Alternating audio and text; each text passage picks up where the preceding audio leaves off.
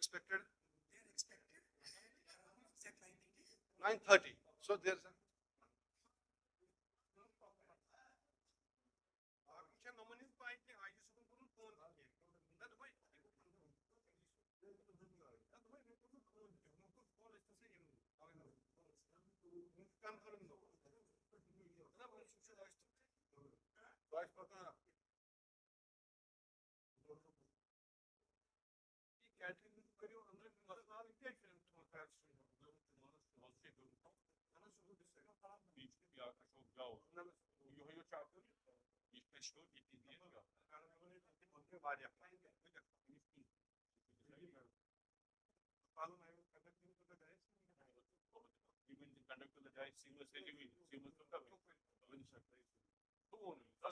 it is done. It is done.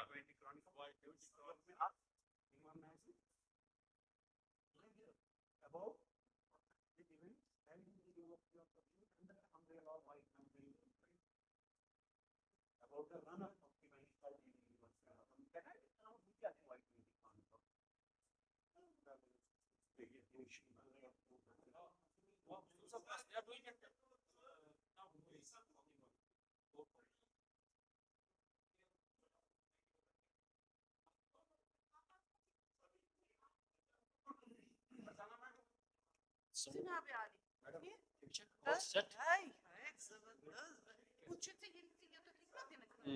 Don't cross then.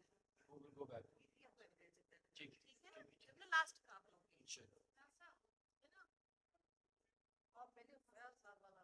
Yeah, उसके साथ बात हम कह रहे हैं पहले उसके साथ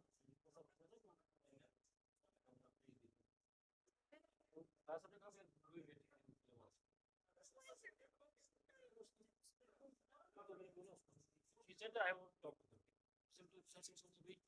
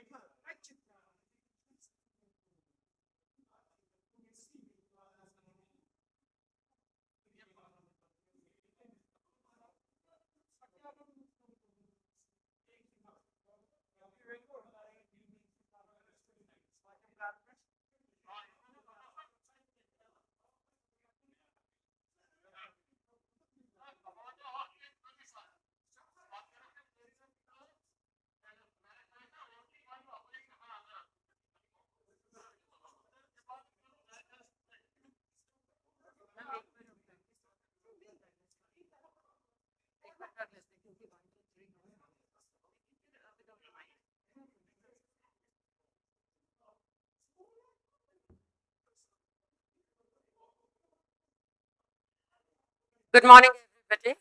May I have your kind attention, please? Students and delegates are requested to occupy their respective seats only. Use of mobile phone is restricted within the hall. I repeat, use of mobile phone is restricted within the hall. Photography and videography is strictly prohibited within the hall. I repeat, photography and videography is strictly prohibited within the hall. Kind attention for media persons. This is for the kind attention of media persons, please. Space or gallery is designated for them in the center of the hall. You are requested to remain in your respective slots. Media persons, please remain in your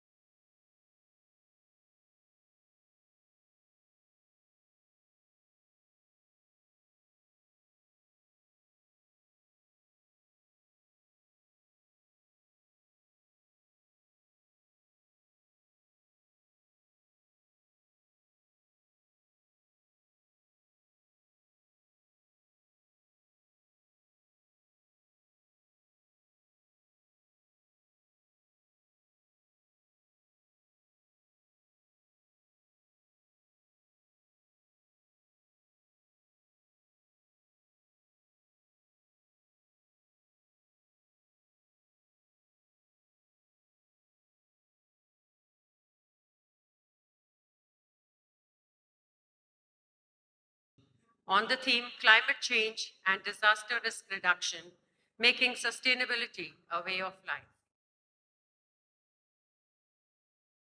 While we begin with the inaugural function in a short while from now, we would like to screen a documentary film, Jewel in the Crown. This film is about the temple of knowledge called the University of Kashmir, with a vision to be a destination where a student realizes his or her dream. The mission of the University of Kashmir is to promote excellence. So let's view the film, The Jewel in the Crown. The Jewel in the Crown, please.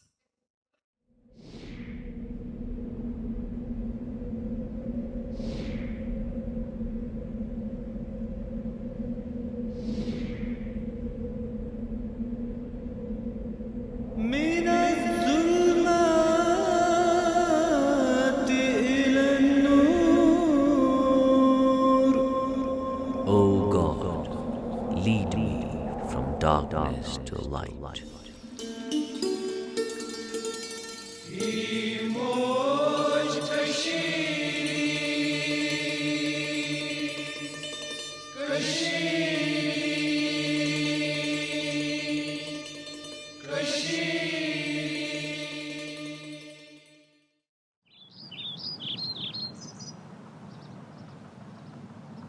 On the banks of a lake radiating beauty, and in the ambience of a shrine inspiring faith, there is a temple of knowledge we call the University of Kashmir.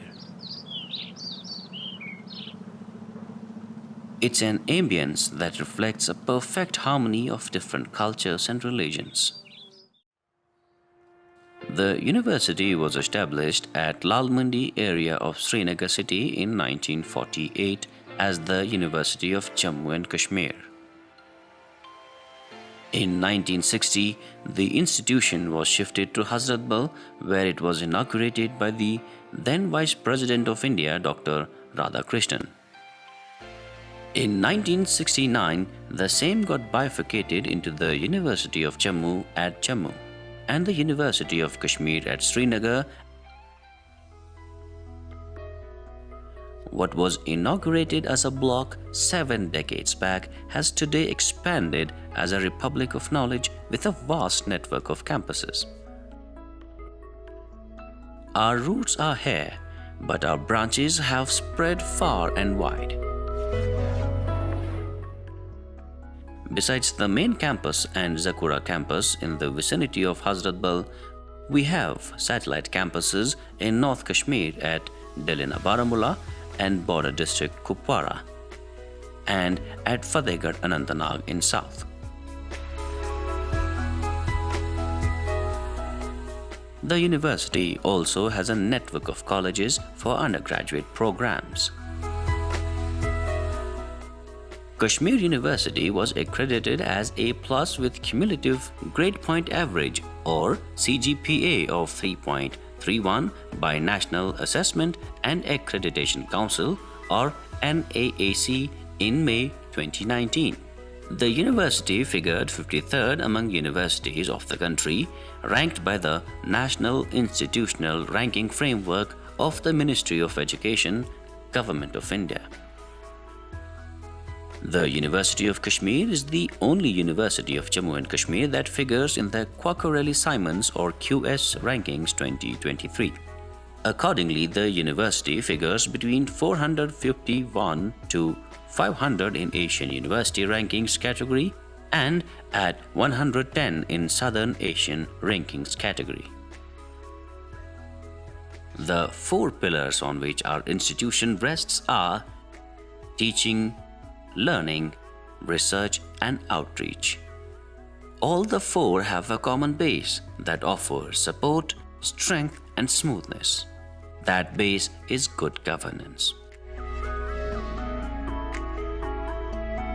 To ensure an interdisciplinary approach and to soften the curricular borders, we have shifted from faculty system to school system.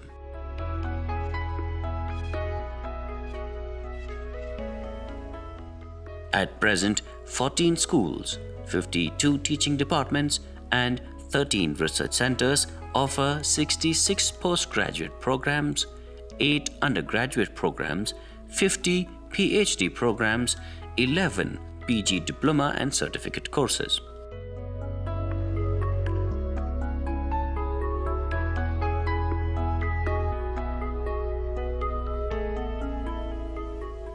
Keeping pace with the changing times, 1,482 new courses were introduced and the syllabus revision was carried out in 78% programs in the light of UGC, AICTE, BCI guidelines.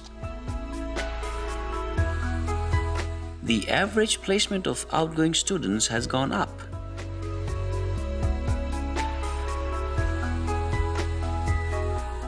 The last 3 years are packed with achievements. During this assessment period, many new programs are introduced that include MTech in Embedded Systems and Solutions, MTech in Power System and Control, MTech in Design Engineering, Integrated B.Ed M.Ed, Executive MBA, Integrated BSc MSc Physics, Integrated BSc MSc Energy Studies, Diploma in Career Planning and Counseling. With 225 classrooms equipped with modern gadgets, internet facility, user-friendly projectors, 100 departmental labs furnished with the latest technology for cutting-edge experimentation and research, 30 state-of-the-art seminar halls, auditoriums, and a majestic convocation hall, the university throbs with life.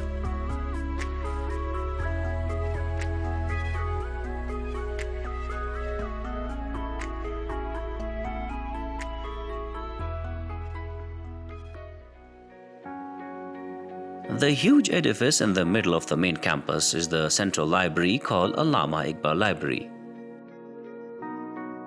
It's a well-automated library system that includes 57 departmental libraries housing more than 770,000 books. The library has reading halls, career corner, book bank, a special division for visually impaired, and a 24/7 facility for students. The online resources subscribed by the library have gone from 4,500 to 9,500.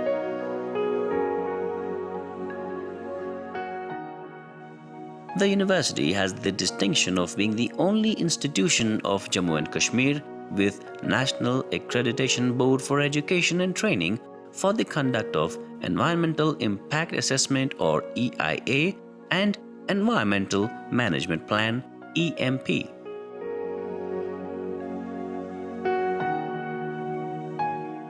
Research is the lifeblood of our academics. In the past 4 years, the university has earned more than 177 extramurally funded research projects.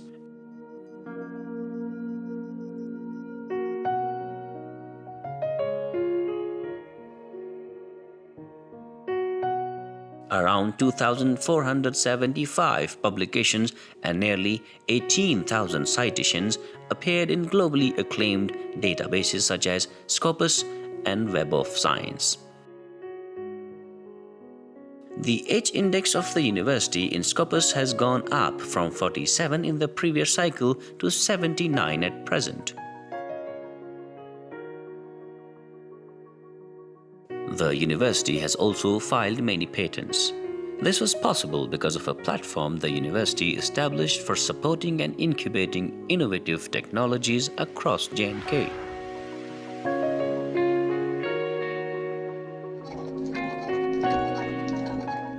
This effort has fetched the university 16 awards at national level.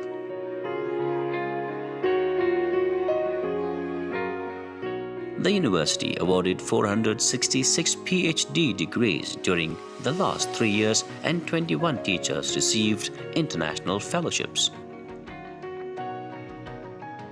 Our university has its footprints on the world map.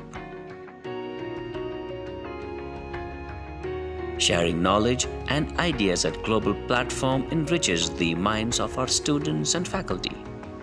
For promotion of research, the University of Kashmir formally collaborates with international universities. Indo-US Indo-Canadian, Indo-German, Indo-Australian, Indo-Polish and Indo-French projects widen the canvas of learning.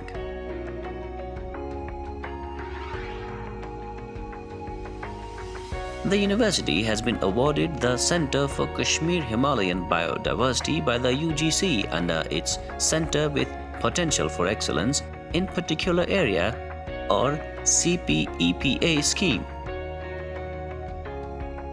The Ministry of Science and Technology provided Rs 9 crore for the first ever ice core lab we have for Himalayan glacier studies. The University of Kashmir has establishment of Centers of Excellence and award of SERB, PERS DST, FIST DST grants, etc. 2,525 students were benefited from Central Government Scholarship Scheme and 672 students were benefited from institutional scholarships. Besides, the university provides 6 scholarships per program to research scholars during the year 2022. The university provided consultancy services to public and private agencies, thereby generating sizable amount of revenue.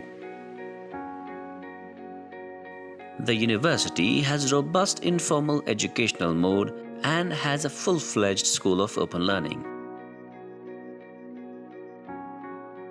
We marry technology with education and the bond grows stronger. Our digital packages like e-contents, e-tutorials, MOOC and a 24/7 Swayamprabha DTA channel on life sciences attract more attention, more audience.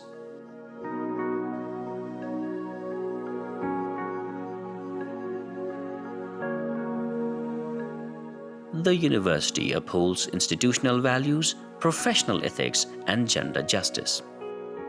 There is an internal complaint committee that takes care of gender-related issues. We have lady proctors and wardens to cater to the needs of girl students. Women have due representation at key administrative positions. Moreover, there is a separate transport facility for women. Through an online feedback system, students assess the performance of their teachers. The probation clearance of newly recruited faculty is linked to this feedback. Organizing outreach programs by conducting community services through NSS won us a prestigious presidential award.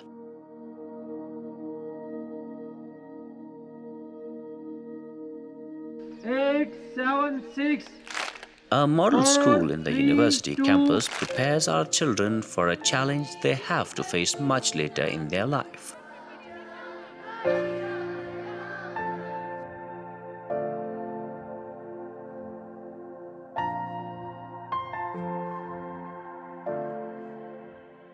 We have also a healthcare center in the campus besides a school of Unani and Ayurvedic medicine catering to the health needs of the society.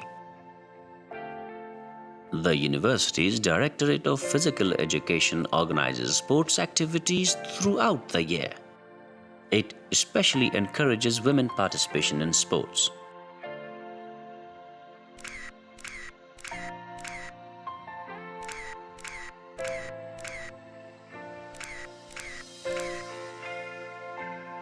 To promote health and fitness, the university has a gymnasium for men and women.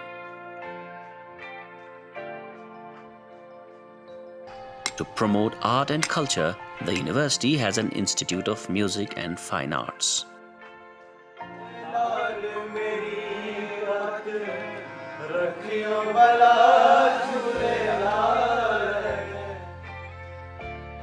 Through the Directorate of Lifelong Learning, the university empowers women, supports communities, teaches skills and provides facilities to help students learn new methods improving their employability. In tune with the challenges of a changing environment, we work on many fronts. We use renewable resources by harnessing solar energy, plant trees to retain the green, facilitate ICT to save paper, encourage e-governance to ensure smooth administration. The introduction of solar panels is a step towards that. The university is not just education, it's also care. For specially able students, it provides some special facilities around the campus.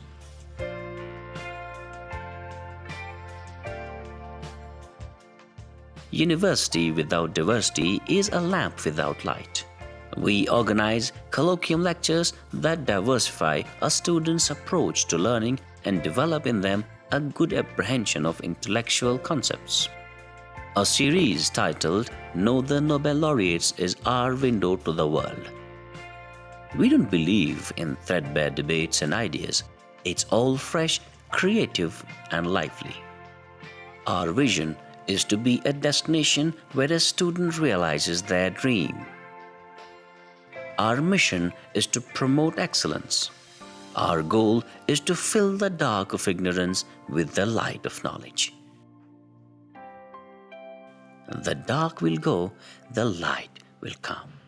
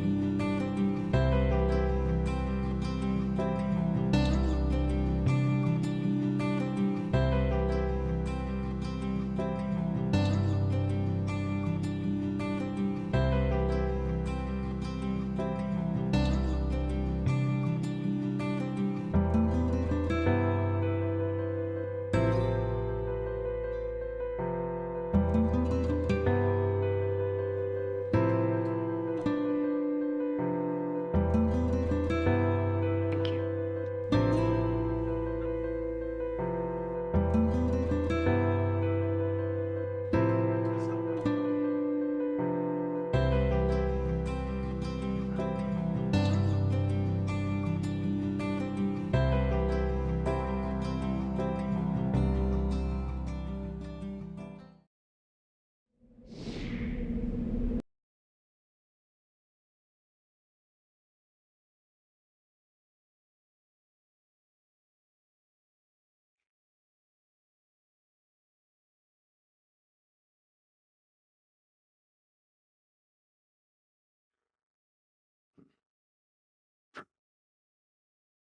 Hello, hello, hello, mic check.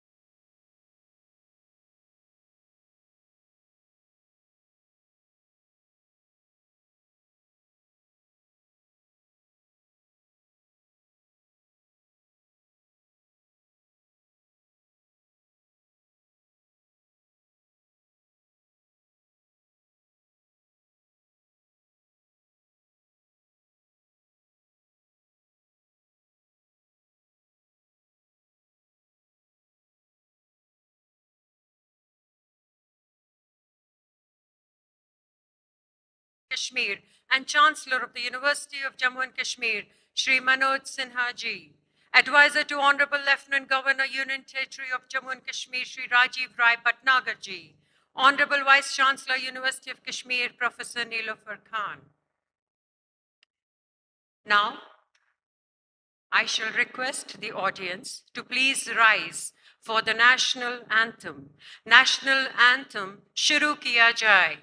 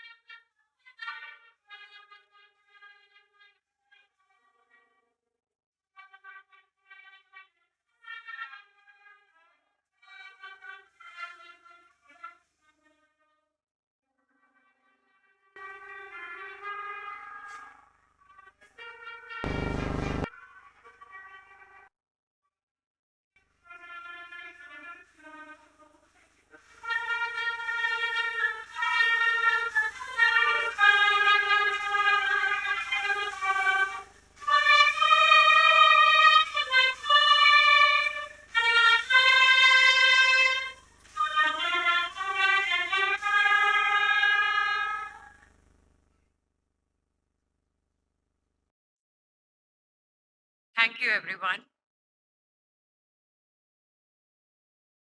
We welcome all the dignitaries on the dais. A very good morning. We welcome you to the inaugural function of Y20 India. I am Nijaha Paroveti, Ganana Lagu Chetasam, Udara Charitanam Tu, Vasudeva Kutumbakam.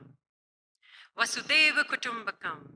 Ladies and gentlemen, the theme of India's G20 presidency is a Sanskrit phrase extracted from Maha Upanishad, meaning one earth, one family, and one future.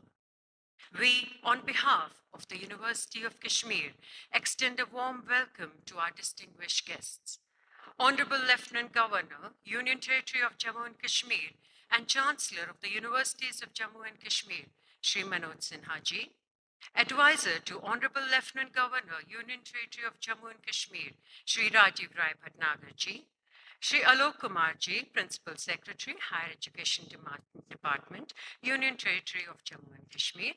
Honorable Vice Chancellor, University of Kashmir, Professor Nilofer Khan.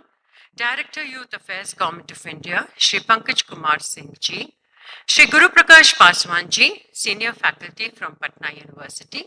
Vice Chancellors of the universities, Directors of various institutes, delegates from outside the country, like USA, Australia, and Sweden, just to name a few, and from within the country, like Warangal, Uttarakhand, Chennai, Guwahati, Punjab, and Goa. Deans of various faculties, heads of teaching departments, chairpersons and members of various committees of Y20, officers of the University of Kashmir, invited guests from civil and police administration, members of civil society, and budding energetic youth folk, a very good morning. Dear audience, we now play the University Tarana, presented by Education Multimedia Research Center, University of Kashmir. The University Tarana, please.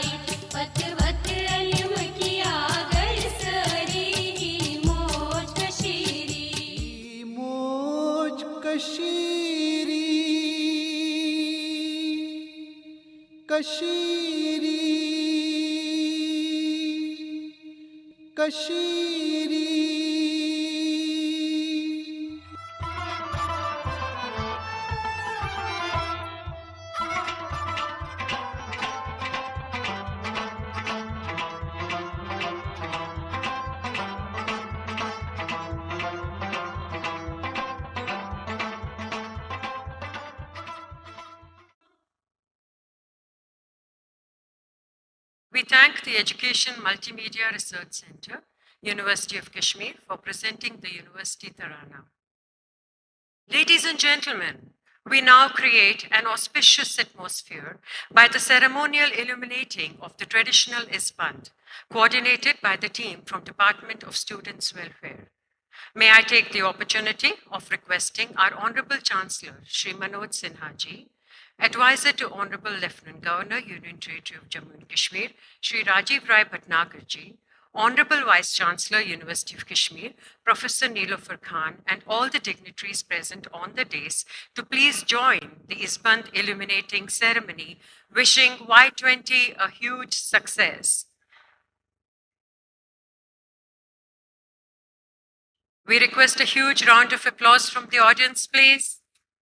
This, ladies and gentlemen, is the beginning of Y20, a process which brings together young leaders from across the globe to discuss and debate global challenges and come up with policy recommendations that would take the world forward.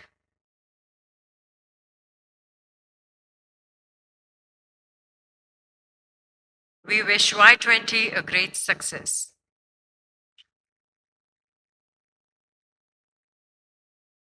देवियों और सज्जनों, हम आशा करते हैं कि Y20 Bharat की अध्यक्षता में युवाओं के लिए एक सुनहरे भविष्य का मंच बने. We once again thank all the dignitaries present on the dais.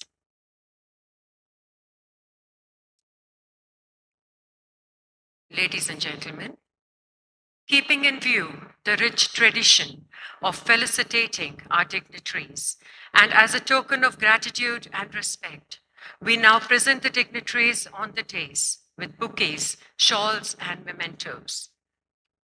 I now request the Honorable Vice Chancellor, University of Kashmir, Professor Nilofer Khan, to present a bouquet, shawl, and memento to Honorable Chancellor of the University, Shri Manoj Sinha Ji.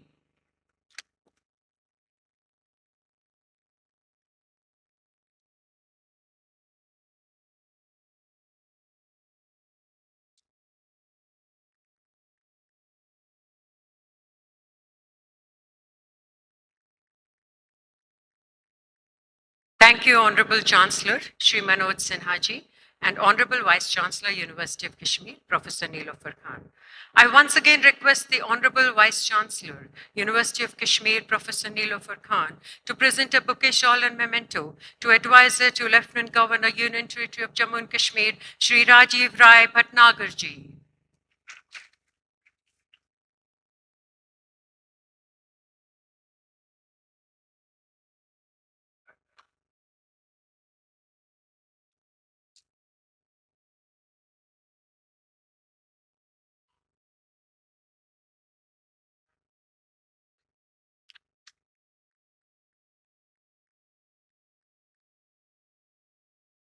Thank you, Honorable Vice Chancellor, Professor Nilofer Khan, and Shri Rajiv Rai Bhatnagar Ji.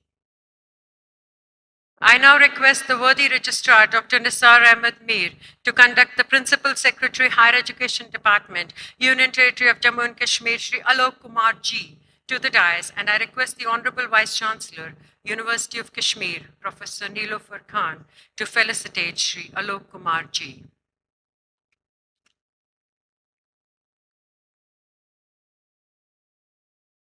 Shri Alok Kumar Ji.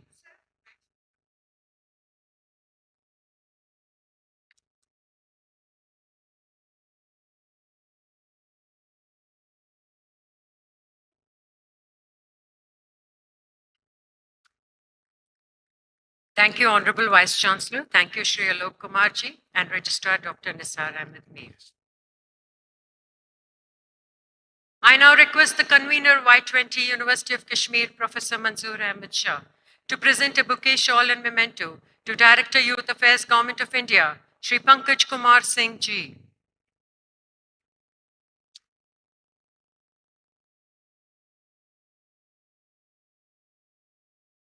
Shri Pankaj Kumar Singh Ji.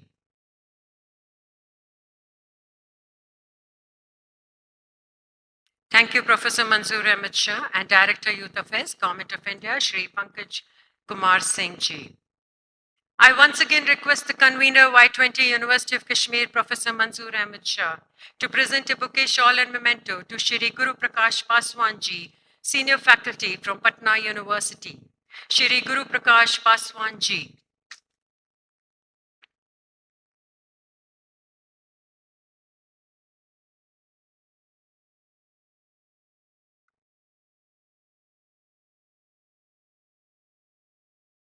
Thank you, Professor Manzoor Ahmed Shah and Shri Guru Prakash Paswan Ji, Senior Faculty from Patna University.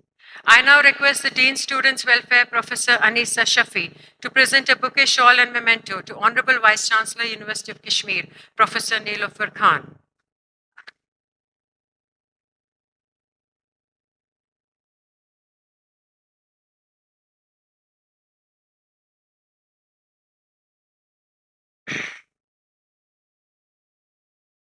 Can we have a huge round of applause from the audience, please? Thank you.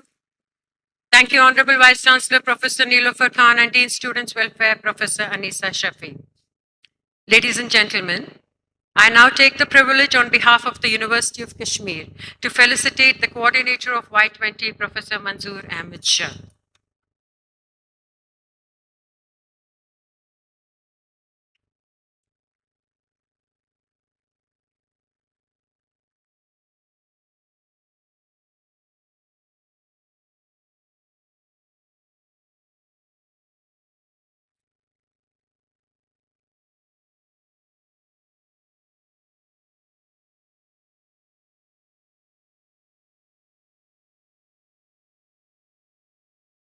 Thank you, coordinator of the Y20 event being held at University of Kashmir, Professor Manzoor Ahmed Shah. We once again thank all the dignitaries present on the days. Dear audience, I now invite the Y20 Chair, University of Kashmir, Professor Manzoor Ahmed Shah, to officially welcome the dignitaries of the Y20 consultation. Professor Manzoor Ahmed Shah, please.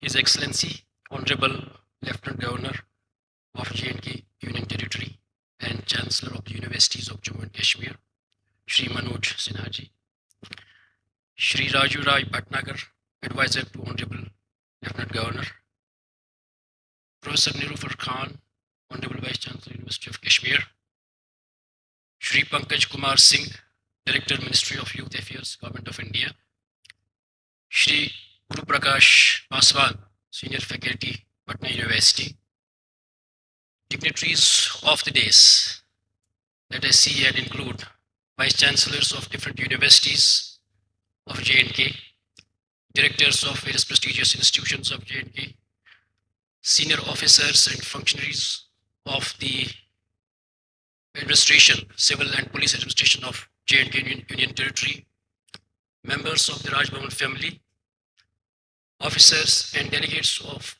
and the staff members from the Ministry of Youth Affairs and Department of Youth Affairs, Government of India, our international guests, speakers and delegates from G20 countries, deans, heads, professors and officers of various departments in the university, students from all across the country, delegates from all across the nation, members of media fraternity, ladies and gentlemen.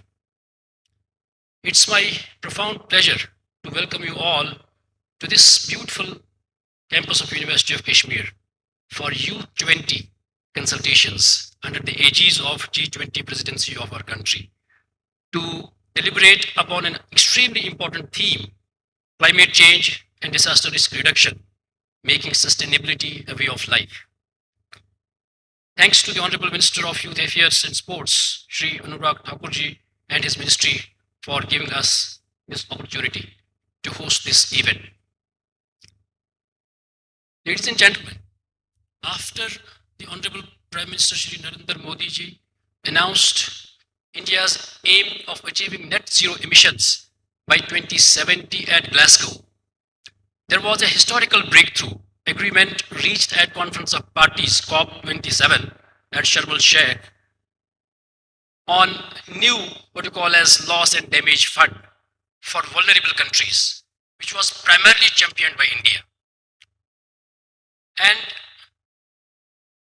theme of the G20, the overarching theme of the G20, One Earth, One Family, One Future, Vasudhaiva Kutumbakam, fundamentally reflects the ethos and the traditional ecological wisdom of our region and promotes the doctrine of unity and global solidarity at a time when the entire world is struggling with existential threats such as climate change, loss of biodiversity, ecosystem degradation, and growing disasters. Dear students and young future leaders, let me tell you, the University of Kashmir provides you an ideal ambience in the lap of the Himalayan mountains and the biodiversity hotspot to deliberate upon such an important thematic area. In fact, Y20 provides you a platform to voice your concerns and perspectives before the global community. I must reiterate that University of Kashmir is an A+ accredited university by the NAC and is the topmost university in the Jammu and Kashmir as per the NIRF ranking framework and figures in the topmost institutions of the country as per this framework. And the immense contribution of our university in the areas of climate change, biodiversity and sustainability is evidenced by our exceptionally large number of projects undertaken in these areas, which include many international projects like Indo-Canadian, Indo-US, Indo-German, Indo-Australian, to name a few. And the outcome of these projects is enormous in terms of the exceptional global research footprint in the topmost journals of the world, sir, for which we have been rewarded with 2 centers of excellence. One Center of Excellence in the Himalayan Biodiversity by UGC and the other Center of Excellence in the Glacial Studies by the DST. They are delegates from G20 countries and all across the places from our own country. I'm sure that you must have enjoyed the heritage tour yesterday afternoon and of course the campus walk this morning. There's a lot more packed for you during the day. Honorable LG Saab just inaugurated the sustainability exhibition that gives you a flavor of our ecological wisdom and approach for the sustainable livelihoods and development. There would be an on-spot poster competition also on the theme climate change and sustainability by the students. And more than 80 students, I must tell you, sir, here are selected from the run-up activities that were done across the institutions, both at the school level, at the college level in our union territory. And there are 4 panel discussions, pre-lunch 2 and post-lunch 2, wherein the different sub-themes of this major theme would be deliberated upon. So dear ladies and gentlemen, I once again welcome you all, especially our Honorable Chancellor, Shri Manoj Sinha ji, for gracing this occasion, and I wish you all the very best for the deliberations during the day. Thank you very much.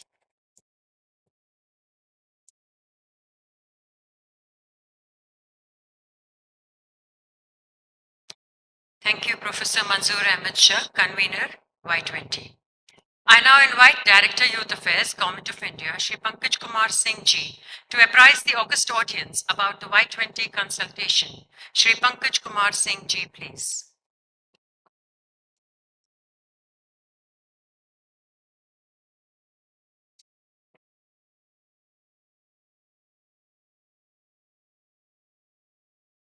Honorable Lieutenant Governor and the Honorable Chancellor of the Kashmir University, Shri Manoj Sinha ji, Shri Rajiv Rai Bhatnagar, Advisor to the Honorable Lieutenant Governor, Professor Nilofer Khan, Vice Chancellor, Kashmir University, Shri Guru Prakash Paswan, Senior Faculty, Patna University, Professor Manzoor Shah, Convener Y20, Kashmir University, senior officers from the administration and police and other departments, faculty, staff, and students of Kashmir University, delegates from various G20 countries, friends from the media, ladies and gentlemen, Namaste, Salam Alaikum, and a very good morning to all of you. First of all, I would like to thank the Honorable Lieutenant Governor, the administration from the Union Territory of J&K, the Vice Chancellor, Kashmir University, all the faculty members, the students, for organizing this Y20 consultation. I would like to mention the brief background about the concept that we have here. So, the relevance of G20, why we are having so much buzz, so much importance for G20. You would agree with me that this is one of the most important time for us as a nation when we have assumed the presidency of G20 on 1st December 2022 for 1 year. A few numbers would highlight the importance of this occasion. So this G20 group, which is 19 countries plus one European Union, that controls the 85% of the world GDP, 75% of the world trade, and it also has 66% of the population of the world. So you can appreciate how important, how big the occasion is for us. And also this opportunity, as our Honorable Prime Minister has mentioned, that we as a country, as a nation, we want to highlight our civilizational value, which has been very aptly embodied in the theme of this presidency, that is Vasudhaiv Kutumbakam, one earth, one family, one future. Now, what is Y20?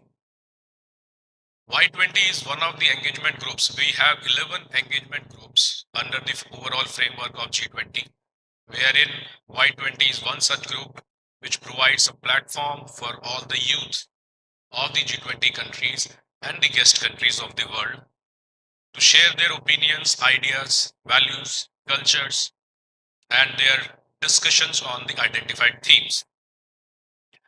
For this year, we have identified 5 themes which are of great importance in current times. The first one is future of work, industry 4.0, innovation, and 21st century skills. The second one is climate change and disaster risk reduction, making sustainability a way of life. Then we have peace building and reconciliation, ushering in an era of no war. Then the fourth one is shared future, youth in democracy and governance, health, well-being and sports, agenda for you. So these are the 5 themes which have been identified for the discussions at various stages. Now a brief about the importance of Y20 and why has it been formed as a separate engagement group. The UN, the United Nations definition of youth is 15 to 24 years, which is the 15% or 1.2 billion youth across the world. As per the India's national youth policy, we have the youth defined in the age group of 15 to 29 years, which is globally 18% of the world population, and in India, this is 27%. That makes it 370 million, 37 crores. So you can see how significant this group is not only for India, but for the world. As youth, they are the future leaders and they are the main stakeholders in the policy making of any country, not only India. So, keeping that importance in consideration, this Y20 has been started since 2009, and in every presidency, every country hosts a separate platform for the youth of these G20 countries and the guest countries to voice their opinions. So we are here now at the University of Kashmir to have discussion on the theme climate change and disaster risk reduction, making sustainability a way of life. We are thankful to the University of Kashmir for organizing the Y20 consultation at their esteemed university. The University of Kashmir, ever since its establishment in the year 1948-49, has evolved as an eminent institution committed to excellence in teaching, research, and extension in the overall realm of higher education as per the expectations of the society and the nation. The university is also excelling in research and renewed focus on promoting interdisciplinary and multidisciplinary research. It is worth mentioning here that 9 scientists from Kashmir University have recently made it to the year 2022's research database of the Stanford University that ranks top 2% of scientists worldwide. This is a recognition and reflection of the high standards of quality in teaching and research at the University of Kashmir. As per our theme of this Y20 consultation, as I mentioned, the climate change and disaster risk reduction, it is high time that we invoke our inner climate warriors and contribute in our own little ways so that we leave behind a prosperous world for the upcoming generations. It is our duty as citizens of the nation and the global world to protect and improve our natural environment, including forests, lakes, rivers, wildlife, and we have compassion for all living creatures. I firmly believe that the consultation will provide a platform for open discussions, presentations, and interactive sessions that will focus on addressing the challenges faced by young people and formulating a roadmap for their development. We all are gathered here to share our ideas and views to make this world a better place to live in. I firmly believe that our youth will take the lead in pushing for global action because we are all in this together, one on one planet, one earth. I urge all of you to take advantage of this opportunity to learn, network, and engage with one another. I look forward to your active participation in this meaningful and exciting event. On that note, I would like to congratulate University of Kashmir for hosting this Y20 consultation, and I wish it culminates into a grand success. All the very best. Jai Hind.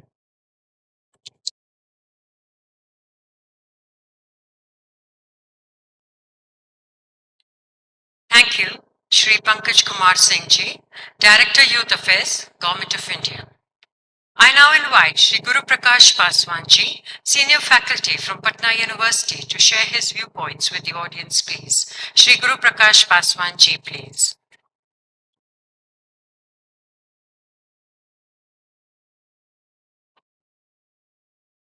Thank you so much, ma'am. On the dais, an inspiration to a lot of young leaders like me, a lot of aspiring leaders like me, Honorable Lieutenant Governor Sahab, who has constantly promoted and cultivated leadership across the country, Shri Manoj Sinha ji, Shri Rajiv Rai, Bhatnagar ji, advisor to Honorable Lieutenant Governor, Jammu and Kashmir, Madam Vice Chancellor, Professor Nilofar Khan. We just heard a dynamic speech by Mr. Pankaj Kumar and Professor Manzoor Shah, the chair. Friends, it's a very important occasion, and we have to understand that this year 2023 is a very crucial, it's a very significant year. We have just come out of a global pandemic, and we have seen how things change drastically. We have seen how India took a global leadership position, and why 2023 is an important year. G20, we are all part of, is being hosted in India. The Shanghai Cooperation Organization is being hosted in India. On the initiative of Honorable Prime Minister, the United Nations is celebrating the International Year of Millets, which is again a very crucial step. We are the world's largest democracy, and the consultations have been the foundation of any democracy. When the Honorable Prime Minister says that we are not only the world's largest democracy, we are also the mother of democracy in the world, in the history of the world. You look at any of our foundational epics, you look at our Upanishads, you look at our Mahabharata, you look at our Ramayana, it is all a product of dialogue, a product of discussion, a product of disagreements. And we respect disagreement. We value dissent. That is what makes us a special democracy. And I'm sure in the next couple of days on the theme of sustainability. And why is it important? And why is it important here to discuss about the theme among the young leaders? And when I say young leaders, I am of the firm opinion, you are not the leaders of future. You are not the leaders of tomorrow. I firmly believe that you are the leaders of today and you will decide the shape of the new world order. All of you who are sitting here in your respective areas, we are going to discuss multiple initiatives on a global scale that we are leading. You look at the CDRI, the Coalition of Disaster Resilient Infrastructure. India has initiated and multiple partners have come and joined in. You look at the International Solar Alliance. The vision of the Honorable Prime Minister is such that he has to take everyone together. And why India is crucial in this game of things.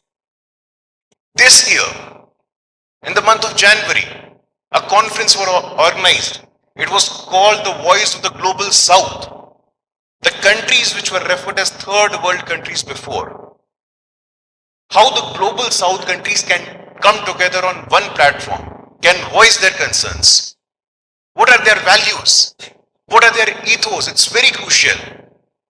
And the exchange of ideas, the conversations, the relationships that we are going to make in the next couple of days, it is going to stay with you for the rest of your life. So I sincerely urge all of you to make the most of your time. Because here, like the previous speaker also said, India is one of the youngest countries of the world. India is the startup hub to the world. You look at the number of unicorns that India is producing. There is a lot of scope to exchange ideas, to exchange notes, and have a lifelong relationship that could be beneficial for your country, for our country, and for the world at large. COVID definitely has brought us together. We saw during the years of COVID, India becoming a global manufacturer of vaccine. I'm sure you are aware of the Operation Vaccine Maitri. And it is a very emotional moment for us. Whenever we speak of Operation Vaccine Maitri, one incident that was recounted by the Honorable External Affairs Minister, Government of India, Shri S. Jaishankar, he said that he was in New York for the UNGA event, United Nations General Assembly event.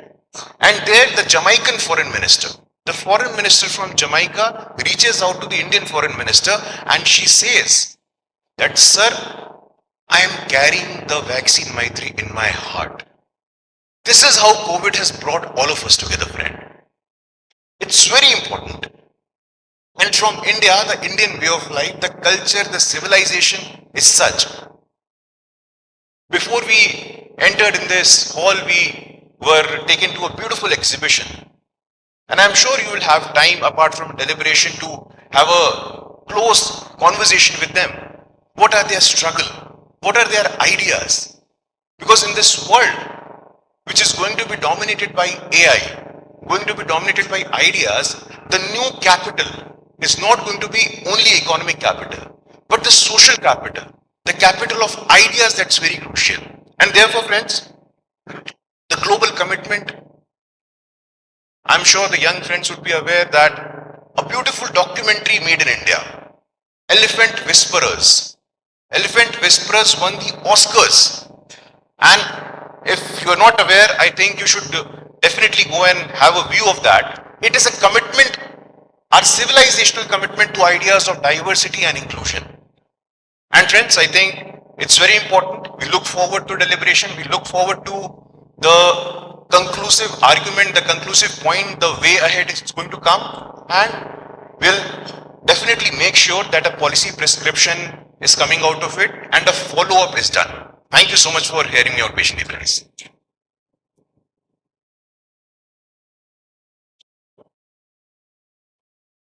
Thank you, Shri Guru Prakash Paswanji, faculty from Patna University. I now invite Shri Akash Jha, Secretary Programs and Logistics, Y20 India, to kindly share his views with the audience. Shri Akash Jha, please.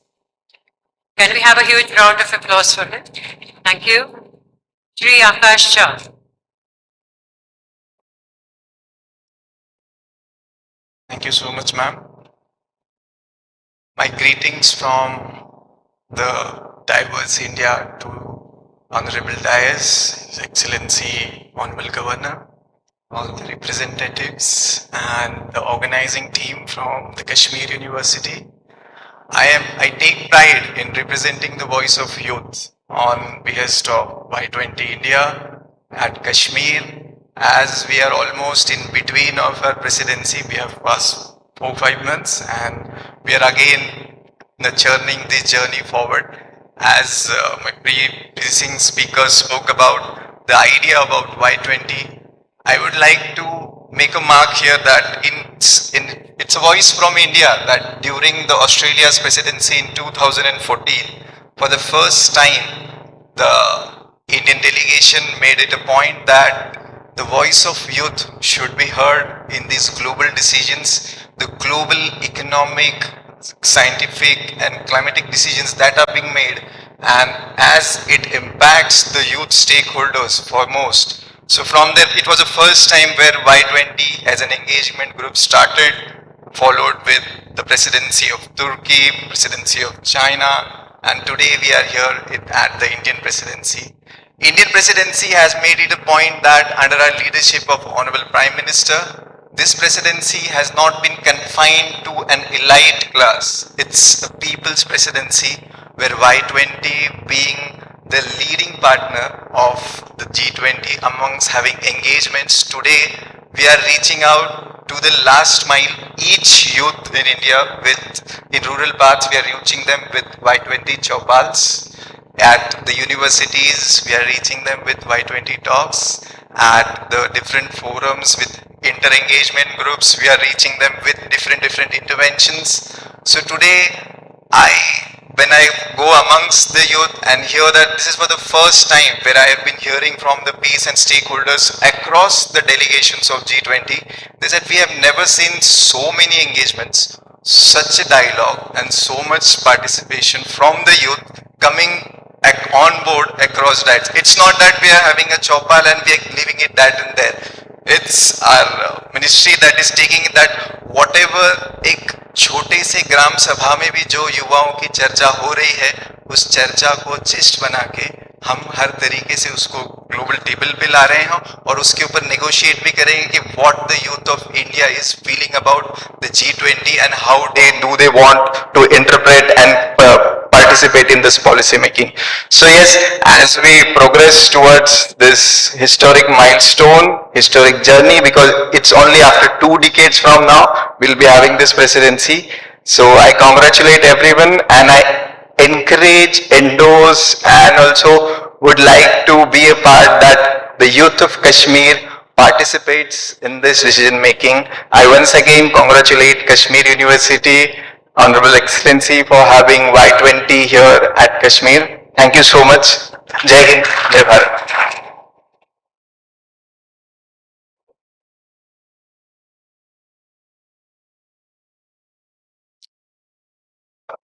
Thank you, Shri Akash Jha, Secretary Programs and Logistics, Y20 India, for sharing your views with the audience.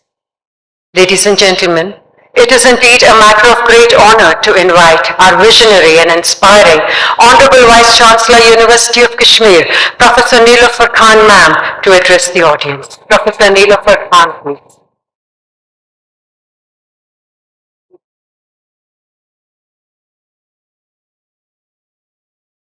Thank you very much. Good morning, everyone. Assalamu alaikum and namaskar. Honorable Lieutenant Governor, JNKUT, and Honorable Chancellor of University of Kashmir, Shri Manoj Sinha ji, the chief guest for today's event. Advisor to Honorable Lieutenant Governor, Shri Rajiv Rai Bhatnagar ji, our guest of honor, Vice Chancellors of various universities, Shri Alok Kumar ji, Principal Secretary, Higher Education, J&K Government, Mr. Junaid Azim Mattu, Mayor Srinagar, Shri Karmat Hafiz, Secretary Youth, Shri Akash Jahar, Secretary Program and Logistics, Y20 India, Shri Guru Prakash Paswan, Senior Faculty, Patna University, Shri Pankaj Kumar Singh, Director, Department of Youth Affairs and Sports, Government of India, distinguished delegates from G20 groups of countries, international and national speakers for today's events, deans of various faculties, heads of departments, directors of research centers and satellite campuses, officers of the university. I can see various officers from our UT administration also. Everybody is welcome and thank you for being us today. Participants of today's programs for various institutions from our own UT of JNK and Ladakh and other young students from other parts of our country who have joined us, especially our young students from schools, colleges and universities. In fact, this auditorium is always very vibrant and very lively when we see the presence of youth in this hall. I am so happy to see good number of our young students in this hall, not only from our own UT, but from other parts of India also. Happy to see all of them over here. And indeed, it's a matter of great privilege and honor for me to welcome you all to this historical event, the Youth 20 Consultation on Climate Change and Disaster Risk Reduction, which is being held in the University of Kashmir under the aegis of India's G20 presidency. The august presence of our Honorable Chancellor, Shri Manoj Sinha ji, amongst us in itself speaks of his strong concern and unwavering commitment to the welfare of youth of Jammu and Kashmir. On my personal behalf and on behalf of the university's teaching, non-teaching and student fraternity, I thank you, sir, for kindly consenting to grace this occasion as our chief guest, taking time from your immensely busy schedule. In fact, it's a source of great encouragement, not only to the university, but to the youth of our UT. Your presence has highly encouraged us and further strengthens our resolve to hold much more programs of national and international significance under your dynamic leadership.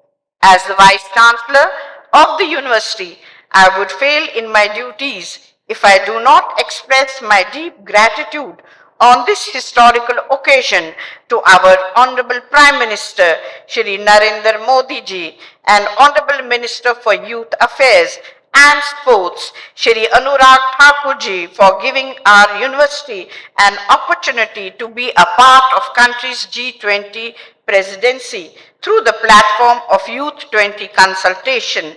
I also welcome our distinguished delegates and panelists from different parts of the country and abroad to this beautiful valley of Kashmir and to the beautiful campus of our university, which has been a seat of great learning and scholarship ever since it came into existence.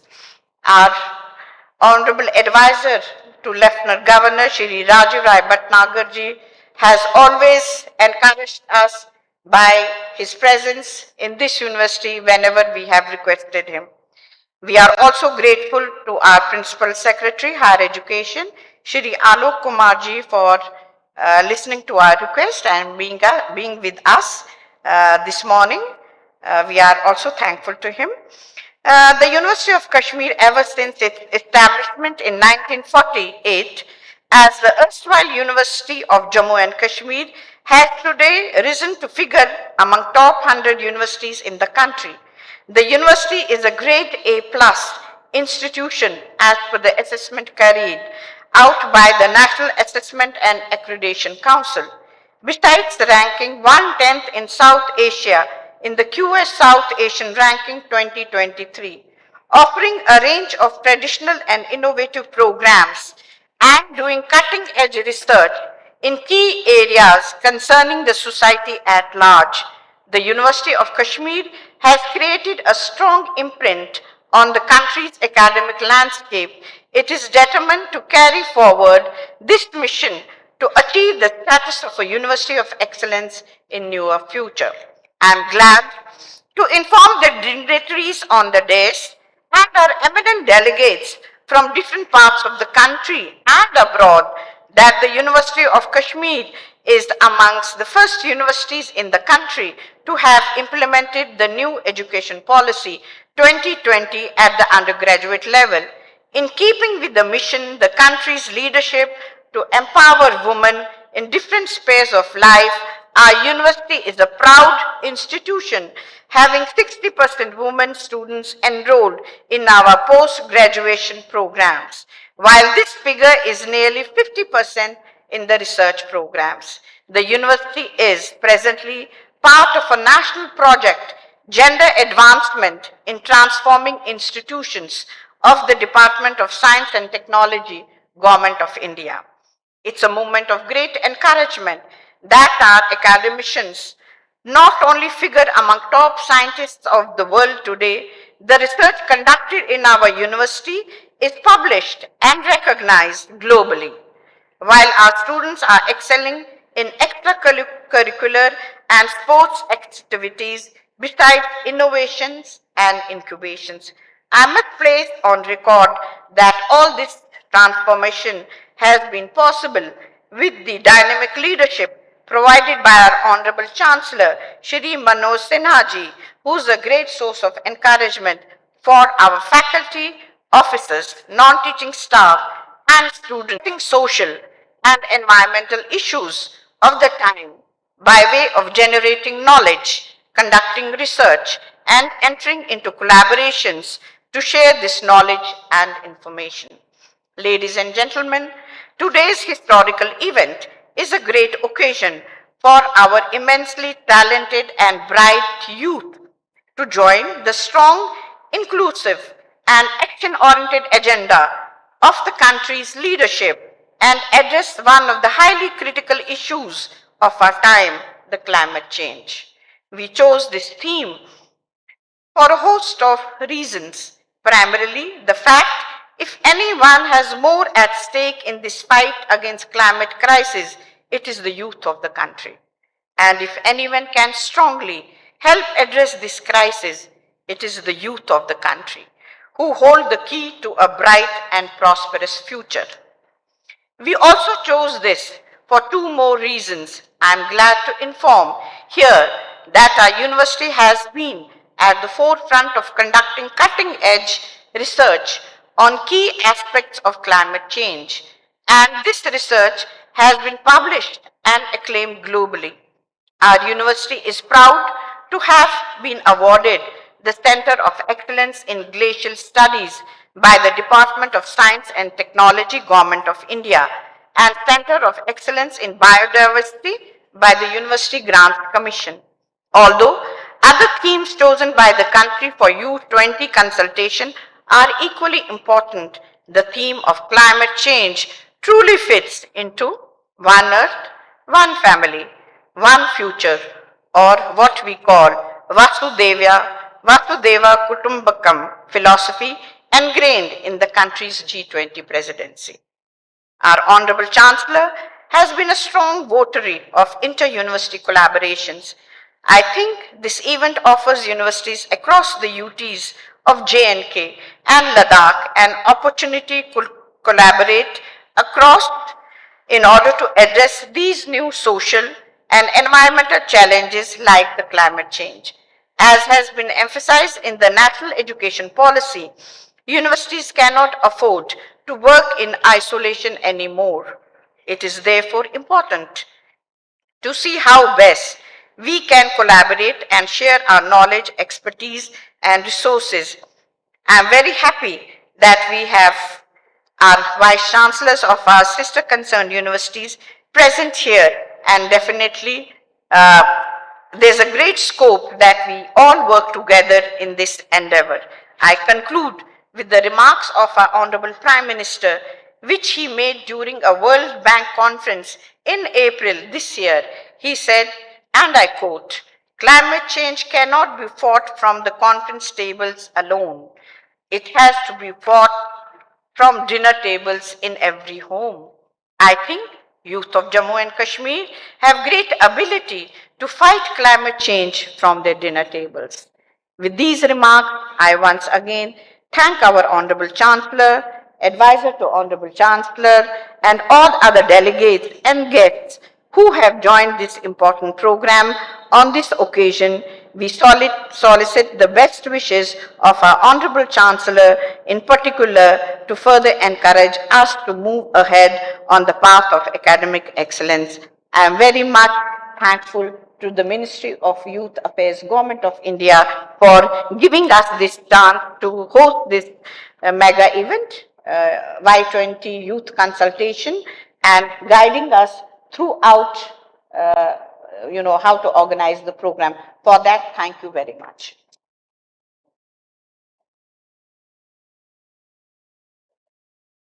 Thank you, Honorable Vice Chancellor, University of Kashmir, Professor Nilofer Khan, for your encouraging remarks. Your support and encouragement, ma'am, is helping the University of Kashmir carve a niche in the present world. I now invite the advisor to Honorable Lieutenant Governor, Union Territory of Jammu and Kashmir, Shri Rajiv Rai Bhatnagarji, to address the audience. Shri Rajiv Rai Bhatnagarji, please.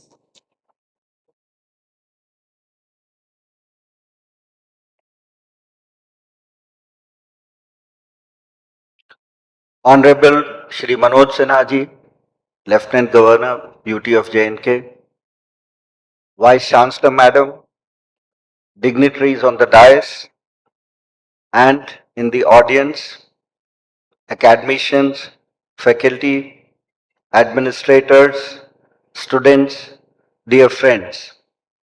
It is indeed a privilege to be here today in this Youth 20 consultation that we are having.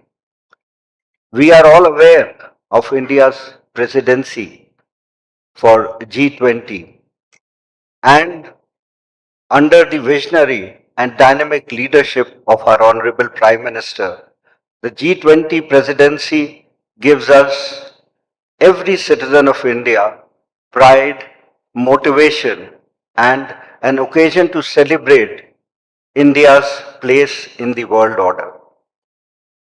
Youth, as we all understand, hold the key not only to the future, but also of the present. It is very critical for all of us to join hands to be able to achieve the goals that have been set forth. And G20 is one of the mechanisms where these goals in a world order can be influenced by us. We are all aware that climate change is something that is not what we can today afford to wait for. Action is already, in a sense, delayed. Our country, under the dynamic leadership of our Prime Minister, has already taken many initiatives in our country as well as in the world order regarding climate change and risk reduction. We are aware that we will have to take up, each one of us will have to take up this issue, and we would have to see that the factors that are leading today to extreme climatic events, to the kind of threats that we can see for our planet and for our future generations, it is we today who would have to come together and act now. And I would like to emphasize that it is each and every one of us who can contribute. Each in his own way can contribute to making this a safer planet for the generations to come. We have to understand today that it is not only technology, but the way of life that we have adopted that is going to make a difference.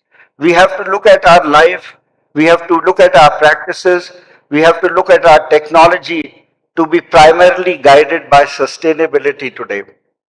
And I'm sure this Y20 consultation will go a long way in making us realize the importance, the context, and also would be able to give us a kind of an action plan so that we can move ahead. I would also like to point out to you today that not only India in this Amrit Kal, where we are looking at the next 25 years, when we would achieve 100 years of our independence, the course that we have set for our country and also our global agenda is certainly something to look forward to and work for.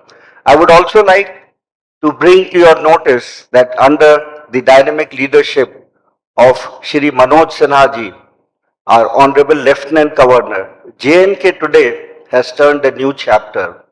We are on an accelerated trajectory of peace, growth, and development, and there is a special emphasis on the youth of J&K in this whole process. So, in the end, I would implore all of you to take not only this subject but all the relevant issues that are there before our society today, before our country, before the world, in terms of climatic conditions as well as the risk reduction that we would like to have as far as disaster management is concerned, to take it up today as a pledge that we will do whatever we can, whenever we can, and however we can. So all the best. Thank you so much. Jai Hind, Jai Bharat.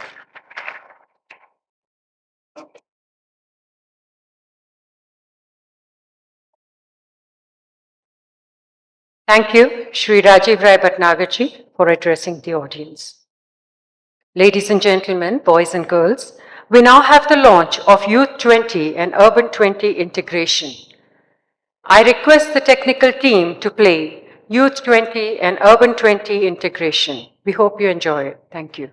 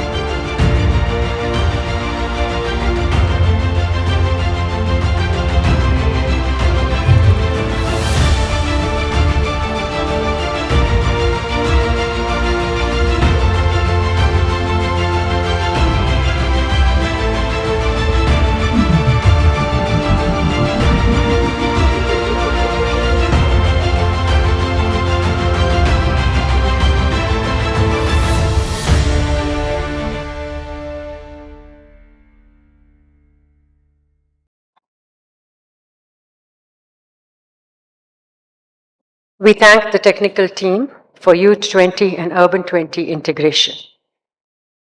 Dear audience, we now have the launch of Youth 20 Chronicle, University of Kashmir. I request all the dignitaries on the dais to please release the Youth 20 Chronicle about the run-up events held in the University of Kashmir under the umbrella of G20 and Y20. Vasudeva Kutumbakam, one earth, one family, one future. Ladies and gentlemen, a historical event as University of Kashmir provides a platform to the youth both at the national and international levels. The Youth 20 Chronicle. We thank all the dignitaries on the dais.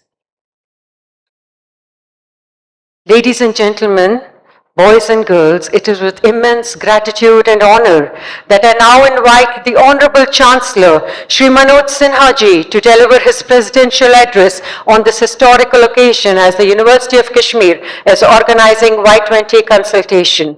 The Honorable Chancellor, Shri Manoj Sinha ji, please.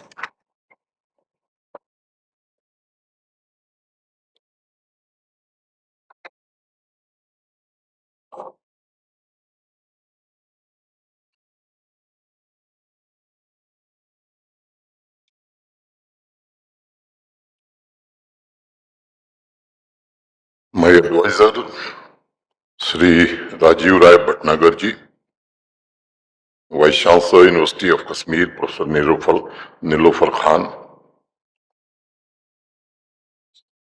Professor Manjoor Shah, Director, Department of Youth Affairs, Mr. Pankaj Singh, Senior Faculty of Patna University, Sri Guru Prakash, speakers and delegates,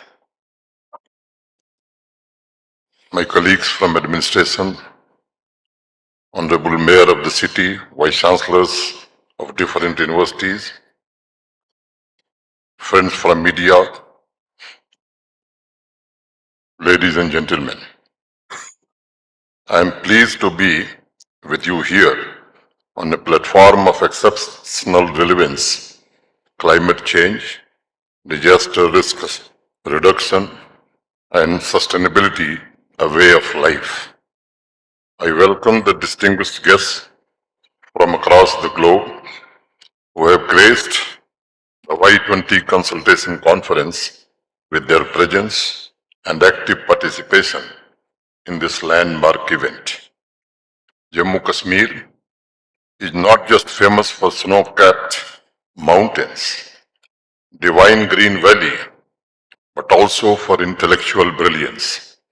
This crown jewel of India is Sharda Peeth, the seat of learning and living example of immortal organic composite Indian culture. It is a land of enlightenment and beautifully provides connect between the ancient and the modern. I take pride in the fact that our natural resources are growing. The green cover has gone up to the last few years, to 55%, and in the last financial year alone, we have planted more than 15 million trees across the Union Territory of J&K. I hope you all will enjoy the serene nature, soul-stirring culture, and our warm hospitality.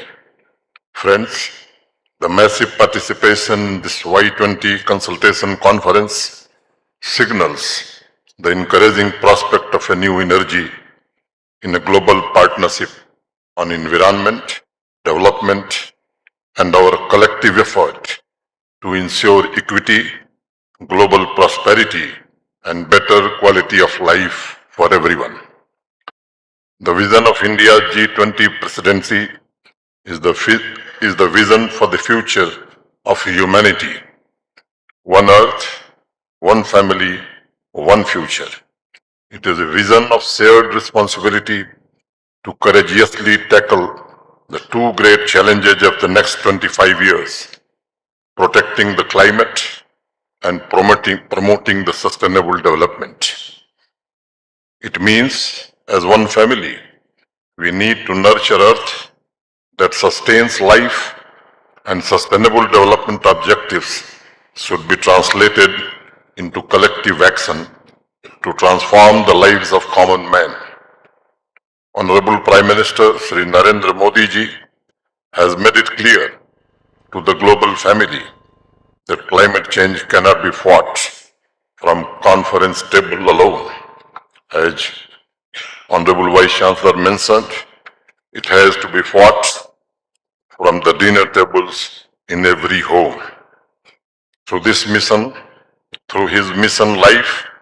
lifestyle for environment, Honorable Prime Minister has urged the 8 billion people of this planet to transform the effort of tackling climate change challenge into a mass movement and promote an environmentally conscious lifestyle.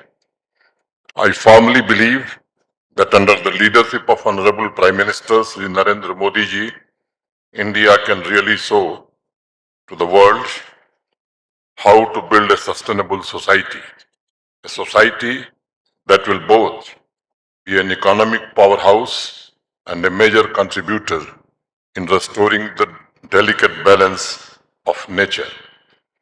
The sustainable living is Indian way of life. Long before the global community realized the importance of sustainable living, our forefathers dedicated Prithvi Sukta in Atharveda to the Mother Earth, highlighting its resources and urging the people to utilize them in a sustainable manner. Thousands years before, the term sustainable lifestyle was popularized across the globe. Yajurveda mentioned about harmonious living with earth, water, trees, and to prioritize the use of natural resources. It was not merely ideas, but a call for action.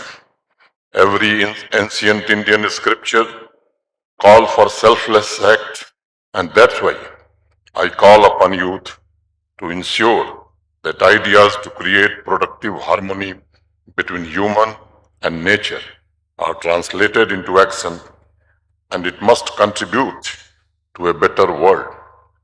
Our forefathers gave the principle of sustainable life and ecological sustainability. It is not simply some ideas or doctrine, but it is the best policy document and finest action plan ever made in the history of mankind. Today, I am happy to see that more and more youth across the globe are talking about climate change. The number of books on climate change and environment has gone up from 19 in 2010 to more than 400 titles today. It shows the growing awareness in the society, and slowly this fight against climate change is turning into the top priority for young generation. And I am confident youth will lead the world in offering pragmatic solutions to global challenges of 21st century. Friends, civilizations have prospered because the nature was flourishing. The entire global family derived their sustenance from the rich ecosystem. However, the reality is mirror opposite today. It is nature that is in the need of nourishment. And I believe the young generation will synergize innovative ideas with action to preserve the natural resources and also become active stakeholder in this movement to formulate and implement the policies on healthcare, education, environment, and clean drinking water. The youth power will ensure fair, equitable, and balanced distribution of social infrastructure and achieve the sustainable development goals. For this, a holistic approach is required to manage the challenges of accelerated growth and ecological sustainability. I always call for a balanced approach between development and nature, because nature is not outside us. Every living being, people, trees, birds, river is nature. By respecting and restoring the delicate balance of nature, we are not giving hope to our garden or river to survive, but giving an opportunity to the future generations of humanity to survive. The society exists because of the nature. Imagine what will happen if there are no trees in a particular region. Slowly, the entire human population will disappear. We need to remember that plantation of sapling in the land is not only helping the greenery to grow outside, but it is also allowing the nature to grow inside us. The moment we realized that as an individual is very much part of one family, as is the tree, our entire approach towards environment will change. So I would say it should become a practice, a natural habit of ours to count the tree outside our house as a member of the family, because our very existence depends on them. और आप जैसा जानते हैं, आदरणीय प्रधानमंत्री जी ने भारतवर्ष की 7 प्रमुख प्राथमिकताओं सप्तर्षि में ग्रीन ग्रोथ को शामिल करके संपूर्ण विश्व को एक बहुत बड़ा संदेश दिया है। प्रकृति के बिना विकास की कल्पना अब असंभव दिखती है, और बाहर दिखाई पड़ने वाली प्रकृति इंसान की प्रकृति का अभिन्न अंग बन सके, अब वो समय आ गया है। जैसा आपने देखा है, जब देश की संसद में भारत का बजट प्रस्तुत हुआ था, तो इस साल के बजट में ग्रीन ग्रोथ के लिए green hydrogen mission, energy transition, energy storage project, renewable energy evacuation, green credit programme, PM प्रधान गोबर स्कीम, मिट्टी अमृत धरोहर जैसे अनेक अभियान शुरू किए गए हैं, और लक्ष्य जो रखा है कि 2070 तक भारतवर्ष अपने जीरो कार्बन एमिशन के लक्ष्य को प्राप्त कर सके। और ये संकल्प सिर्फ कार्बन फुटप्रिंट तक सीमित नहीं है, बल्कि प्रत्येक व्यक्ति में व्यवहारिक परिवर्तन लाने का भी एक संकल्प है। साथियों, युवा चेतना को मैं सबसे प्रभावी माध्यम मानता हूं, जो पूरी दुनिया को यह बता सकता है कि नेचुरल रिसोर्स पर हमारा अधिकार अस्थायी है, और उसे हर परिवार की कार्यसूची का महत्वपूर्ण मुद्दा बनाया जा सकता है। Our rights on natural resources are not absolute. It is temporary. This thinking should become part of our daily habit to ensure prosperous earth for our future generations. आज पूरी दुनिया में लगभग सभी समाज क्लाइमेट चेंज से उत्पन्न चुनौतियों के बारे में जागरूक हो रहे हैं। इस जागरूकता को सोच में परिवर्तित करने का जो मुख्य काम होगा, वो युवा वर्ग ही कर सकता है, यूथ ही कर सकता है। क्योंकि जब तक यह जागरूकता प्रत्येक व्यक्ति की सोच में परिवर्तित नहीं हो जाती, तब तक इस दिशा में हमारा प्रयास अधूरा माना जाएगा। जो कुछ प्राकृतिक संसाधन हमारे पास बचे हैं, उन्हें भविष्य की पीढ़ियों के लिए बचाने के लिए छिटपुट प्रयास कामयाब नहीं हो सकते। अपनी पूरी क्षमता, पूरा संसाधन और संकल्प के साथ वैश्विक समाज को इस दिशा में प्रयास करना ही होगा। अब कोई दूसरा रास्ता हमारे पास नहीं है। जिस प्रकार हमारी संस्कृति ने सदियों से सरल जीवन शैली को प्रमोट किया है, उसे दोबारा जनमानस के मस्तिष्क में हमें स्थापित करना होगा। इस प्रयास में समाज का सभी वर्ग शामिल हो। इसके लिए युवाओं को नेतृत्व करना होगा, युवाओं को बागडोर संभालनी होगी, ताकि क्लाइमेट चेंज की चुनौतियों से निपटने की चर्चा कॉन्फ्रेंस हॉल से निकलकर एक सार्वजनिक लक्ष्य में परिवर्तित हो सके। साथियों, पर्यावरण के संबंध में बहुत समय गंवाने के पश्चात हम सबको एक बात समझ में आई है कि एक देश की एक्टिविटीज का दूसरे देश पर भी काफी प्रभाव पड़ता है। सभी एक दूसरे से इंटरकनेक्टेड हैं, इसलिए किसी एक देश की एक्टिविटीज पूरी पृथ्वी को भी प्रभावित कर सकती है। ऐसी स्थिति में कैंपेन सहयोग पर आधारित हो और उसमें समाज के सभी वर्गों की जिम्मेदारी से निभाने का संकल्प भी शामिल हो। हमें ऐसी व्यवस्था स्थापित करनी होगी और नौजवानों को उसका नेतृत्व करना होगा। कुछ समय पहले तक लोगों के मन में ऐसी धारणा बनी हुई थी कि लोग, और खास तौर से विज्ञान से जुड़े लोग, वैज्ञानिक, प्रकृति पर विजय प्राप्त कर लेंगे। दरअसल यह सोच ही गलत थी। चाहे सस्टेनेबल डेवलपमेंट का मुद्दा हो, वाटर रिसोर्सेस का हो, डिजास्टर रिस्क रिडक्शन का विषय हो, हमें इस सोच को बदलना होगा। जब हम प्रकृति से अलग नहीं हैं, तो फिर उस पर विजय प्राप्त करने का सवाल कहां पैदा होता है, बल्कि हमें प्रकृति की वैसी ही देखभाल करनी होगी जितना हम अपने शरीर को स्वस्थ रखने के लिए करते हैं। हमें प्रकृति के साथ अपने संबंध मजबूत करने होंगे ताकि हमारा पूरा ध्यान, पूरा फोकस इकोलॉजी को हुए नुकसान पर हो और हम इकोलॉजी और इकोनॉमी में एक बेहतर तालमेल भविष्य में बैठा सकें। हमें खुशी है कश्मीर यूनिवर्सिटी ने जिस तरह से इस आयोजन को किया है। मैं कश्मीर यूनिवर्सिटी की वाइस चांसलर और पूरी कश्मीर यूनिवर्सिटी फैमिली को हृदय से मुबारकबाद देना चाहता हूँ, दिल से बधाई देना चाहता हूँ। Friends, our ecosystem is like a symphony. Each element is like different notes, and I call this sound of nature as the best music ever produced on the planet.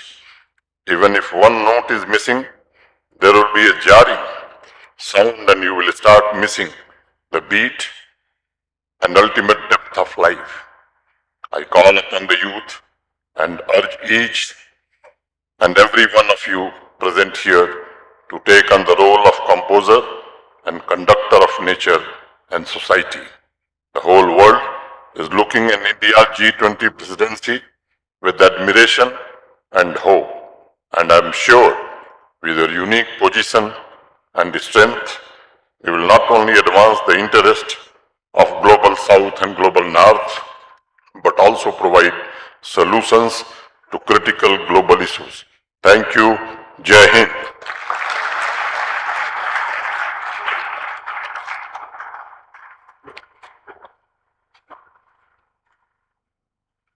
Thank you, Honorable Lieutenant Governor, Union Territory of Jammu and Kashmir, and Chancellor of the Universities of Jammu and Kashmir, Shri Manoj Sinha ji. I now request Professor Parvez Ahmed, Head Department of Geography and Disaster Management, to present the vote of thanks. Professor Parvez Ahmed, please.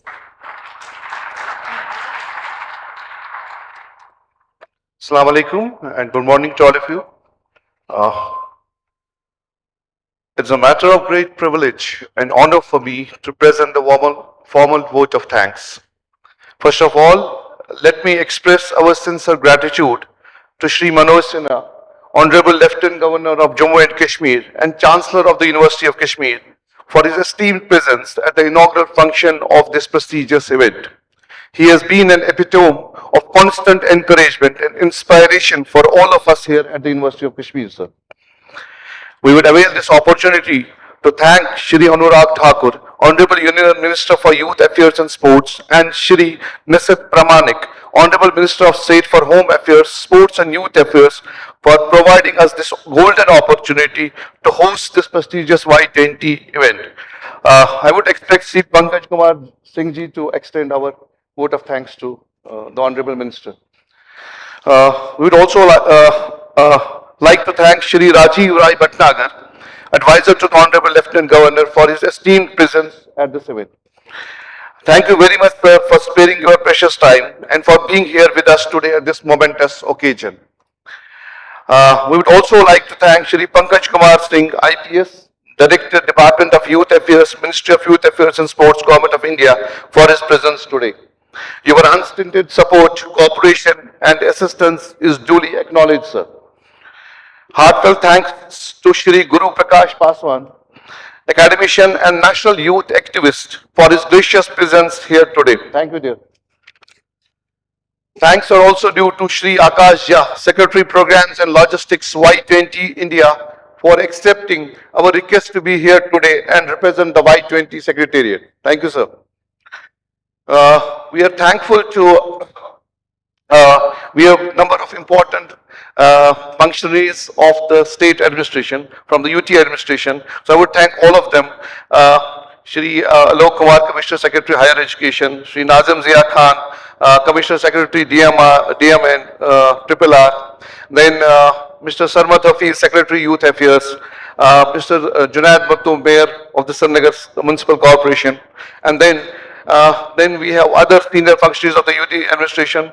I extend my vote of thanks to all of them, and then to the senior officials of J&K Police, honorable vice chancellors of various universities, and other officials for their august presence. We would like to thank each one of you present in this convocation complex, including all the international speakers and delegates from G20 countries. So we have international delegates and speakers from 12 countries, and then from G20 countries, and delegates, national delegates from 17 Indian states. So it's a privilege to have them here. And the local representatives of the civil society, university, college, and school faculty, research scholars, and students, etc. I would like to make a mention of one. We have Prasadi Singh. She is a 10-year-old girl. She has all come along from Chennai, Tamil Nadu, and she is part of this panel discussion here. So I welcome all of you. So we'd like to thank each of one of you present in this convocation complex, including all the international speakers. So last but not least, we'd like to thank the respected deans of various schools, heads, coordinators of various departments, officials of the university, registry, other teaching and non-teaching staff of the university for their valuable support, cooperation, assistance. But before I leave, my special thanks to Press Information Bureau, PIB, and other media personnel for giving an excellent coverage to this Y20 event here at the Kashmir University. We are thankful to all the media personnel. And I thank you very much and hope we have very vibrant, comprehensive and insightful panel discussions today on a very relevant theme which is of immense societal importance at the global, regional and local level. I once again thank all of you. Thank you very much. Thank you, Professor Parvez Ahmed, Head Department of Geography and Disaster Management, for presenting the vote of thanks. This brings us to the end of the inaugural function. I request the audience to please rise for the national anthem. National anthem, Shuru Kiya Jaye, please.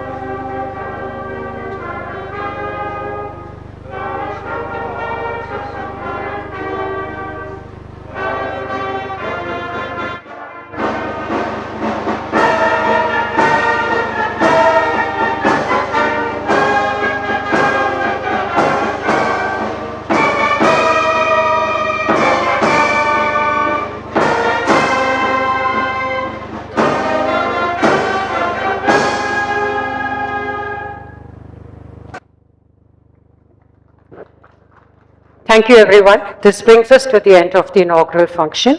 All the delegates are invited for a cup of tea outside in the lawns of the convocation complex. Thank you.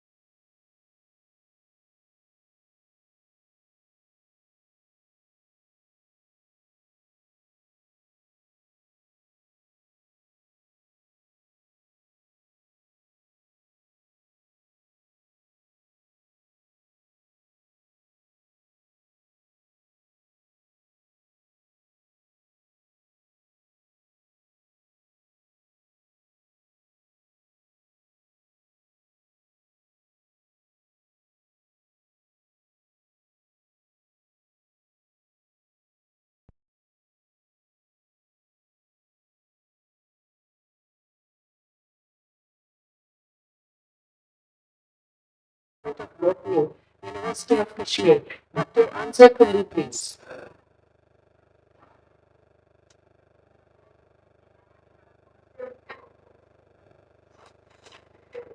I once again call upon Sheikh Ghulam Mustafa Ali, student activist, who is in the panel discussion one.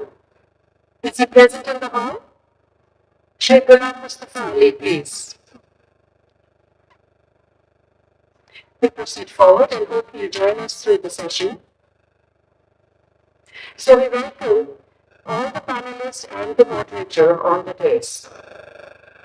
I call upon Ms. Fazila Khan to introduce the team, the moderator, and the panelists. Ms. Fazila Khan is Faculty of Horticulture at Coast Kashmir. Ms. Fazila Khan, please.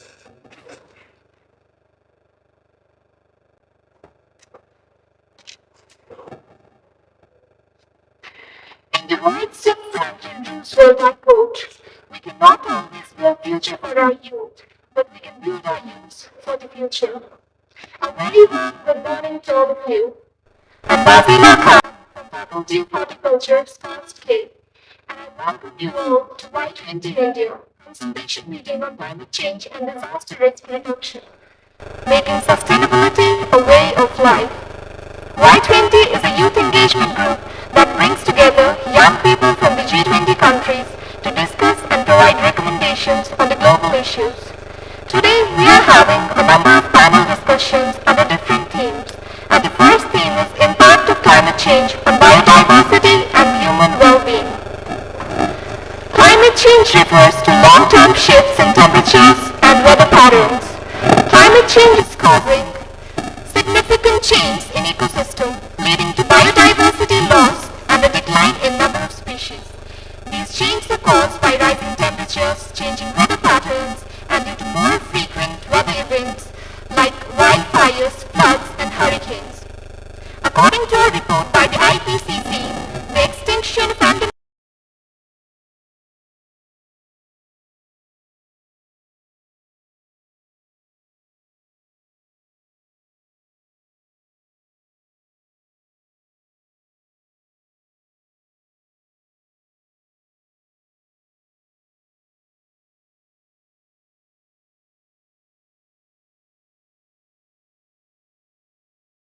change leads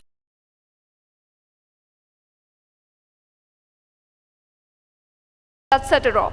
According to IPCC, between 2030 and 2050, climate change is expected to cause approximately 250,000 additional deaths due to malnutrition, malaria, diarrhea, and heat stress.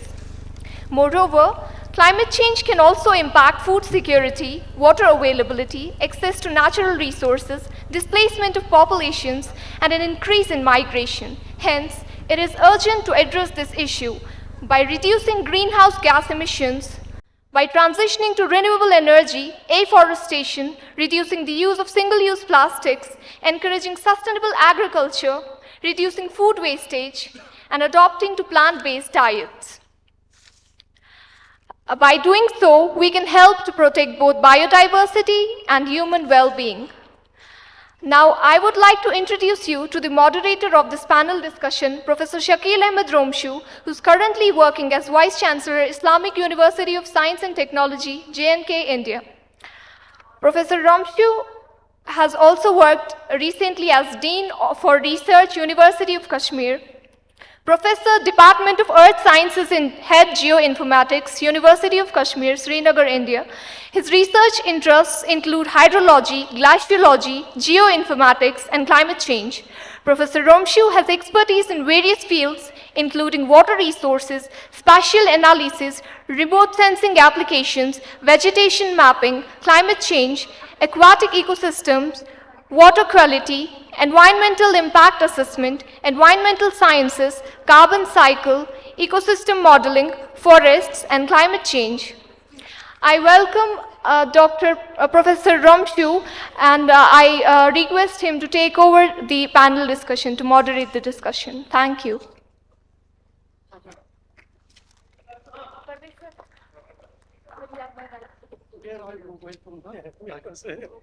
Okay. No, I have. Okay.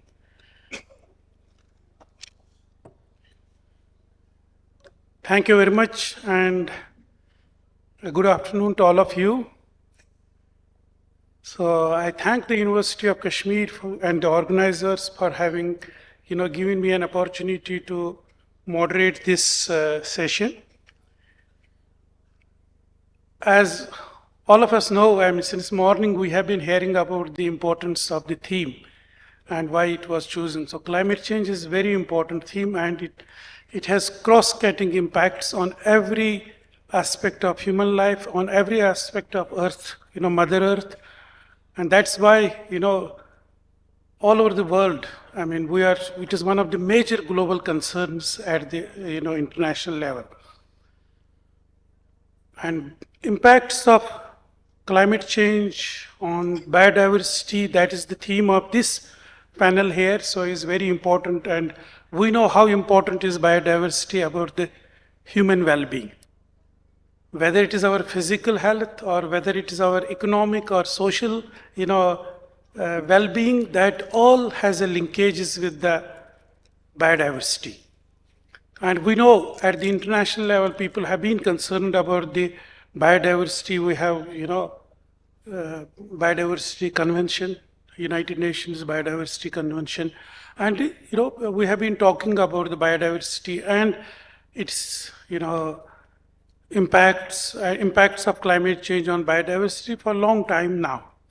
And if you look at the, the global assessment of the biodiversity and ecosystem services, where, the report gave a very alarming, informations that almost 25% of our biodiversity is threatened.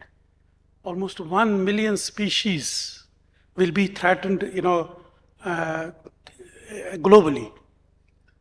So that was that was the main discussion. If you look at that global assessment, was the main discussion in the last COP meeting, on biodiversity, and that's how the global framework on biodiversity came into existence, and where it was basically a strategy were developed how to basically not only arrest it. So there is a basically a chance that we can restore it and also conserve it. So they have identified certain the goals, certain targets, certain action points for all the nation states. And at the national level also, you see there is how we can achieve some of the sustainable development goals that are linked to the biodiversity by 2030. So we know the achieving all the sustainability, 17 sustainability goals, we have a timeline of 2030.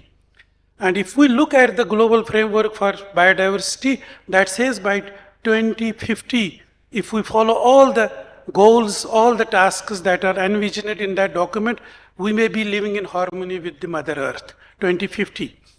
And with that, in mind, now our chief, guest today also, the Manoj Sinha Sahab, talked about the biodiversity importance in the Jammu and Kashmir. We are called the biomass state of India.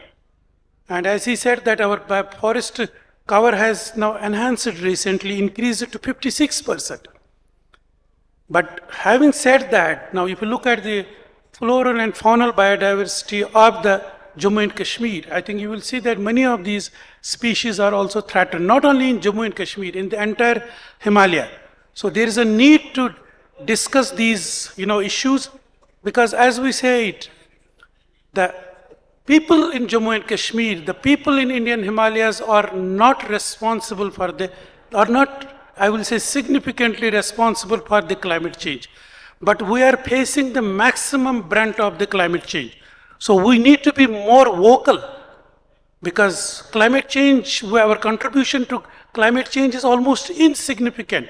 But our every aspect of resources, natural resources, our glaciers, our biodiversity, and the dependent livelihoods are being impacted. So we need to be very vocal, very, on these issues at the national level, so that our voices reach to the G20 countries and the discussions, deliberations that will be made, so that our discourse becomes a part of that. So with these, introductory words, I, No, we are already 1 hour late, so I think we have to be very, brief. We have a very distinguished panel of experts, multidisciplinary. So I will briefly speak about, this is a very interdisciplinary panel. We have Dr. Robert from the, who is at the Department of Biological Sciences at Montana Technological University and has an expertise in the, ecology in plants, has made significant contribution towards the biodiversity conservation at the international level.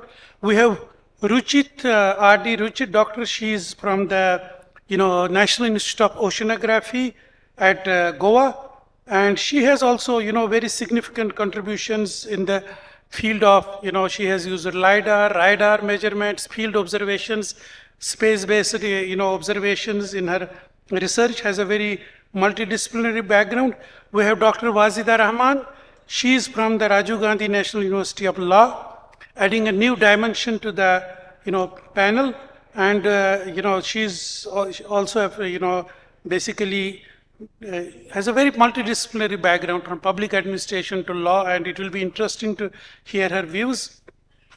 We have Dr. Rimia from the, Amrita Vishwa Vidyapitham, Kerala, and I was looking at her, background. She has, come from also very distinguished background, has also, commonality with my, expertise, remote sensing also. She will also, be speaking about the impacts of climate change on Himalayan glaciers. She has some expertise on that.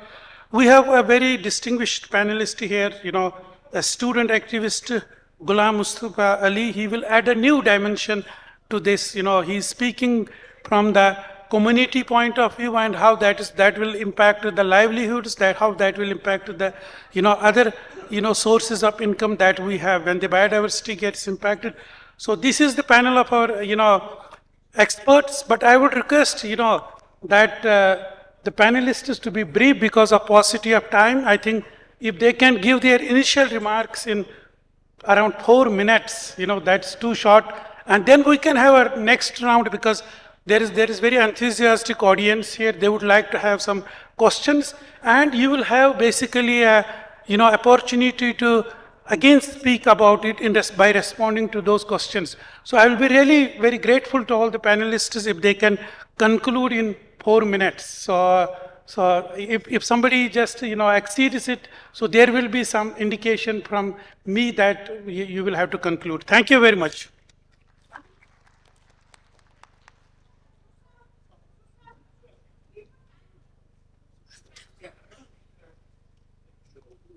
Yeah, please. Only request with the moderator is that since we are already running behind the schedule, instead of 4 minutes, if 3 minutes are given to the panelists, and then it is to the audience for the questions. So it's over to you again.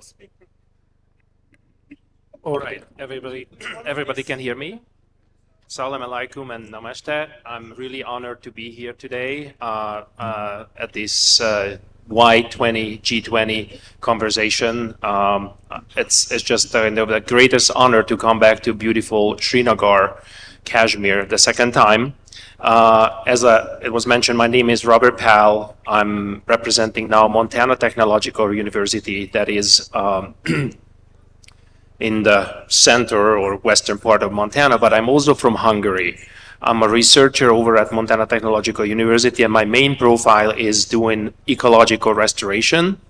That is really, it has a lot of connection to mitigate effects of climate change. But I also am working, the reason why I'm guessing I'm here the second time also because we have worked with colleagues, professors, and one individual here in the podium, Dr. Manzoor Ahmad Shah. We had this global research on invasive plant species that in a way are almost a result of our actions, and also they can be the result of climate change, because as any direction climate changes, should it be drier, wetter, plants are going to react, and they can react very quickly. And if we introduce a species from one part of the country to the other, or one part of the globe to the other, they have a big chance to take over and compete out natural ecosystems and natural plants. And I would be happy if you would just tell me how much time I have, because the reason for this whole panel is to have a discussion. I hope there will be questions that encourage us to have a conversation, because that's why we are here. Also, I need to mention, now we are living the decade of ecological restoration, so we really could have now a big impact. And the state where India is right now with the G20 presidency, really good ideas can come out. And I know there are great restoration projects going on in India, and which could be role models for the world. But we also, what I noticed, we need to focus probably on the quality of restoration. Many times we think of restoring, for example, ecosystem services like carbon sequestration or preserving wetlands. And somehow we don't really think of how are we doing that. And the best examples we can take is really from nature. So we should probably avoid having like monocultures of certain kind of forest and grasslands. We should really have a good diversity, because diversity makes ecosystems healthy, and healthy ecosystems result in healthy human communities. So with that, I don't know how much more time I have. I probably am close to 3-4 minutes. I finish up here. I could talk a lot more, but I think it would be rude from me if I wouldn't give time to my other panelists. So thank you, and it's a pleasure to be here, and I hope we still can encourage conversations. Okay, thank you very much. So we'll go by the list. So the next is Dr. Ruchit. So yeah. Thank you, moderator. Am I audible? Yeah. You just please close to the mic.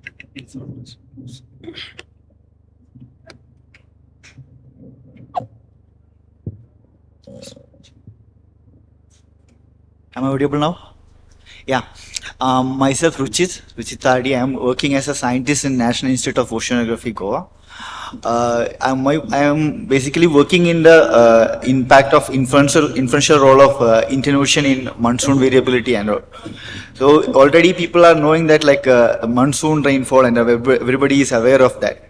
So we have the monsoon, basically it is showing variability in like different spatio-temporal scales. Like in like west coast and northeast, we are getting more rainfall usually. And like in the temporal scale, in the sense we have active break cycles and everything. So now this point is coming, like, in even monsoon, previously it was like that the moderate rainfall was more contributing to the extreme, seasonal rainfall. But now the condition is that extreme rainfall is not more contributing to the rainfall. Especially the moderate rainfall it is getting less, and the extreme rainfall events are increasing more. All over India, especially in the central India, west coast, northeast, wherever you are considered that extreme events are increasing. That means suppose the rain has to be, officially rain has to be there for the 3-4 months, but rain like 3-4 events can supply that much amount of water to that case, to the extreme rainfall. So that much amount of water is getting. In case, so many examples like Uttarakhand flood, 2005 Mumbai flood, it was a very good example, because 2005 flood was like around 940 millimeter was one day's rainfall.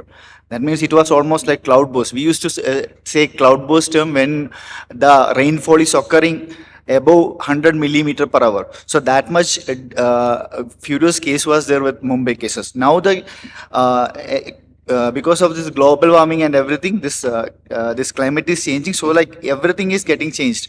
The extreme rainfall events, particularly after 2000, it is getting increased. Well, usually we used to say like moderate rainfall was contributing to the summer monsoon, but this is nowadays the extreme rainfall events are more contributing to this. One of the big challenges with us is like, suppose the heavy rainfall is happening, so we have to look for the landslide, we have to look for the flood, we have like many casualties in terms of socio-economic sector and everything. So proper management action and everything is required for this. I think I can stop it now, can have that like discussion, and everything will be in the later session. Yeah, thank you very much. So I think the third is Dr. Fazida.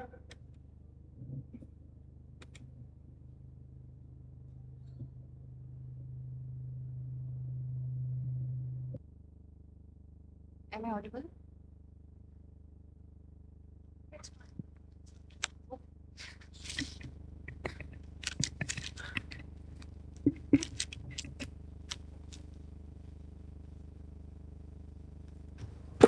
Hope I am audible. Good afternoon, everyone. So, first of all, I would like to thank the organizers of this platform to talk more of the things relating to environment, relating to biodiversity. So, thank you so much. So, I am Dr. Wazida Rahman. I am an assistant professor of law in Rajiv Gandhi National Law University, Punjab. So basically, I am working as well as researching on environmental justice as an ecological justice for the biodiversity. So you can see this environmental, justice that is covering almost everything. So basically, in environmental justice, we are talking about the distributive justice. So that is a theory we have. It required to be equally distributing of the natural resources among the all species. So meaning thereby we are correlating or we are just doing the cohabiting the human as well as the nature. So that is the biocultural thing we have, right? So in this research and in this working culture, so they do this environmental justice is a new concept for India, right? So in USA and many other parts of the globe, they already started with that environmental justice. So basically, that was the movement started in USA with the racial discrimination. But in India, we don't have that kind of racial discrimination that we are talking about in the environmental justice, but we are covering almost every class discrimination and almost all of the species that is also required some of the protection under the environmental justice system.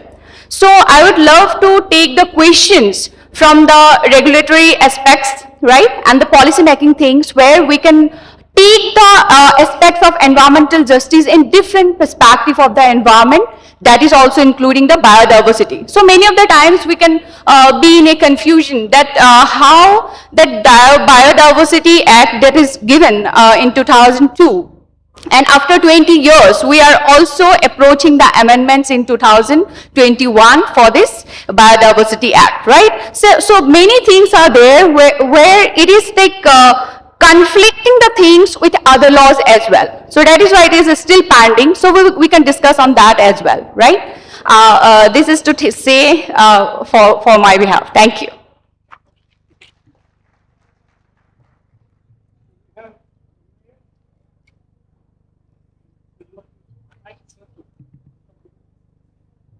Good afternoon, everyone.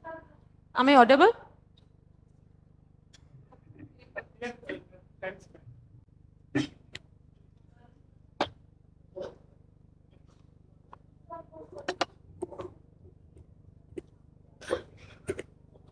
Good afternoon, everyone. Am I audible now? So myself, Ramya, now I am working as an assistant professor in Amrita University, Kerala. And I was a scientist before in Indian Institute of Science. And I'm working on glaciers due to climate change. What are the changes on glaciers? And I had been to Kashmir for the glacier trip, field trip, and I have visited some of the glaciers in Kashmir. And I would like to share my experience. We know that climate change is one of the major challenges global society faces, and it is a major threat to the biodiversity and ecosystem. So as my expertise on cryosphere, I would like to talk more on climate change affecting on cryosphere. Cryosphere is one of the major component of Earth system. It comprising frozen water in the form of glaciers, ice caps, ice sheets, etc. Permafrost as well. So a small change in, like it's very sensitive, a small change in temperature can actually impact the very changes in the cryosphere changes, like some of the, due to glacier melt, the sea level rise is increasing. Due to that, consequently the ecosystem, like in the humans settled in the coastal regions, they have to migrate from this place. So it affects their mental health as well as their, human security, everything. And the glaciers are melting so that the crops, like agriculture field, the reducing the crops yield as well as the water security in the downstream regions. and the food insecurity, so on. And one of the major component nowadays people are facing is the permafrost. Permafrost is nothing but the permanently frozen ground. So in Canada and Alaska, there are many places in the infrastructure is affecting due to the permafrost melting because buildings are collapsing and the roads and infrastructure is little bit deviating. So as well as the major concern is due to permafrost thawing or melting, greenhouse gases like carbon dioxide and methane, it is not good for the atmosphere, much more emission is happening. As well as in the Himalaya also we have noticed. So I would like to come to the Himalayan region where my area of work. So the Himalaya is nothing but we have actually the third pole we call it as, and like this is called as a water tower for Asia. 1.3 billion people are supporting the Himalayan meltwater for their daily life, and 2 million farmers, they are depending on the Himalayan meltwater for their agriculture and crops production and all. So melting of this glacier can actually impact on their life, like the crops production will be less, as well as this excess melt of glacier water can actually cause flash floods, landslide, etc. So this even actually one of the changes, and one of the model has from our team has one model, so it has published as a paper. They have actually said that they have taken the worst scenario condition, and they said that at the end of the century, there will be 80% of Himalayan glaciers are vanished. So imagine about that. And the lower temperature scenario they have taken, then also 50% of the glaciers are vanishing from here. So I have, like, researchers have now the anxiety, like how we have seen the glaciers. I have actually visited the glaciers. Many people, like sir also knows that. So in our generation, my grandchild, or they are going to the glacier like Himalaya, Kulu Manali and all.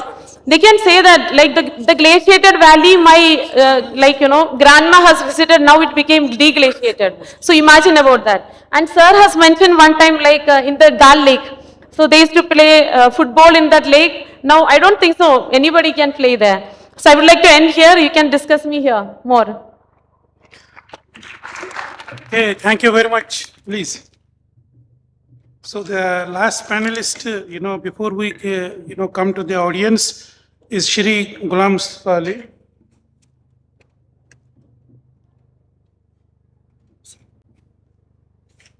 Please be brief. Huh?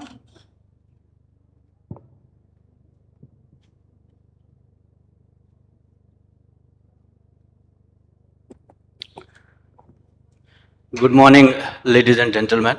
This is Ghulam Mustafa Ali Ahmed. I am working for the welfare of students and youth, taking up environmental issues, particularly in Jammu and Kashmir and rest of India in general. It is my esteemed pleasure to be part of Y20 panel on impact of climate change on biodiversity and human well-being. I will use this opportunity by correlating climate change and tourism, which involves biodiversity and human well-being. We know that tourism as an industry is increasing in both volume and economic importance. Several places inaccessible for few years ago, now popular tourist destination across globe. Ecosystem of many tourist destinations are vulnerable to climate change, with change in temperature and carrying capacity and many more reasons. Latest research by United Nations World Tourism Organization in December 2019 released at United Nations Framework Convention on Climate Change. It says that carbon dioxide emissions from tourism forecasted to increase by 25% in 2030. With our vision of one planet, we are G20 nation will have to take responsibility. 78% of all emissions by G20 nation. This is much alarming. But only 5 G20 members committed to long-term zero emissions. To save these destinations, we have to put them in right trajectory by adopting sustainability aspects in tourism, because resources we are holding today, future generations are also dependent on same resources. So management, monitoring by adopting UNWTO measures, sustainable tourism indicators, we can save these destinations. Among these sustainable tourism indicators, natural environmental aspects are the most important factors to save destinations. We have to safeguard them. If we are exploring for a new destination, we must have to undertake firstly carrying capacity measures analysis, secondly conserve and manage local biodiversity, and take note of tribal culture invasions. Thirdly, monitor quality of land, water and air. Lastly, environmental impact assessment and responsible tourist behavior. We must have to adopt a common environmentally fragile zone policy to reduce climate changes in mountainous and glacier zones. I must quote that decision of Honorable Supreme Court of India, wherein Honorable Supreme Court cancelled a 5,000 million railway overbridge project by West Bengal government, in which 350 trees were to be chopped off, upholding a PIL filed by an eminent environmentalist. Supreme Court declared a monetary value of tree around 74,500 rupees, Indian rupees per tree, and multiplied by the age of tree. Maybe it's 60, 50, and if tree is 100-year old, 10 million more government should have to pay. Then relocating, replacing, and replanting is the solution. So such bold decision will definitely bring solutions for such degrading environment or indirectly solution for climate change. You know, Dr. Jonathan Dekiti, a well-known scholar of South Asian religious studies, once told that in Sanskritic intellectual tradition, he refers to early Indian text where it is mentioned that each living and non-living, from Brahma to blade of grass, is held to play a vital role in functioning of world, revealing the sharp awareness of nature and its delicate balance. I will like to conclude by a shlok, a verse of Vedas from Atharva Ved, that Mata Bhumi Putroham Prithivya. It means earth is my mother and I am her child. Thank you a lot. Jai Hind, Jai Bharat.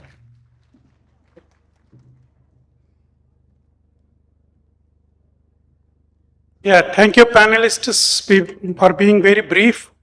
And, I will just, for sake of audience, I will just try to make it easy for you to ask the questions. Now, if I summarize it, Dr. Roberts talked about the need for the diversity, against the monocultures.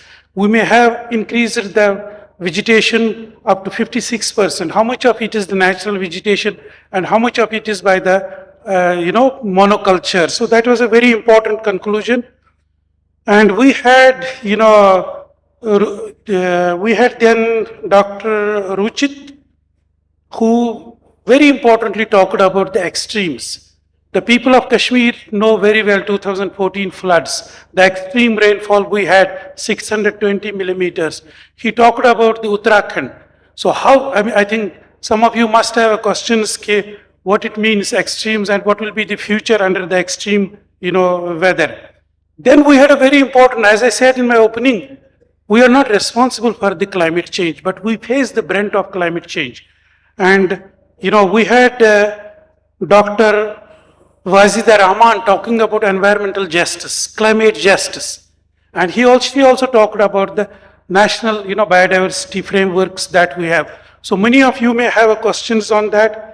We had Dr. Rima. She talked about the impact of climate change on glaciers and food, energy, and water security. So I think we say that glaciers is the most important resources for the people in the Himalaya. And we know the waters from these glaciers are basically, meeting the demands of 800 million people in this region. And we heard from the, Shri Ghulam Mustafa Ali, we heard very differently, how there is a need for sustainable tourism, how the indigenous cultures, livelihoods, and, is going to impact it. So with these, so I would appreciate that the audience to, ask the questions, identify yourself, and be very brief. So instead of questions, please ask, instead of comments, please focus on questions, please. Yeah, would somebody give a mic to them? And also, to which of the panelists you are asking this question? And Yeah, do you have a mic? Or you can speak loudly? Yeah, but please come for a question, not a speech here, please.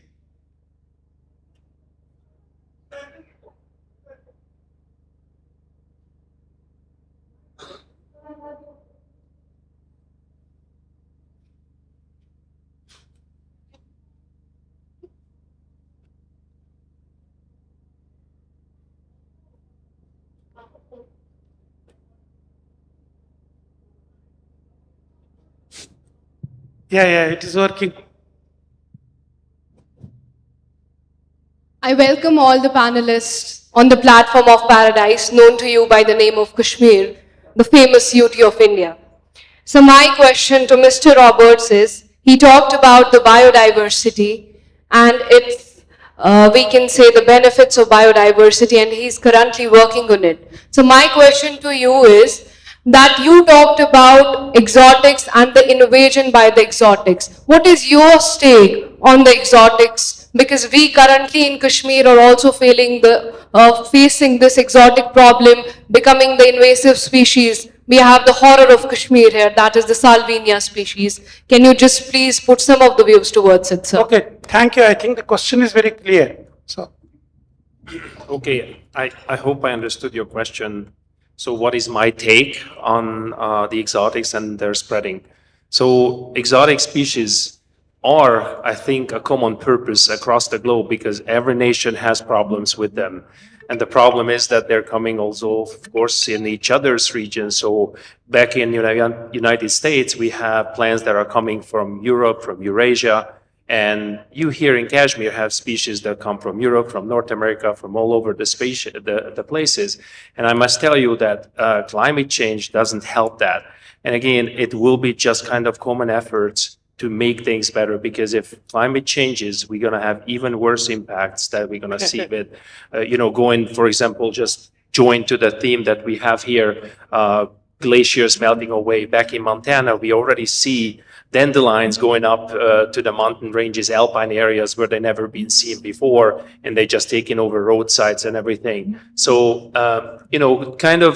what is my take? We need to be just very cautious, and we need to actually be working together. And I'm really glad that we are working with Manzoor and trying to understand these species, where they're coming from, what they're doing there, what could be actually with I'm very lucky, I have a PhD student from India that is my PhD student in Hungary, and I'm mentoring him from Montana, and he's working on a topic that tackles an idea. There is a plant that could be a potential invader because it's already used as an ornamental plant. It's an allium, it's called Allium ursinum.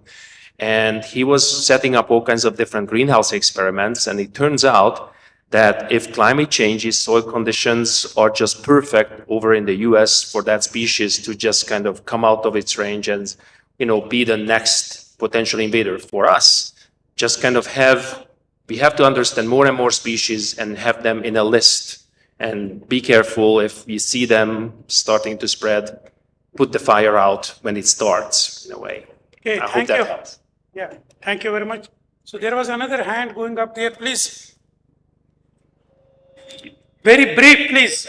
A very good afternoon to all of you. I'm Deepika Vashist from Geography Department, Aligarh Muslim University. My question is for Dr. Ruchit sir. Sir, as you were mentioning about monsoon variability. So when we see last April of this year, we had unusual rain a few days. And what IMD said that it is because of the intensification of western disturbances, which generally in India we have in late January or February. So my question is that how do you anomaly and how it is going to impact farmers' livelihood? Yeah. Yeah, please move closer to the mic. Yeah. Am I audible now? Yeah. Yeah, it's a tricky question actually. This is like, this is going to happen, western disturbance happens usually in the winter months. But this up to March you can get it. But April it is an anomaly. But now the condition is like everything is getting delayed. Like even the monsoon, suppose it is starting in like May, it can start. And that, what you're saying, the predictability is going bad. So for every weather systems, no, that it inherent, what is saying that non-linearity is increased. Suppose like we have like a monsoon we are predicting normally. But nowadays it's not like that. Like every time that it is having inherent error and everything. So western disturbance is also same. So IMD said like that intensification of western disturbance, right? So this rainfall is actually what we have to do is like according to the farmers, it will affect very badly sometimes because everything will be getting bad. But what we can do is like we can make a social awareness of all this. All this climate change is going to happen. Suppose we have a lot many other systems. Suppose we are planning it properly. We have like in India, according to me, people are less looking at the prediction systems and everything. People used to blame that, but we won't look at it properly. But when the flood came and the extreme events came, no, now people started looking at it. At the same way, suppose people are looking into that, I think we can reduce the casual margin of all these things. Anyway, this systems is like everything, western disturbance is going to increase its extremity nowadays. So the season is from the March to it can come up to April. So we have to plan accordingly. Everything is like rainfall is also supposed like October it was there, like people used to cultivate the plants, rice plants and everything after monsoon in so many areas like in South India. But now they have started like it got delayed after 1 month or something. It is like they are doing it on November and all. Okay, Dr. Ruchit, thank you very much. I think, you responded in details. So I would, request and preferably the questions to the other three panel members because we are short of, time. So if you have, those of you who have a question for the other three panelists. Yeah, yeah. please. Hi, my name is Rais. I work as research associate in Department of Botany. My question is to Robert Paul, actually. Yeah, as you said that we should do ecosystem restoration in a more scientific manner, giving importance to biodiversity or ecosystem functions. Since we know that climate change is based on predictions, how important do you think are predictive models like species distribution modeling approaches in devising more robust ecosystem restoration projects? Yeah, Robert, very briefly, I know this is a, very loaded question, so it needs Yeah, long it is. So kind of, because it's kind of echoing from here, it's really difficult to hear your question. So you were asking how useful would be predictive models for you as a tool for ecological restoration and in biodiversity.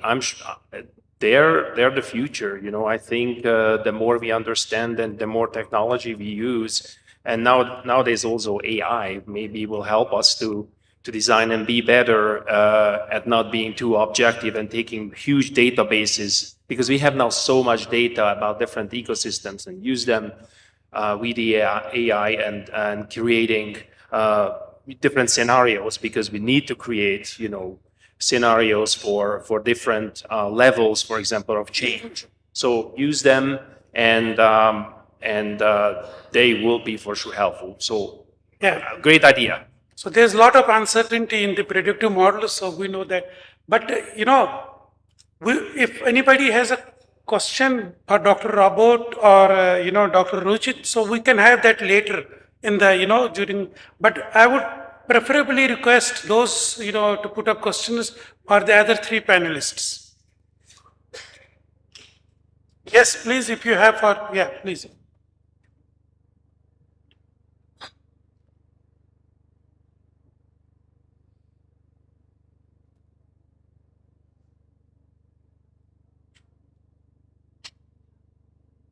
Please be very brief. My name is Abid Hussain. I'm from Department of Environmental Science. My question is open to all the panelists. There is another popular opinion of climate change, that climate change is inevitable. So, because they believe in this geological time scale. So, my question is that should our main focus should be the pace of climate change or the climate change, please? Okay, so I think, one of you can, Dr. Wahida can, she's saying question is that, or, you can, Remia can, he's saying that climate change is inevitable. So what, what should be our focus? Our focus, we can't stop the climate change. So what should be our, strategy? Please. Yeah, either of you? Yeah, please, Ramya. As he said, it's like very interesting question. Like we always, like we scientists used to ask, what we can do it. So more or less, like we understand the problems, so we should come out with the solutions. Like more or less, climate resilience and the more sustainable practice, how we adopt to the system. So one in Himalayan region, one of the thing we have implemented is the ice stupa. So the artificial glacier. So they preserve the snow and glacier, and they use it whenever it is a summer. Some of the streams are dead, and they can use this for the agriculture purpose and as well as other regions. So this is one of the practice started using in the Ladakh region, and it is not implemented in the other regions of Himalaya. As well as one other thing is it has come up, UN nation has come up with a rocket stove.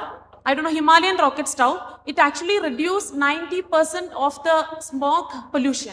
So actually in winter, you know that in the Kashmir and other regions, coal burning is very common.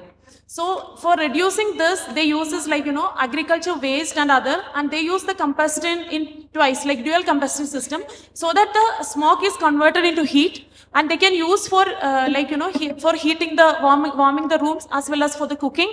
And also one of the thing is it actually promote the economy. If the local region can actually build this process, and they can actually save this economy, like entrepreneurship can come out with this. The Thank local you. community can build it up. Thank you very much. I think in brief, she is just, adaptation and climate resilience is the solution. That's up to us. Easily we can do that. Next, please, there is one boy raising hand. Okay, please, not to these three panelists, to the other two panelists, or you just open to have a general question. Sure, sir. Rais Masroor, a delegate from Department of Education. My question is very simple. Any of the panelists can just answer the question. In fact, G20 group of countries belongs to both developed as well as developing countries. And it has been found, and there is a Stanford University research that since 1960s, there has been an increase in the economic inequality between the Ask a question. Please ask a question. countries by 25%. My question is very pointed, that the developed countries are contributing more towards the global emissions, while as developing countries are contributing less towards the global carbon emissions. And the developed countries are doing less, developing countries are doing more. How to reconcile this? I think your question is very clear. Thank you. And Dr. Wahida, he is talking about the climate justice. The developing countries are not much responsible for the climate change. It is the developed countries. So how do you respond? Thank you for your question. Actually, this climate change situation, that is the reality. So we should understand that thing is not happening in one day. So it is a continuous process that we ignored earlier, and now we are just realizing the output of that realization, right? So here we have lots of agreements, right? Basically, we can talk about the Paris Agreement 2015. So where we are talking about environmental restoration or protection of the environment in one hand, and taking the economic development in another hand, right? So that is the main clash we have regarding the environmental justice to be maintained in climate changes. And also, we are also, developing the economic things in our countries, right? So there is a solution. They have, given the measures as a, we can take the help of the developed countries, right? Regarding the technological help, regarding the financial help, right? So here we require some of the framework on the particular issue to whom we are taking that help, right? If we are a developing country. So here that framework is, I think, the lacking in our country as well.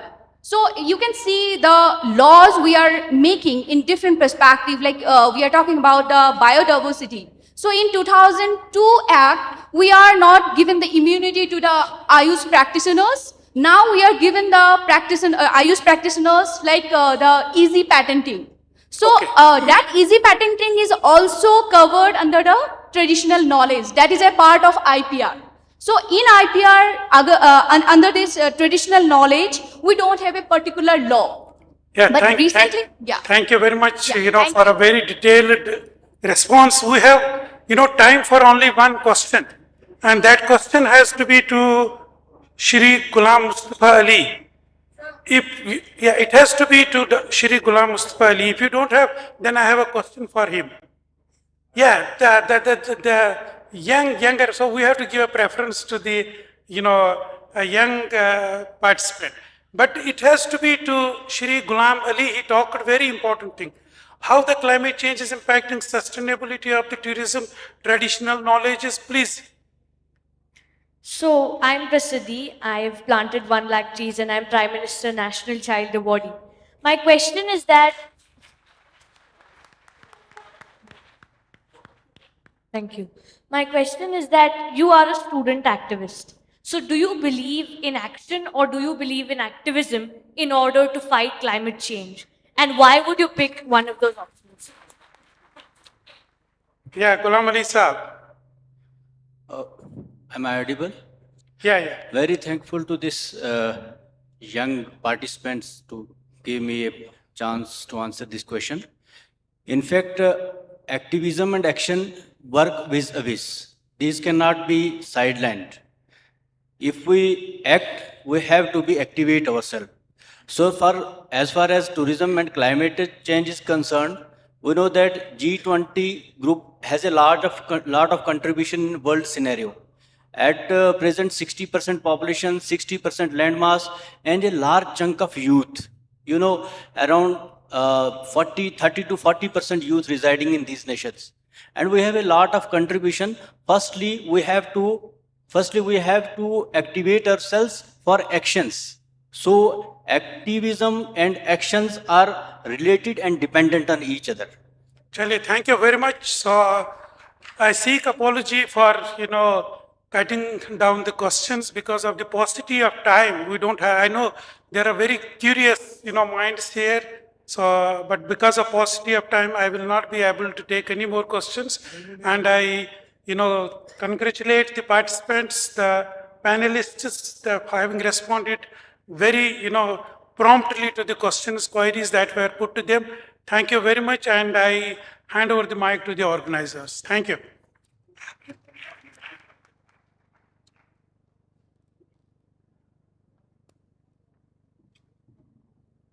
Thank you, Professor Shakil Ahmed Romshu. This concludes the interactive session with the theme, Impact of Climate Change on Biodiversity and Human Well-Being. I now request the Honorable Vice-Chancellor, University of Kashmir, Professor Nilofer Khan, to felicitate the moderator of the session, Professor Shakil Ahmed Romshu.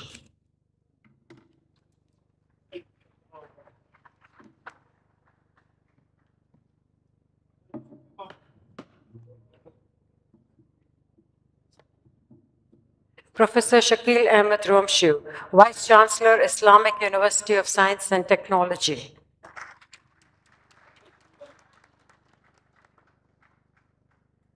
Thank you, Honorable Vice-Chancellor, and thank you, Professor Shakil Ahmed Romshu. I also request the Honorable Vice-Chancellor to felicitate all the panelists. Dr. Robert Paul, Montana Technological University, USA. I next invite Dr. Robert Paul, Montana Technological University, USA. Can we have a huge round of applause, please? Dr. Robert Paul.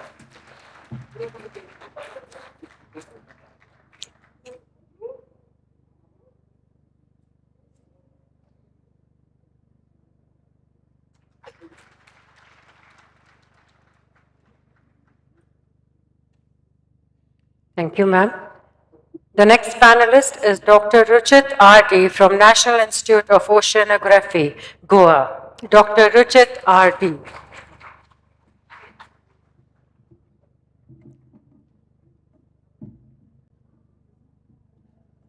Dr. Ruchit R.D.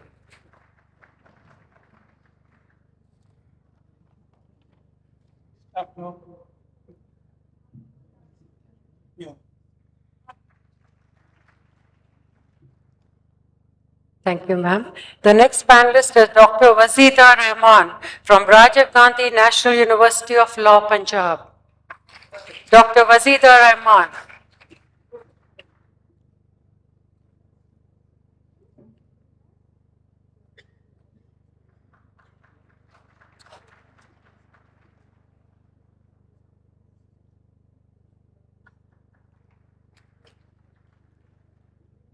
Thank you, ma'am. The next panelist is Dr. Ramya S.N. from Amrita Vishwa Vidyapeetham, Kerala. Dr. Ramya S.N. Amrita Vishwa Vidyapeetham, Kerala.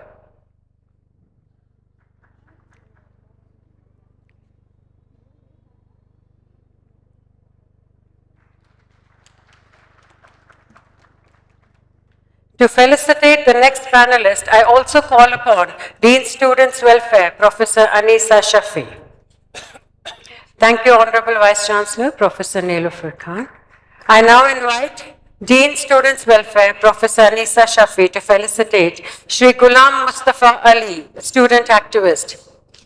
Can we have a huge round of applause for him? Shri Ghulam Mustafa Ali.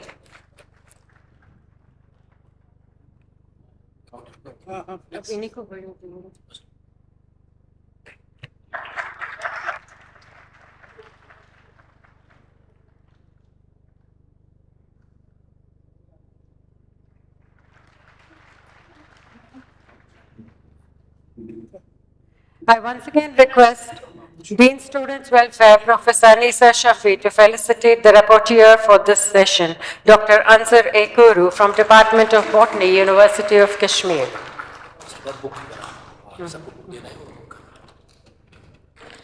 Dr. Ansar Ekuru from Department of Botany, University of Kashmir.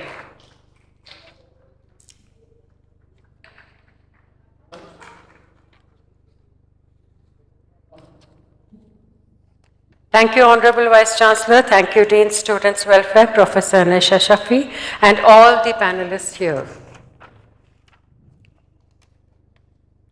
I request all the panelists to pose for a group photograph with the book given to them. Can we have the book for all the panelists, please? Yeah.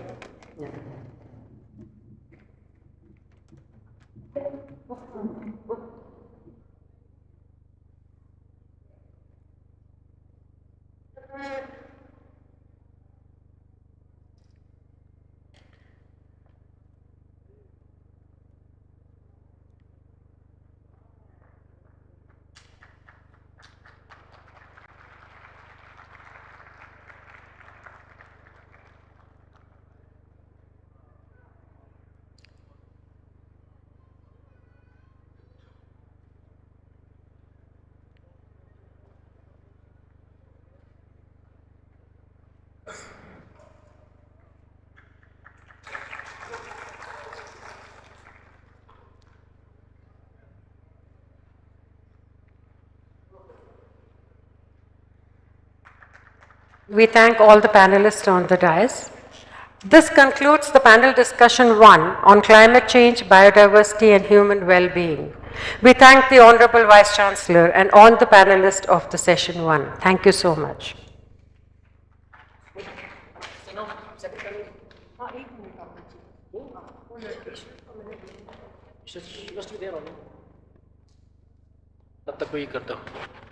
So, thank you, Seema ji, for conducting the proceedings of this panel 1.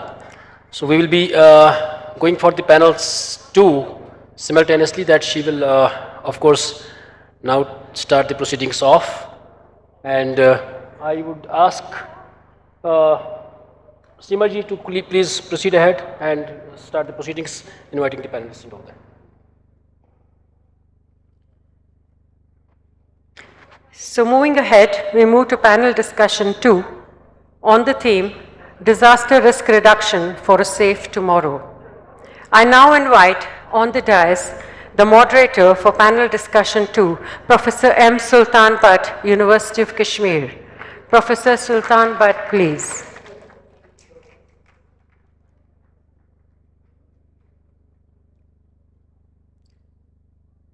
I also invite the panelist, Dr. Akhilesh Surjan, Charles Darwin University, Australia. Dr. Akhilesh Surjan, please.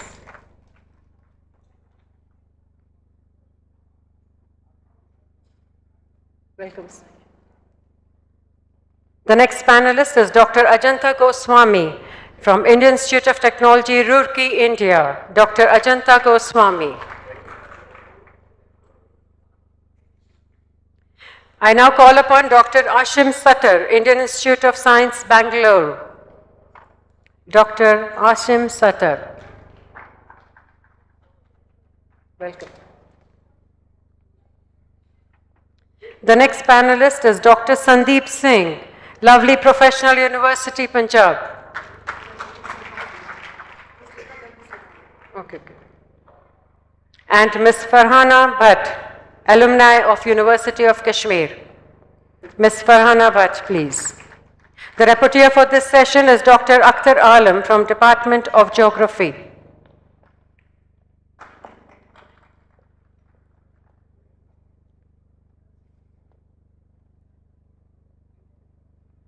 I now invite Ms. Ishrat, and she will introduce the moderator and the panelist. Ms. Ishrat, please.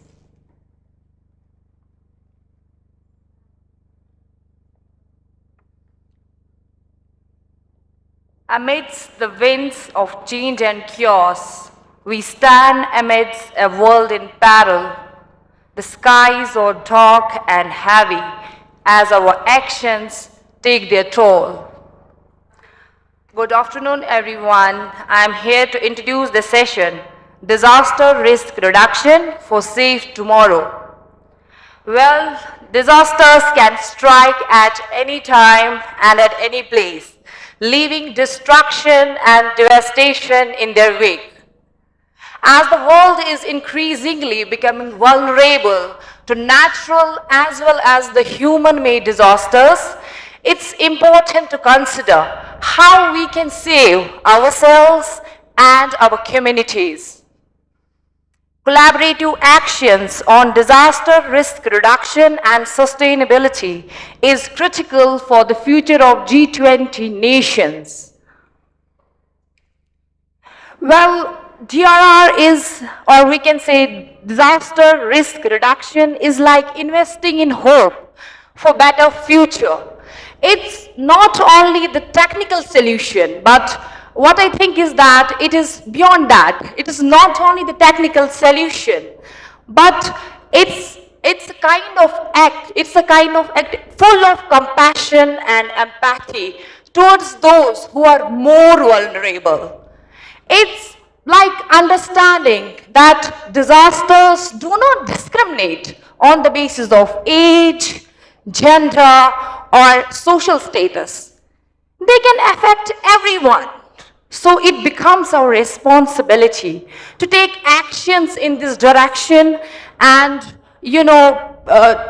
try to just listen or try to address their causes and impacts and help lessen their impacts. By investing in disaster risk reduction, we can get a chance to rebuild lives and communities. We can get a chance to heal from the wounds of past. And above all, I think we can get a chance to look forward to a better future. Ladies and gentlemen, on this particular day, I want to say, let us embrace a new philosophy and take responsibility of our ecology to create a world that is just and fair, where nature and humanity can both share. The moderator of this particular session is Professor Muhammad Sultan Bhatt. Professor Muhammad Sultan Bhatt is presently working as professor in Department of Geography and Disaster Management, University of Kashmir, with teaching experience of 28 years. Besides working as head Department of Geography for 10 years, he has also served as Dean School of Earth and Environmental Sciences for a period of 3 years. He has authored more than 80 research papers in the national and internationally acclaimed peer-reviewed journals. Some of his research works has been utilized for policy formulation by various concerned institutions and departments. Professor Muhammad Sultan Butt has pursued and guided research in urban geography, watershed development, climate change, and environmental studies. I request Professor Muhammad Sultan Butt to please come and introduce the panelists. Thank you. Thank you so much.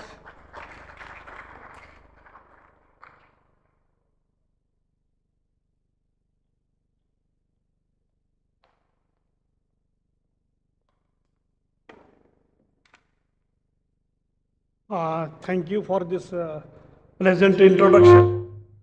At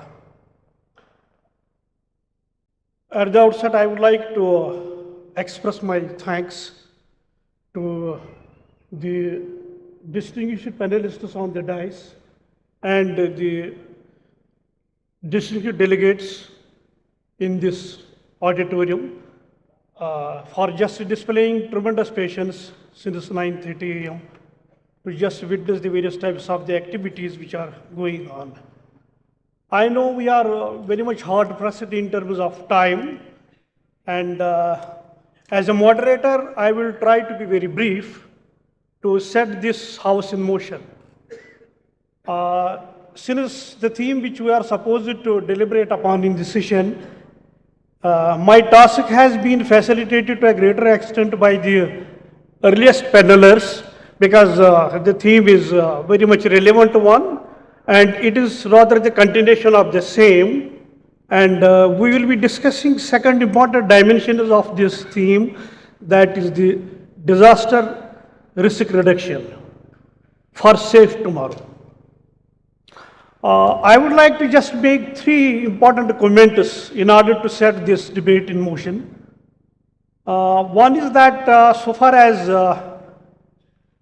India's initiatives with regard to the disaster risk reduction are concerned, we have got a very robust institutional mechanism. And one of the important acts which is in place, that is the National Disaster Act 2005. It gives us a lot of institutional mechanism to develop the disaster risk reduction initiatives not only at the apex level but at the grassroots level.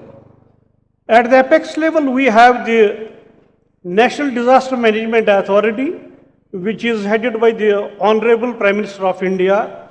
And at the district level, we have got state disaster management authorities, and at the grassroots level, we have got the district disaster management authorities. So that way, we have adopted the bottom-up approach in order to address the various issues which are arising out of the disaster management scenario. This is very important from addressing the various dimensions of the disaster management. And India has got a very robust mechanism in this context. Second important observation which I would like to share so far as this theme is concerned, that since from the inaugural session, the climate change has been discussed very widely, and truly so, because given the scenario which has been unleashed by the unprecedented climate change, it has been aptly described as the crisis multiplier.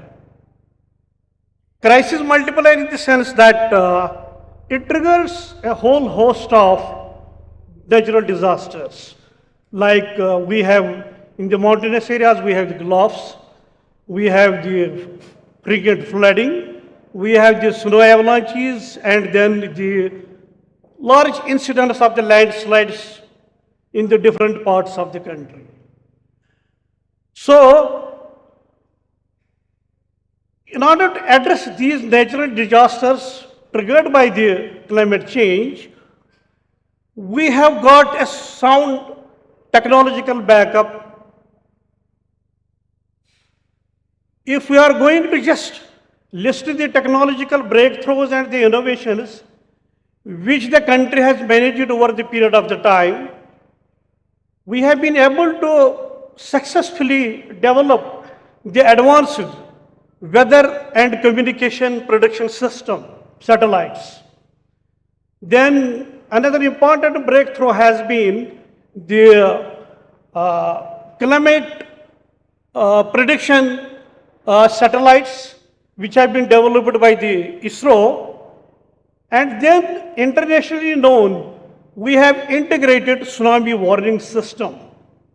This tsunami warning system is accredited by the Intergovernmental Oceanic Commission, which is operating under the aegis of UNESCO, and it has been accredited to just issue the warning system for 28 Indian rim countries, Indian Ocean rim countries, along with Indonesia and China. So that way, India has exhibited tremendous commitment and the responsibility and also the capability to shoulder global responsibilities to address the various concerns which are arising there on account of disaster scenario. Lastly, I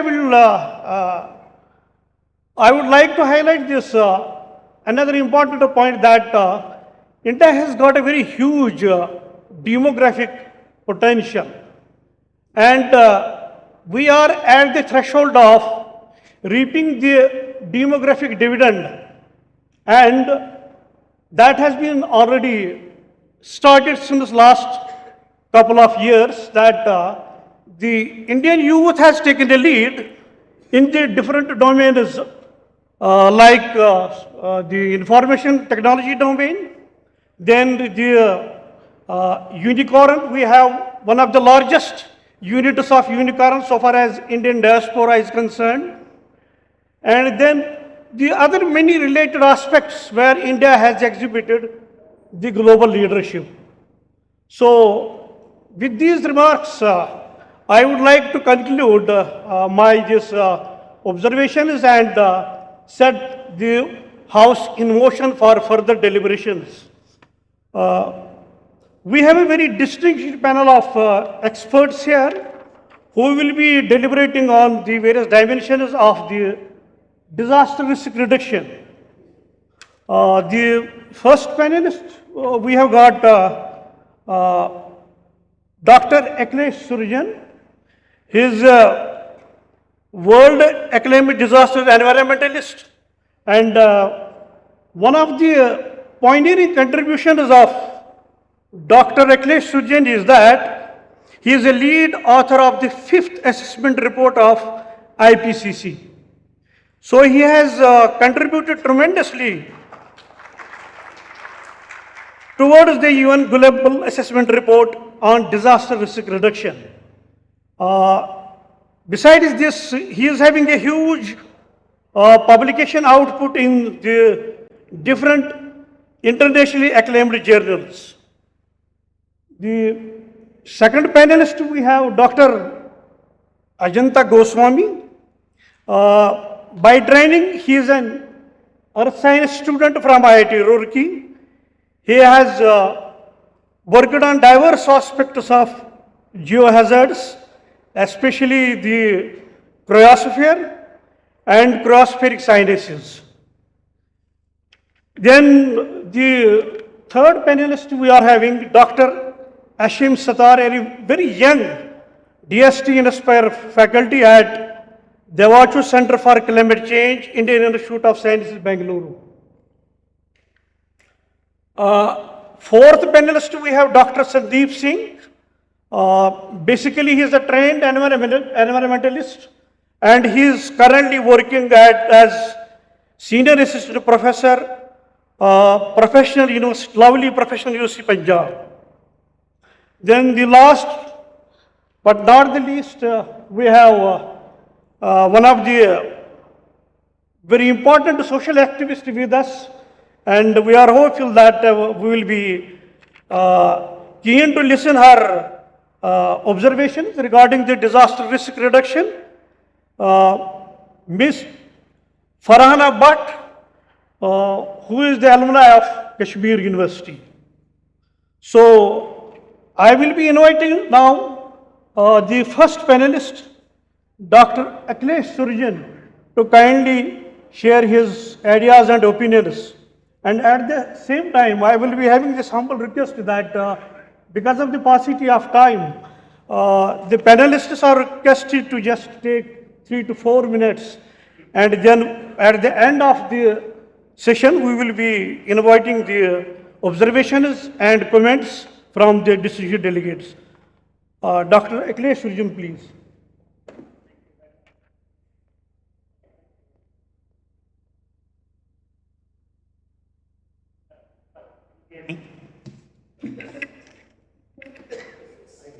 Now. Am I audible now? Thank you. Thank you. It is honor to be here in this August gathering, and it gives me immense pleasure to see a lot of youth who are present here from so many countries, from so many different parts of India, and also from different wide range of academic backgrounds, such as environmental science, engineering, geology, Ayurveda, yoga, language studies, and they are taking keen interest in the topic of today's discussion. I would also like to congratulate bringing Y20 and U20 together, because I think when cities are occupying only 4% of the landmass on the earth, but they are also home to 60% of the world's population, it is very important that youth and urban complexities should work together hand in hand to solve some of the most complex problems the earth we are facing today. This talk is about disasters, but let me giving you imaginative scenario. Consider that you are sleeping in your home on the winter night of December. This is the era when mobile phone doesn't exist in your life. And you are experiencing burning sensation in your throat and eyes, coughing, and some kind of strange smell which is suffocating you. What you will do? You will get out of your bed and probably say, check in the kitchen, is anything burning? Nothing is burning, gas is off. Then you will probably check all the electric connections in all the rooms in your house. If nothing is there, still you are suffocating, the next thing you would like to do is to open the doors and windows of your home. When you open the doors and windows to get some fresh air, you realize that your neighbor is also doing that. And then somebody will say, some gas has leaked from somewhere, we don't know where. And then you'll start running, because that is the time you don't have much motor transport available. While leaving your home and rushing to wherever you wish to, by walking, you're inhaling even more gas. And that is how, ladies and gentlemen, boys and girls, more than 3,800 people died in just one night in a city called Bhopal, which is in the central part of India in 1984, about 40 years ago from now. And in the next 2 weeks, about 8,000 people died. In the last 40 years, more than 20,000 people have died because of that industrial disaster, but also about the same number of 20,000 premature deaths have also happened. My talk is not about Bhopal today. My talk is to highlight the case that in Bhopal, the disaster of such a scale could have been prevented if a simple awareness tip would have been given to the people that take the handkerchief or any kind of cloth, soak it in the water and put it on your nose. Probably the deaths would have avoided from 3,800 to probably a couple of hundred or maybe less. But this simple awareness tip was not given to the people out there. So disaster risk reduction is not just about a spacious knowledge. It is also about simple things such as awareness, sensitization, and community action. Disaster risk reduction is everybody's business. Disasters, as we know, wash away development gains of decades. You have a very important role as a youth to bring a paradigm shift in our current way of doing things. Globally, if we look at in the last 30 years, the world has experienced 20,000 disasters. And out of that, 2.7 million or 27 lakh people have died, and 6 billion people were impacted directly or indirectly. However, the place which is of the attention at the moment is Asia-Pacific region, which is the epicenter of disasters. Out of the 20,000 deaths, 45% of that have occurred in this region. And mortality is 70% and affected population is 90%. So we can certainly see that the risk and vulnerability is disproportionately distributed in this part of the earth. As of today, governments invest very less in pre-disaster preparedness, prevention and mitigation, despite the studies showing that there are 10 times more money is required in response and recovery compared to preparedness and mitigation. We continue to act even today in the response mode. We have made high progress in disaster governance. You can see, creation of NDMA, SDMA, etc., disaster management plan, etc. However, our disaster preparedness mechanism has making gradual progress in the last 10 to 15 years. But the area where we have made very low or slow progress is in addressing the underlying causes of risk. And because of this, even we keep doing right things, we will not get right results. We are not addressing vulnerability, which is very dynamic concept in itself, which has many faces, including poverty, inequality, not including everybody, and creating fundamental developmental challenges. However, there's the good news. The good news is globally, disaster-related mortality is declining. This shows we are making progress. We know that global population is rising, but the disaster-related deaths are declining. It is a great news, isn't it? And we must celebrate it. I'll give you one small example. When you go back in 1999, a state called Odisha in India experienced a super cyclone. 15,000 people died with that deadly cyclone. 20 years later, in 2019, the same area was hit by a category 5 super cyclone called Cyclone Fani. Only 89 people died. With my due respect to those 89 lives, this is a success which has shown that our investment is giving a positive yield. I must say that while the world of disasters is full of negative news, we need to highlight these positive, examples to highlight that there is a row of hope further down there. I would stop here and I'll probably make some other points in the Q&A session. I would like to call upon second speaker, Dr. Ajanta Goswami, please. This way. That's right.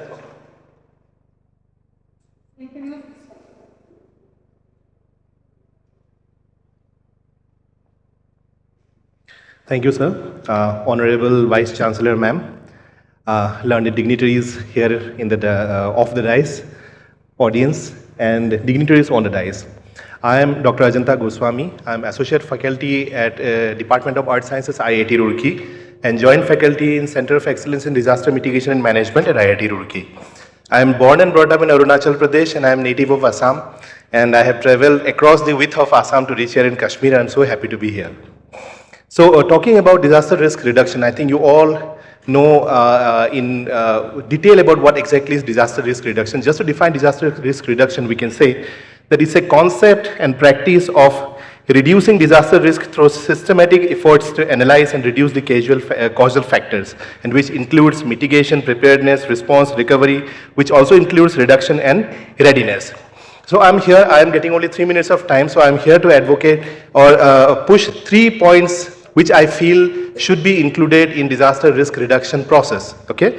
So among them, first is standardization of all the data that we are preparing. For example, for disaster risk reduction, the first step is risk mapping. So we all do risk mapping, we all do hazard assessment, isn't it? But suppose my map, hazard map, does not match with someone who is working here in Kashmir or somewhere there in Bangalore. Why? Because we have not standardized the whole process. We can't standardize the methodology, but at least we can standardize the process.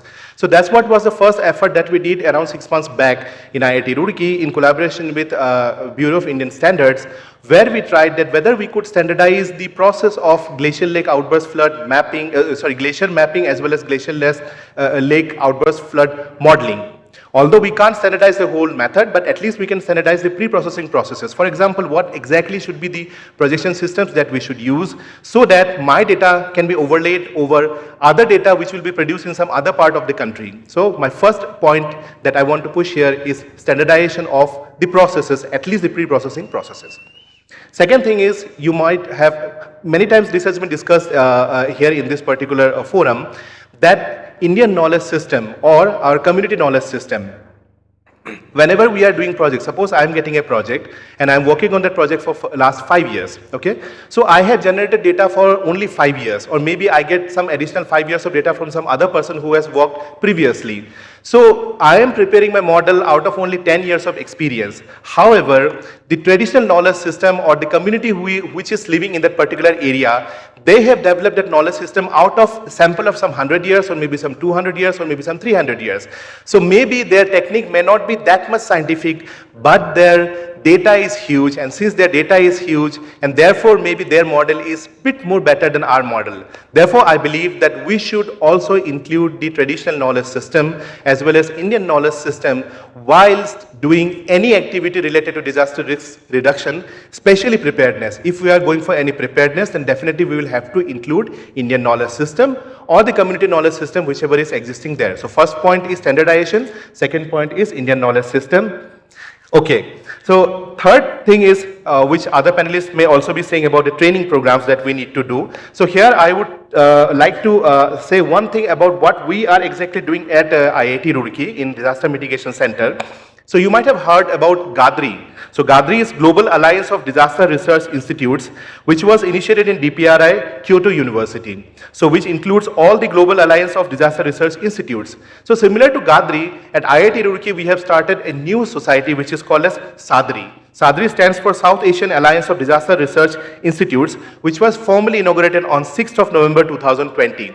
So here we are focusing on the research institutes or academic institutes, whichever are there in the South Asian region, so that we can develop something which is related to this particular region, because disasters by name they are common in most of the continents, but their nature as well as their treatments are quite different in different regions. So therefore we thought that we should move ahead with this SADRI. So I would request that whoever want to join SADRI, they can be a member of SADRI, and then we can have a good alliance, and which also falls into the Prime Minister's 10-point agenda, where he says that institutional collaboration is very much important. So with these three takeaway points or my advocacy, I might conclude my points here itself. Thank you so much.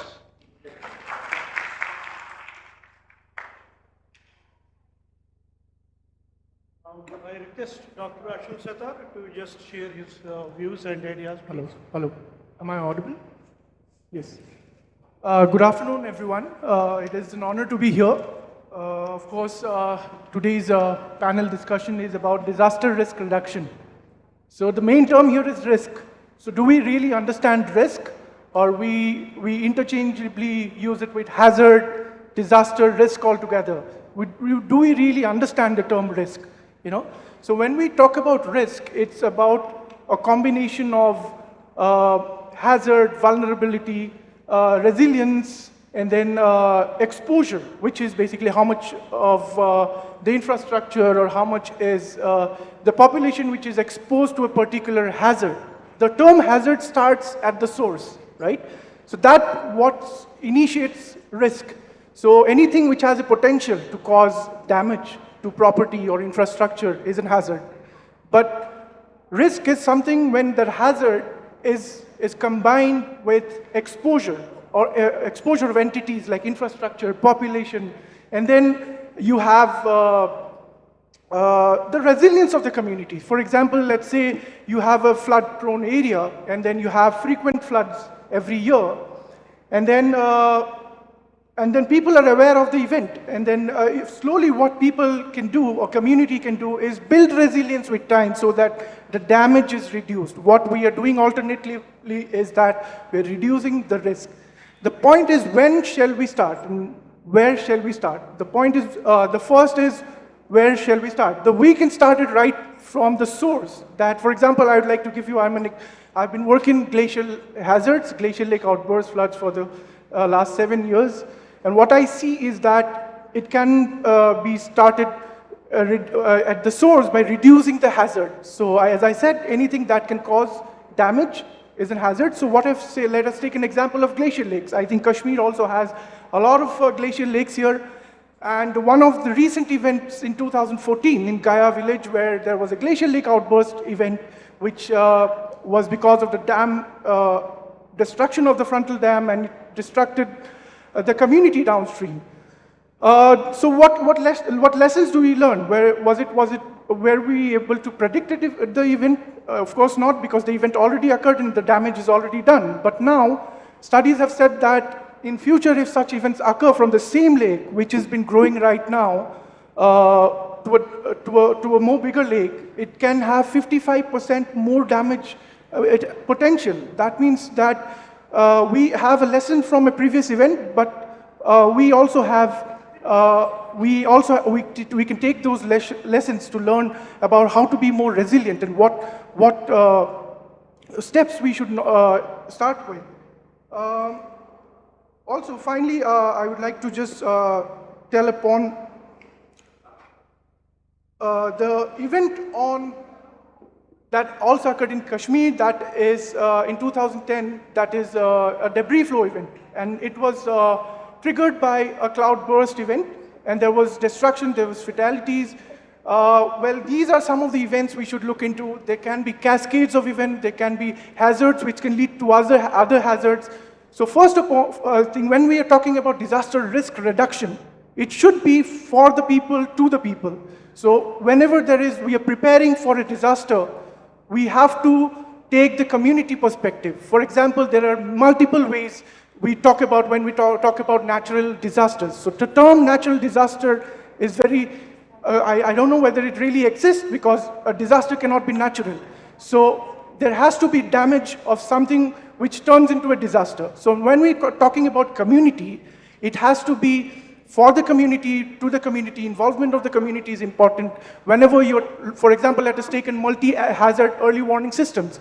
So science is in one hand, community is on the other hand. Science gives us the numbers, whereas community is important to come up to a good solution, because sometimes communities knows better than what science knows about a particular region or an area.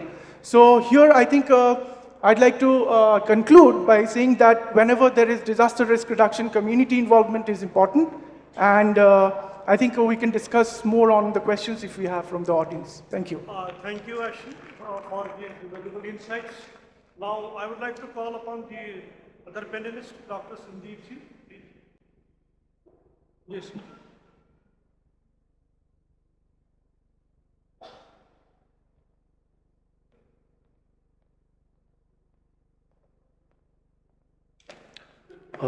Good afternoon, dignitaries on the dais and dignitaries off the dais, ladies and gentlemen. A lot has been said about the theme disaster risk reduction by the geologist's point of view also. I would like to talk from the environmentalist point of view. One case which I would like to talk about is Uttarakhand floods 2013. Occurred because of a massive cloudburst. 6,000 people died. A cloudburst is a common phenomenon in Uttarakhand, but still how 6,000 people died. A lot has to deal with 50,000 hectares of forest being cut from 2000 to 2020. And haphazard construction in the floodplain zone, even in the floodway of the river. When we are doing things like that and haphazard construction of resorts, roads, dams and all is done without giving due consideration to how it can affect in the future, then disaster is bound to happen. Dr. Hashim talked very finely that we don't know whether it's the natural disaster or the man-made disaster, because these are the two types of disasters. So maybe natural disasters are there, but the effects of those disasters are aggravated by the man-made actions. So we need to stop that. One more thing which I would like to talk about in this regard is whenever we cross a bridge in a plain area, usually the river is flowing in a very narrow path of the bridge. Then why such a long bridge? Because at one point of year, in the monsoon season maybe, the river actually swells to those limits. But if we are doing agriculture and we are doing construction activities in that floodway, then again disasters are bound to happen. So what is the solution? Solution is, first of all, while doing these construction activities, while doing these developmental activities, we have to give due consideration that we are not crossing the limits that are there, that are bound, that are made by the nature. Secondly, the best solution, because my work was on environmental monitoring and pollution assessment and bit on remediation also, and my prime focus was on phytoremediation use of plants. So that gives us the best solution. Plants, they prevent the disasters also in the upstream areas, mountains, no deforestation, reforestation, afforestation. Secondly, in the downstream areas, in the plain areas, I would like to go for the terms revegetation and avegetation, wherever we can find plants, trees, and that's the only solution we have got for the pollution problem also and for the disaster risk problem also. I'd like to conclude here. Thank you, Sunil. Now we have the last panelist. I request Ms. Farhana Bhatt to share her views.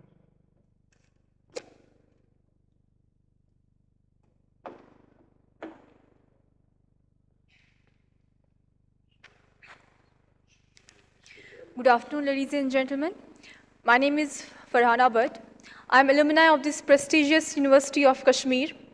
It's an honor to put across certain observations on disaster management and risk reduction for a safer tomorrow for all of us. For a country like India, which is highly prone to a wide range of natural disasters like floods, hurricanes, earthquakes, etc., as well as human-induced disasters like industrial accidents, conflicts, etc., which has devastating consequences. With a large population and diverse geographical features, India faces unique challenges in disaster management and reducing disaster risk. According to a 2022 disaster study, it was given the disaster risk index of 42.82, and India followed with a disaster risk index of 42.31. India has always dealt with disasters effectively, be it Bhopal gas tragedy in 1984, Odisha super cyclone in 1989, Gujarat earthquakes in 2001, or be it Kashmir floods in 2014. As we consciously are aware of what risk disasters pose, as briefly explained by fellow panelists, so I will just share a few observations regarding what measures could be taken in order to eliminate and minimize the consequences. First, it comes to assessment of risk, which leads us to fundamentals of understanding the nature and magnitude of potential hazards of vulnerabilities. This process involves analyzing past disaster events, identifying exposed populations and critical infrastructures, assessing the potential impact for the future. Then we come to prevention and mitigation, which leads to the proactive measures which could be implemented through enforcing government policies, building codes, promoting sustainable land use planning, and improving infrastructure resilience, by virtue of which underlying risk factors can be minimized. Now we come to preparedness, which plays a very vital role in disaster risk reduction. This includes early warning system, emergency response, planning and equipping individuals and communities with knowledge and resources so that they can effectively deal and respond to the disasters. The measure which I put forth, supra, regarding disaster risk reduction, holds significant importance in safeguarding lives, promoting sustainable development, which I'm sure you all will agree with. So due to the dearth of time, with this, I thank you all for patiently being with me and letting me put across my views and heartfelt gratitude to the honorable members and dignitaries present here. I thank you all, and I would take a leave now. Thank you. Jai Hind.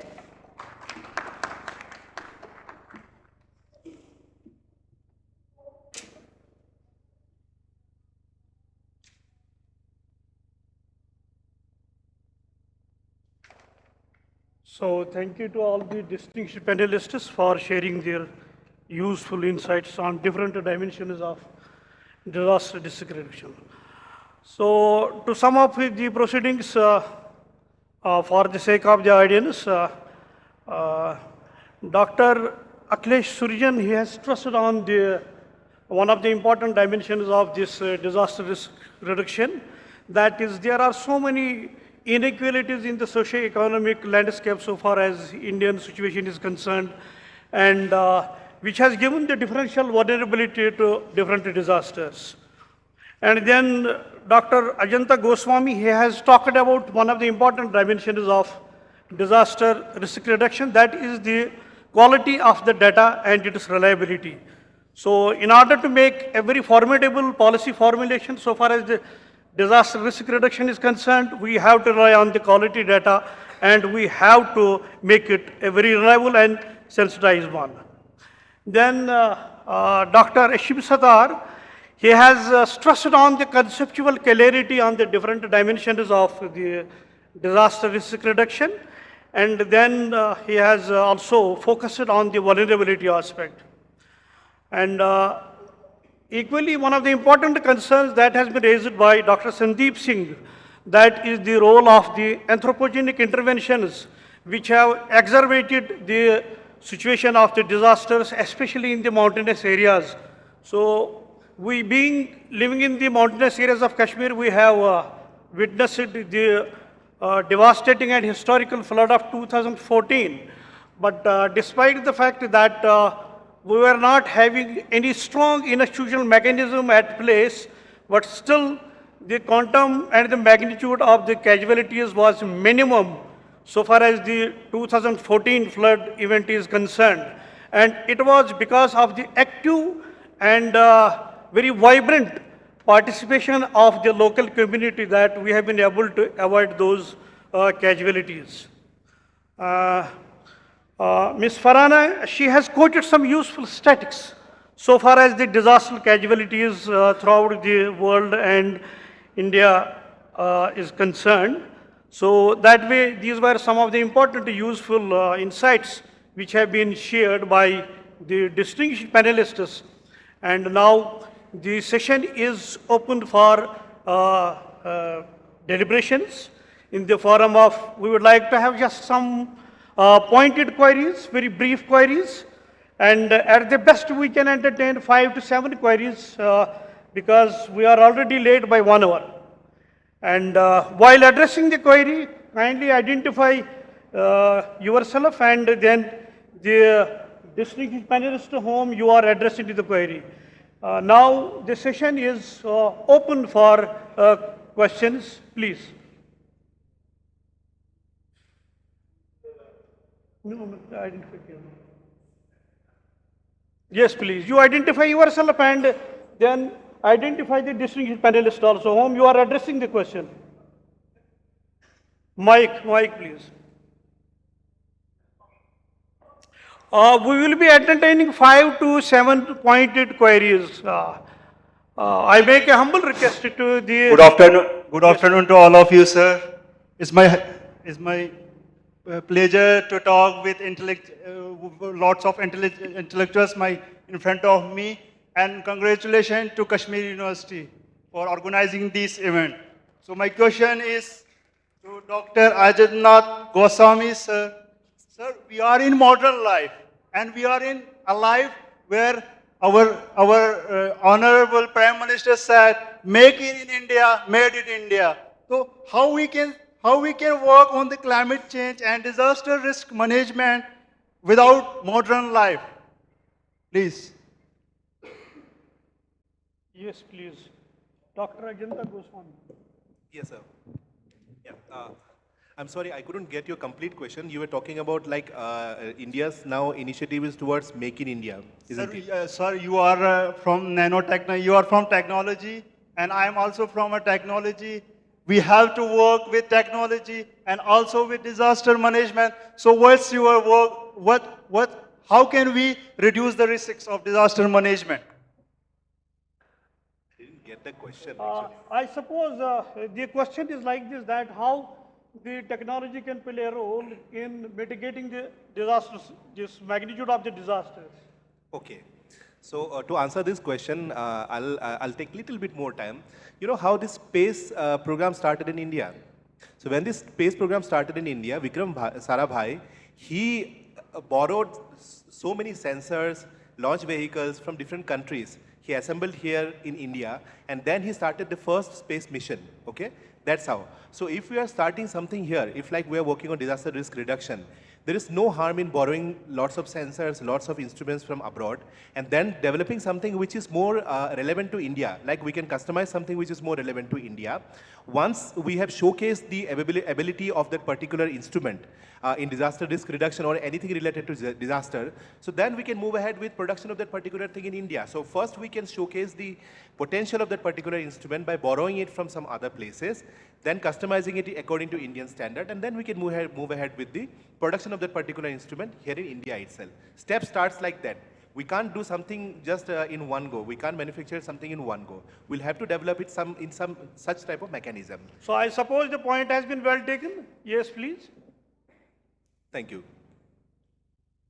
Sir मैं Sandeep doctor Sandeep Singh sir से पूछना चाहता हूँ sir mainly water logging is a major issue and a emerging problem which occurs every year which kills many people in towns and by making concrete roads houses buildings etc has a major risk of water logging. So what are your views on this and what should be the other ways round to deal with this problem, sir?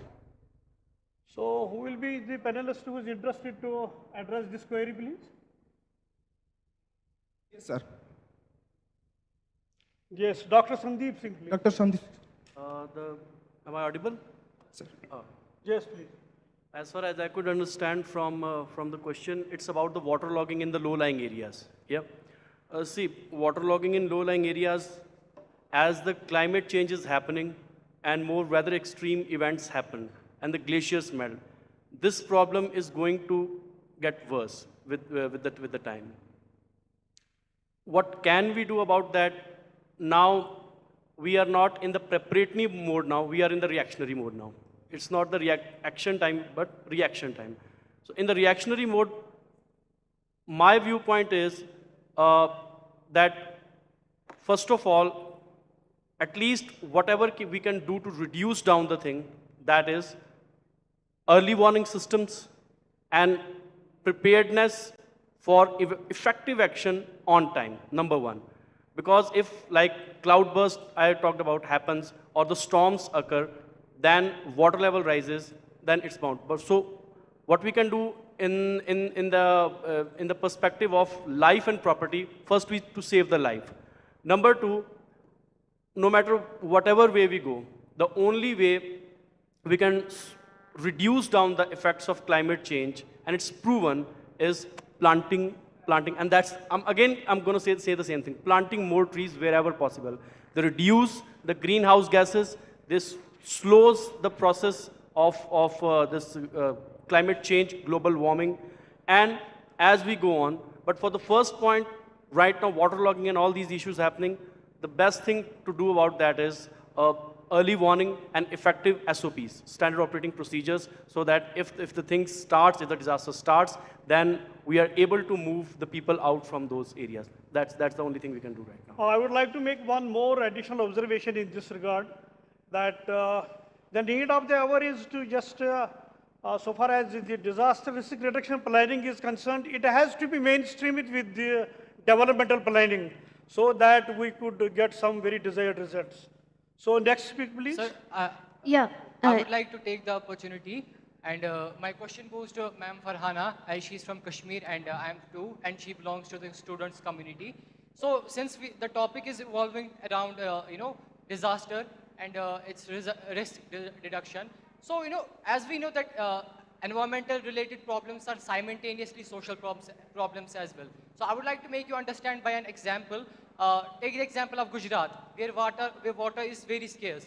So sometimes there is no waterfall, so there is drought. So rich farmers, what they do is they invest in deep tube wells, so they can cope up with that problem. Whereas the poor section of the Gujarat, they can't cope up with such environmental related problems. So your point is well taken. I would like to request Dr. Akhilesh Surjan to respond to this, please. Thank you so much.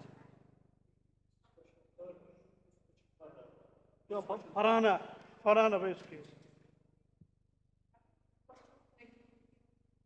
So he's talking about the usage of the water which is being used by the different communities, isn't so? Which are from the diverse socio-economic background.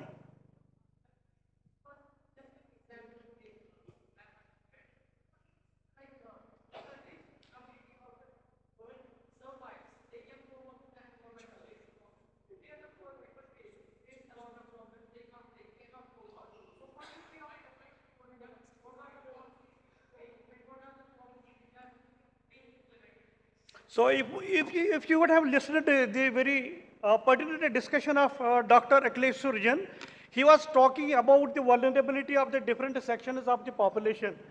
If we are going to dissect the socio-economic landscape of the Indian demographic scenario, we have almost 30 to 40% of the population which are living below the poverty line.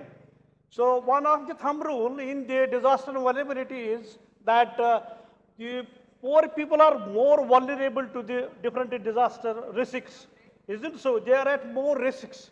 So in order to just reduce their vulnerabilities, we have to formulate certain planning strategies in order to just avoid that type of this while their level of vulnerability could be reduced considerably. So that could be done by devising the various planning measures. So I suppose, I hope you have, we have addressed your this query, please. Now, next speaker, please. Thank you so much for the entire panelists for an excellent session and for sharing your insights and your vision. I have two humble submissions. One is on aligned with the theme of today's summit, which is climate change and disaster risk reduction. They go hand in hand. We have, and thanks Professor Butt for talking about the institutional setups that we have. We have a state disaster management plan and a district disaster management plan. Then we have climate change action plans. We have state action plans. But how aligned are they with each other? How often do the departments talk to each other? How coordinated is it? Is there a need for mainstreaming DRR with DRR and climate change adaptations with sustainable development goals? Do we have guidelines for the state? So I would kind of want Dr. Akhilesh sirs and all the other panelists, opinion on this particular thing. Also, talking about the COP27 takeaways, one very important thing that was a major highlight in COP27 was the loss and damage funding. Funding can mean different things to different people, but today we are talking about climate change and climate resilience. So, need to create innovative mechanisms that support nature and climate outcomes at the national and ecosystem level that... Thank you. We have taken so that could be another recommendation that can be put in, and we would like to know from the panelists their vision on this. We have taken your observation. I request Dr. Akhilesh Surjan to respond to this, please. Thank you. Hello. Yeah. So I think your first point is very well taken, that you said that there is still siloism exists and departments probably do not talk to each other. While your point is very well taken, madam, but with due respect, I would like to let you know that as we all know about the Sustainable Development Goals, SDGs, and out of the 10 out of the 17 SDGs are linked to disaster risk reduction. So it clearly highlights that globally, disaster risk reduction is a priority. We need to also make it a local priority. And I can tell you with my own experience of working in India, in the starting time when the disaster risk reduction started getting mainstream, I walked to the office of the Education Commissioner in Delhi, and I said, I am working in the disaster risk reduction project, and I would like to have a word with you. He said, you are in the wrong office. You should go and talk to the fire department or police or maybe MCD, Municipal Corporation of Delhi. We don't deal with the disasters here, Mr. Surjan. You can imagine it took a couple of meetings for me and my team to make it a sense that DRR or disaster risk reduction has to be mainstream in every section of the society, every section of the government. And it required massive effort to introduce 2 books in the CBSE syllabus on disaster risk reduction for the schools. And I'm very proud of it. And I am a strong advocate that even in the universities, whether somebody is studying political science or geology, whether they are doing engineering or technology, they must study disaster risk reduction, climate change, and overall global environmental stresses which we are experiencing today. And departments are also doing this, although progress can vary from state to state, jurisdiction to jurisdiction. Your point number 2 was about COP27. Sorry, I didn't get it very clearly, but was it about sustainability? Innovation and sustainability. It is very, very, very important, I guess. And I think I'm also speaking in the next session where I'll be talking a bit more about the innovation. And our younger population especially is doing amazing job in India. Whenever I visit India, I get a lot of inspiration from this young population who is very entrepreneurial at this point of time. And I'm sure more and more innovation will come up ground up, which will change our life way differently than what we are living in today. Thank you very much. Thank you, Dr. Akhilesh Surjan, for giving this elaborative explanation. Can I? This will be the last this query, Yeah, please. okay. Last Sir, one. Good afternoon, everyone. My name is Ashia Hayat, and my question is to Dr. Akhilesh, sir. Sir, we know that this climate change and these disasters, this all is just because of the emissions from industries and factories that we have, right? So my question is, but we have to do industrialization that is vital for our development. So what is your take on that, and what can we exactly do to make industries, in a more sustainable manner?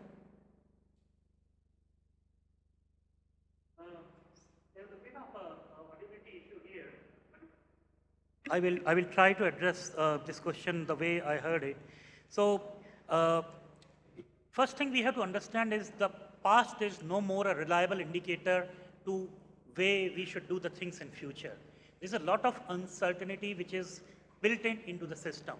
We have to also understand the systemic nature of risk, the cascading impact of risk. For example, I lived in Japan for 10 years. I was there when 2011 earthquake and tsunami happened.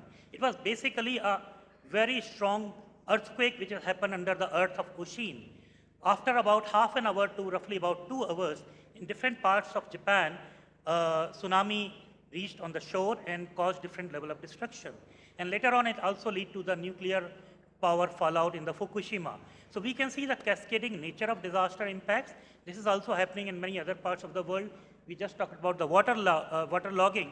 Basically, extreme events as well as not so extreme events, but because of the nature of urbanization and the land use planning which we are practicing, it is likely that more and more areas will be waterlogged.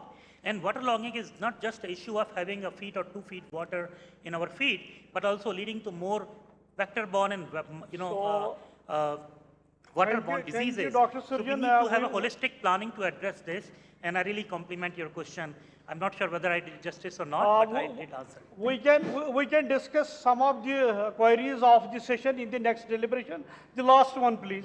Thank you, sir. Good afternoon, everyone. My question is to Dr. Sandeep Singh. Sir, in Jammu, from where I belong, around 38,000 trees are going to be chopped off for a High Court shifting project in Ratka forest. Now, many young activists are fighting to protect the forest, and Jammu comes under seismic zone 4 and 5, which means that clearing the forest will make it prone to massive calamities, reduce its air index quality. On the one hand, the administration encourages us to come forward, take a stand, share our ideas, but when we work on the ground level, many a times it is the same system that we have to pose, the same system that poses challenges. My question is, how are we supposed to reach a mutual conclusion, a middle ground with the administration in such a situation? Yes, Dr. Well, I don't know if what can be the answer, because many times the answers or the queries that the environmentalists put that sometimes is not in sync with the administrative. But coming back, what my viewpoint is that from the societal point of view also, and from the administrative point of view, so it has to be collaborative. See, we need development. Definitely, it's no question that we don't need development. We need development. But in this development, we have to find a middle path. There are 3 pillars of sustainability, I think you would know: environmental, economical, and social. So until and unless these 3 pillars are balanced, the sustainable development won't happen. So from the societal point of view, the society has to create the pressure, as has been in many cases, that construction of projects have been stopped and halted. Like Silent Valley movement, you would know, this hydroelectric power project by Kerala State Electricity Board, it was halted because so many NGOs and local people, they protested against it. So this middle ground can only be found if, let's say, the administration is taking in the view of the public and the, let's say, environmentalists, and also the environmentalist and social organizations, they are also taking in the views of the state. Because this middle path, otherwise if we are not moving middle path, we'll be on the extremes. And extreme is not how the nature works. It's not how nature works. It has to be equilibrium. Thank you, Dr. Sandeep Singh. We are really sorry we could not take many more So I have queries one and question, sir. observations from the distinguished participants. I will be concluding now by inviting my co-report here, Dr. Akhtar Alam, to just present a formal vote of thanks to the distinguished panelists. Please. Thank you very much, sir, and thank you very much, organizers, for giving me this opportunity to report the session. I'm thankful to the speakers for valuable inputs. I'm also thankful to the other participants who have been really very patient, listening to the different comments from the guests. I think I have noted all, as a reporter, I have basically noted all the valuable comments. We'll be basically compiling them and using them for further proceedings. Thank you very much.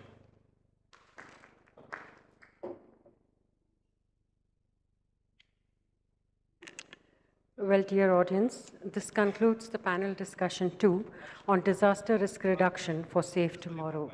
I now invite the Honorable Vice Chancellor, Professor Nilofer Khan, to felicitate the moderator, Professor M. Sultan Bhatt, from the Department of Geography and Disaster Management, University of Kashmir.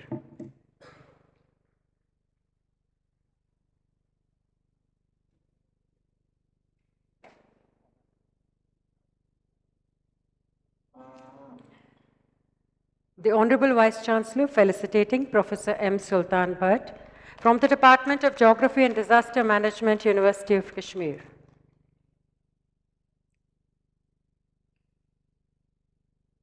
Could we have a huge round of applause from the audience, please? Thank you.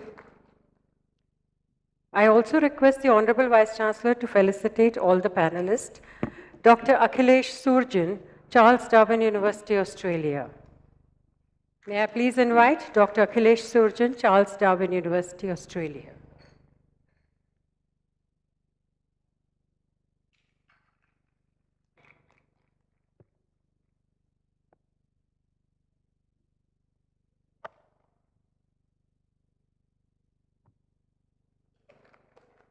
The next panelist, Dr. Ajanta Goswami, Indian Institute of Technology, Roorkee.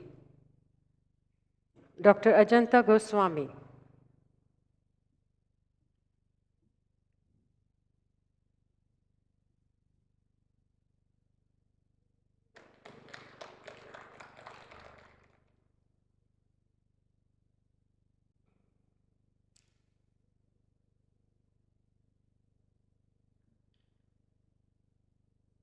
The next panelist, Dr. Ashim Sattar, Indian Institute of Science, Bengaluru. Dr. Ashim Sattar, please.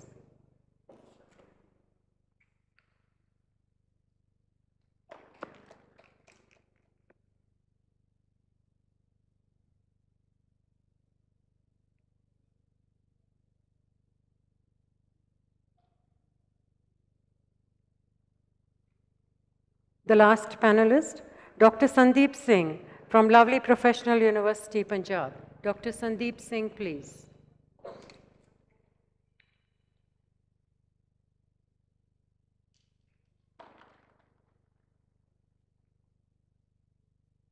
Dr. Sandeep Singh, lovely Professional University, Punjab. I thank the Honorable Vice Chancellor, Professor Nilofer Khan, for felicitating the panelists. I now invite Dean Students Welfare, Professor Anisa Shafi, to felicitate Ms. Farhana Bhatt, alumni of University of Kashmir. I now invite Dean Students Welfare, Professor Anisa Shafi, to felicitate Ms. Farhana Bhatt, alumni of the University of Kashmir.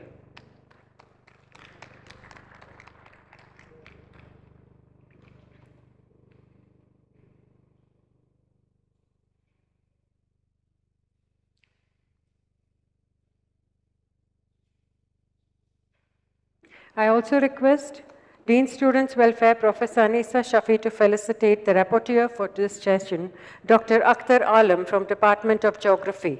Dr. Akhtar Alam.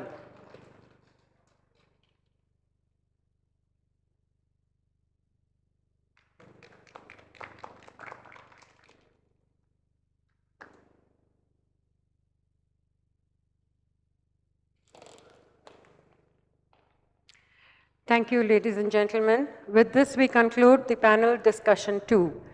I request all the panelists to pose for a group photograph with the book given.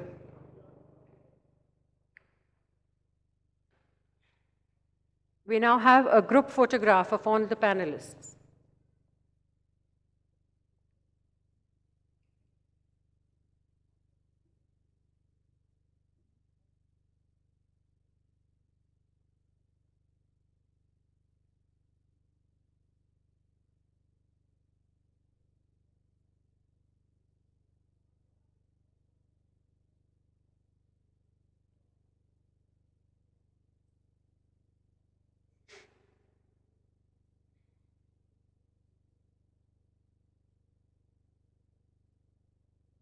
Thank you, panelists. This concludes panel discussion 2 on disaster risk reduction for safe tomorrow.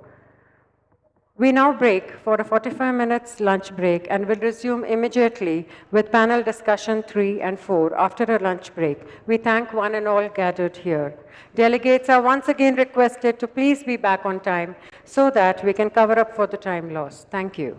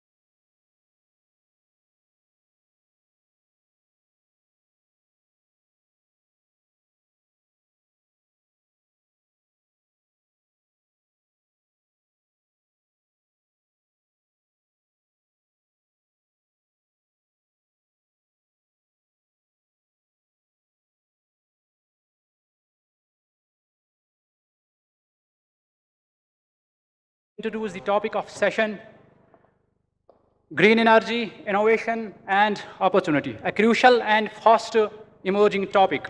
Ladies and gentlemen, green energy has become an important topic on the G20 agenda, with member countries recognizing the need of transition to low carbon economy in order to mitigate the impacts of climate change. The development of green energy sources require innovation in technology, infrastructure, and implementing policies to support the transition to sustainable energy future. Green energy presents significant opportunities for the economic growth, job creation, and reducing carbon emission to mitigate the climate change. As a leading member of G20, India is well positioned to capitalize on these opportunities by investing in green energy, research and development of clean energy technologies such as hydrogen fuel cells, solar wind hybrid projects, and implementing the policies that support renewable energy adaptation. The concept of International Solar Alliance was jointly conceived by the Government of India and the Government of France to promote the harness of solar energy globally. And our country, India, has set a target to achieve 450 gigawatts of renewable energy capacity by 2030. Ladies and gentlemen, going green is the best defense in ensuring sustainable world for generations to come. A slogan goes, think globally and think locally.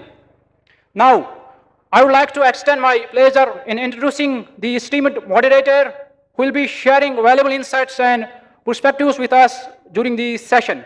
The moderator for this session is Professor Seaman Robab, currently working as a professor at the Department of Physics, National Institute of Technology, Srinagar, UTF J&K. She has expertise in renewable energy, material sciences, physical education, gender and science, and history of science. May I now request the moderator of this session to please moderate this session and introduce the panelists. Professor Seaman Robab.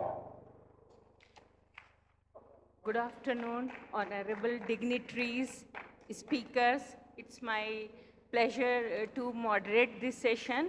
And first of all, since we are running late, so I will request all the speakers to be to the point and be brief.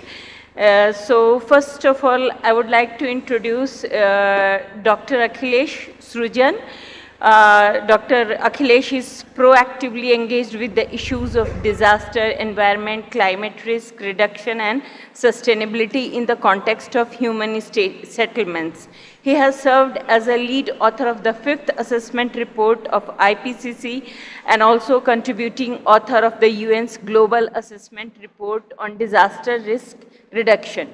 Dr. Srujan is Associate Editor of Progress and Disaster Science, which is an Elsevier journal, and series editor of book series Disaster Resilience and Green Growth, which is also a Springer publication. He also served as editor for Sustainability Science from 2013 to 2019. He is regularly invited to lecture in global, regional, and national forums.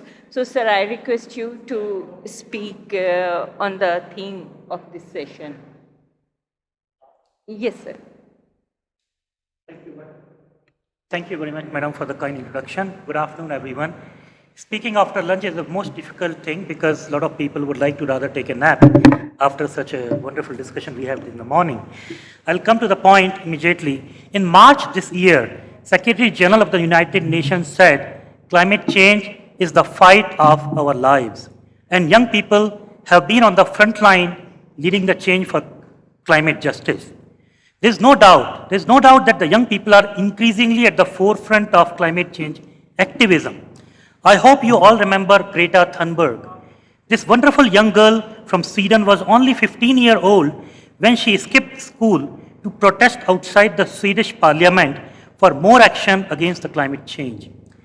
Greta's famous quote is, "You are never too small to make a difference," and we can see an example here, living example. Greta is an amazing role model, so is, I'm very sure, Prasiddhi is, but in Greta's very simple yet impactful speech, she challenged the world leaders in the UN conference to take immediate action for climate change mitigation. She strongly asserted that humanity is facing an existential crisis because of global warming. Her simple yet very powerful words have sparked climate debate among young people worldwide. There were school strikes for climate which have been recorded in 150 countries.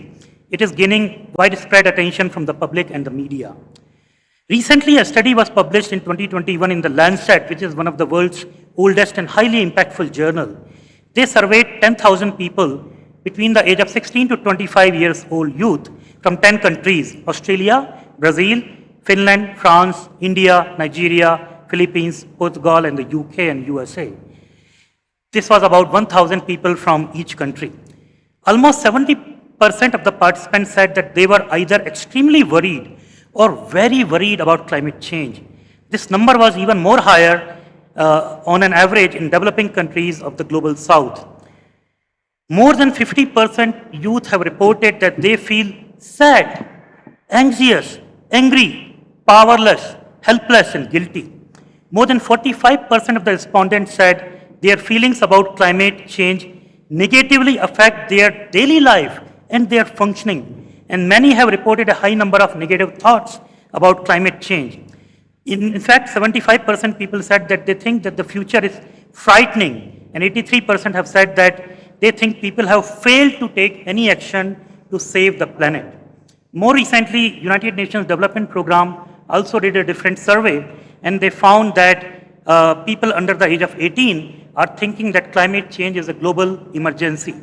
Other studies also show that there is a greater level of eco-anxiety going on and on increase in the young people.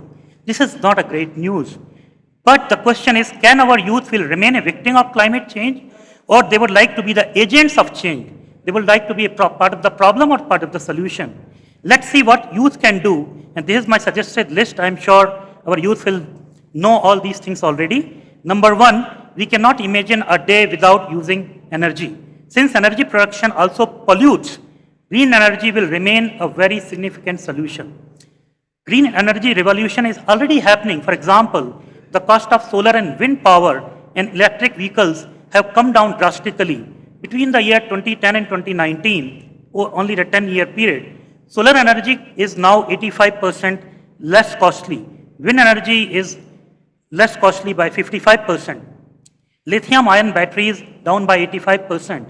You as a youth can do more impactful research, not just in the universities, but also in collaboration with the communities to innovate with green and renewable energy, making solar and wind more affordable and more accessible to the masses, not only to the few elites. Mahatma Gandhi famous, one of his famous quotes is, "Be the change you want to see in the world." You can be that catalyst of change, dear youth. You can bring a multiplier effect in promoting 3R, which is reduce, reuse, and recycle.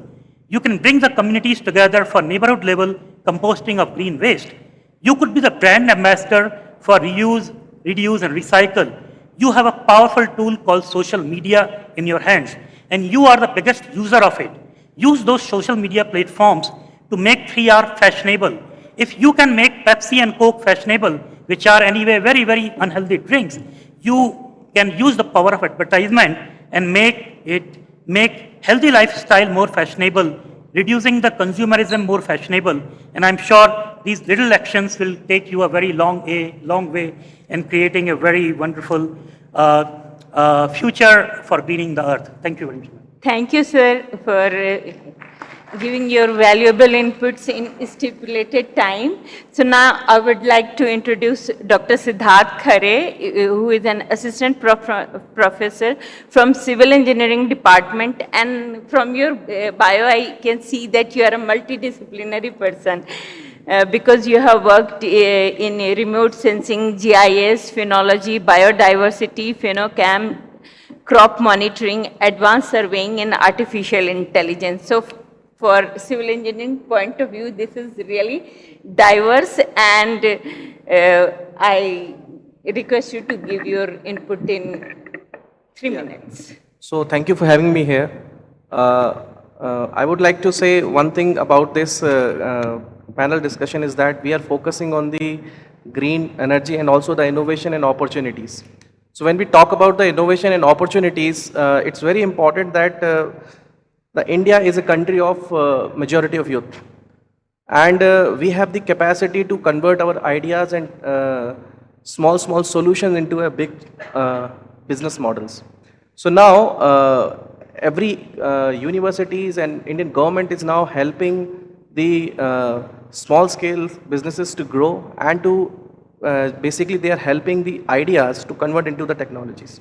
Yeah. So I'm coming from IIT Roorkee, and in IIT Roorkee we are fostering the culture of startup.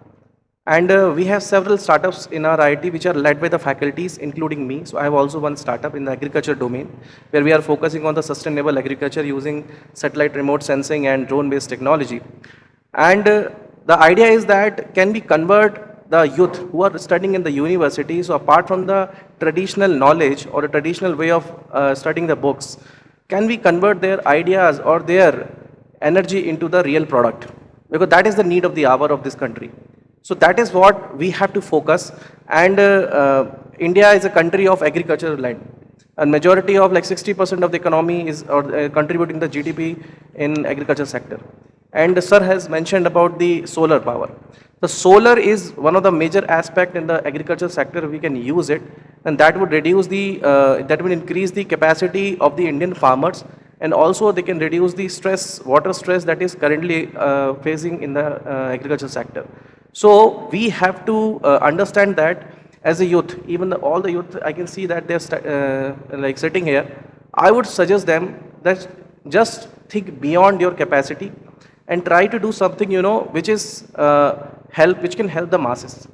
So as a professor and as an entrepreneur, I have learned in those 6 or 7 months that if you have an idea and if you have a capacity to build that idea into a product, you can reach to the masses. And then you can actually help not only yourself in building the business, but also you can cater the real problems of India. Because in India, if you just walk 100 meters, you will find a problem. And if you are able to solve that problem with the help of technology, and I'm 100% sure in coming 15 to 13 years, India will be the leading business providing solutions in the market. So thank you very much from my side. Thank you. Thank you, Siddharth, for your valuable input, especially about startup culture. What we miss here in Kashmir is the startup culture. Recently in NIT Srinagar, we have also started this startup thing. So I would like to add one thing. If anybody would like to know that how to start the startup or what are the things that they need to do, they can contact me anytime. Sure. I will be ready to help them. Thank you. Thank you very much. So next, I would introduce Dr. Sharmishta Banerjee, and her area of expertise is also very interesting and growing field, because we see a lot of engineers, we see doctors, but we hardly see any designers. So she is from design background. Dr. Sharmishta is currently working as an assistant professor at the Department of Design and Center for Disaster Management. The combination is very interesting, I would say. And she has done her MSc from Delft University of Technology and her PhD from IIT Guwahati. She is also working there only in IIT Guwahati. So please give your suggestions, inputs regarding green innovations. Yeah. Hello. Hi everybody, nice to be here. So I would like to introduce our lab. We call it as Sustainability and Social Innovation Lab. So what we do over there, so as ma'am has already introduced me, we design products and we design services. What kind of products, what kind of services? Any kind. It can be a hardware product, it can be a software product. But our focus is design for sustainability. The problem of sustainability does lie at the production side, because our production processes are not very clean. However, the major problem lies on the consumption side. What do I mean by that? So about 3 decades back, very few people will own a air conditioner because they were power guzzling machines. So it used to be very expensive to run them. However, technological innovations brought in a lot of efficiencies, and now we can buy 5-star rated products and so on, which consume very less energy. But did that solve our problem? No. Actually, because owning a air conditioner became cheaper, the market got flooded with air conditioners. Almost everybody owns one and can afford to run one. As a result, the whole society's energy consumption went up. So our sustainability problem is more on the consumption side. So our aim at the lab is to look at how can we make sustainable consumption systems. So a major problem with consumption is ownership-based consumption. So I want to have pure water, I will buy a water purifier. I want to wash clothes, so I will buy a washing machine. But do we need washing machines or water purifiers? No, absolutely not. We need clean clothes and pure drinking water and an easy way of moving ourselves from point A to point B. So that's where the problem lies. We have been constantly told that we have to own things to be able to consume them and to have a certain standard of life. However, a product service system is good enough way of doing the same thing. It can still provide you with clean drinking water, clean clothes, transportation from point A to point B with equal amount of ease or maybe more ease, and as a society we consume less. We consume less material, we consume less energy. So that's where our intervention comes. So how we look at this whole thing? So I will give you a small example. We work a lot in agricultural machinery because efficiency in terms of energy consumption and water consumption is very less often spoken about in Indian agricultural machinery. Most of the time it is like, let the thing do the work. So we look at agricultural machinery very closely. First we start looking at, so in northeastern part from where I belong to, the farms are very small. So let's say ginger, turmeric, they cannot take the produce to the market because the volume is small, and if you take the fresh produce to the market, you spend a lot of money, you are not able to make enough profits. So they will sell the raw produce, which gives them low returns. However, we decided, oh, let the machine go to them which can process it. So I have to design machinery appropriately, considering their scale of operation, what is acceptable to them. Second thing, now I can clean the ginger and turmeric by using mechanical means, by using ultrasonic cleaning. So then comes the energy considerations. By considering the economic aspects, the social aspects, and the environmental aspects of consumption, our overall aim is to reduce consumption in a manner that we can be within sustainability limits. Thanks so much. Thank you, Sharmishta, because you are bringing design concepts to green energy and sustainability, which is again an innovative concept, I would say. And thank you so much. Now I would like to introduce our young delegate, young speaker, Prasidhi Singh. And I am inspired by her because we only talk and talk in any, and she has done. She has planted 1 lakh saplings, 1 lakh plants. So that's the biggest introduction of her. But I will go through her bio. She wants to be read like that. So Prasidhi, her age is only 10 years. And she's Prime Minister National Child Awardee. And she is the founder of the Prasidhi Forest Foundation. And she's into these things since 4 years of age only. Yeah. She's the youngest fruit forest creator of India, Book of Records, Prasidhi's brand ambassador for the nationwide girl literacy campaign, Beti Bachao, Beti Padhao by Tamil Nadu government. She has also been appointed as child ambassador of Green Tamil Nadu Mission. Prasidhi has been featured in Wikipedia for the plantation program on environmental contribution. She was the youngest G20 Y2 official consultant at IIT Kanpur. So many things. So, and now I'll directly go to the awards and recognition which she has received. She has received the Diana Award, UK, highest prestigious global accolade for social action and humanitarian effort. ZTV Born to Shine Award, then Global Child Prodigy Award, Dubai TV 18's Byju's Young Genius Award, finalist Indian of the Year, CNN News 18 Award, Eco Hero Awards, California, USA, Earth Day Network, Rising Star, USA, Global Sustainability Award by GCPIT, and Young Change Maker by Cartoon Network, Warner Brothers. So I would request everybody to give her an standing ovation, including myself.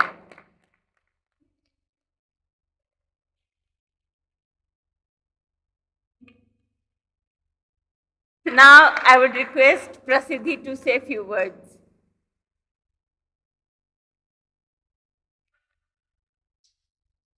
Am I audible? Yes. Greetings, everyone. I'm glad to be on this platform, and I'd like to firstly congratulate all my fellow panelists, the dignitaries over here who were there and are currently there as well, and especially the amazing, enthusiastic audience I have at this very moment. I would like to do a special thanks to the people behind this event, Ms. Nilofer Khan, as well as Mr. Parvez and Mr. Manzoor. So I'd like to start by asking a very simple question. As per you, I mean someone in the front line if you could answer, as per you, how would you describe technology in 2-3 lines?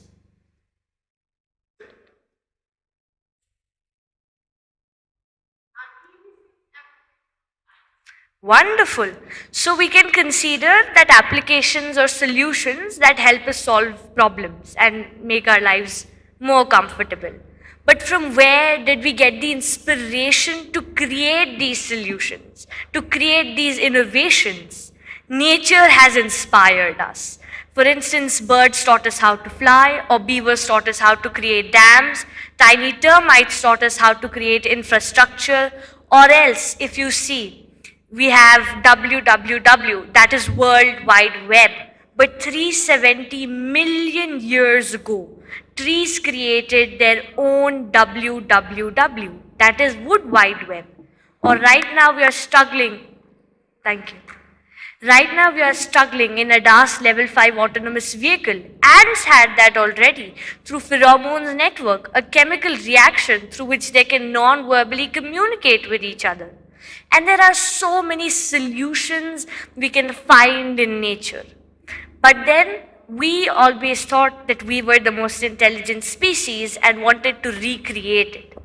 Right now, the world is facing unprecedented challenges, and the humanity is faced with a choice to go on an unsustainable trajectory or to stop, listen, and learn from nature.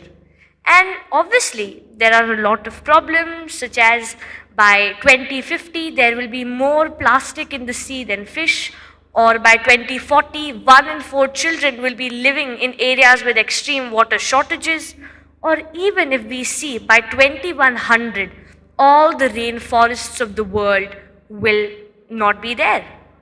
But just saying these numbers is not going to help.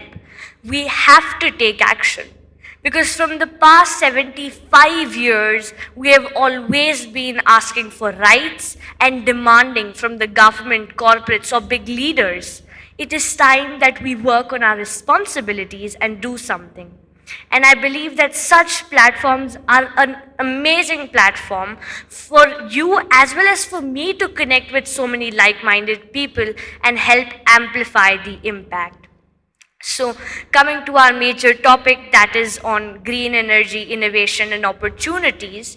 Speaking of opportunities, I think recently there was an article by the Economic Times that said if we want to achieve our net zero target by 2070, India needs to transit to 50 million green jobs, which means the government is putting high pressure on that.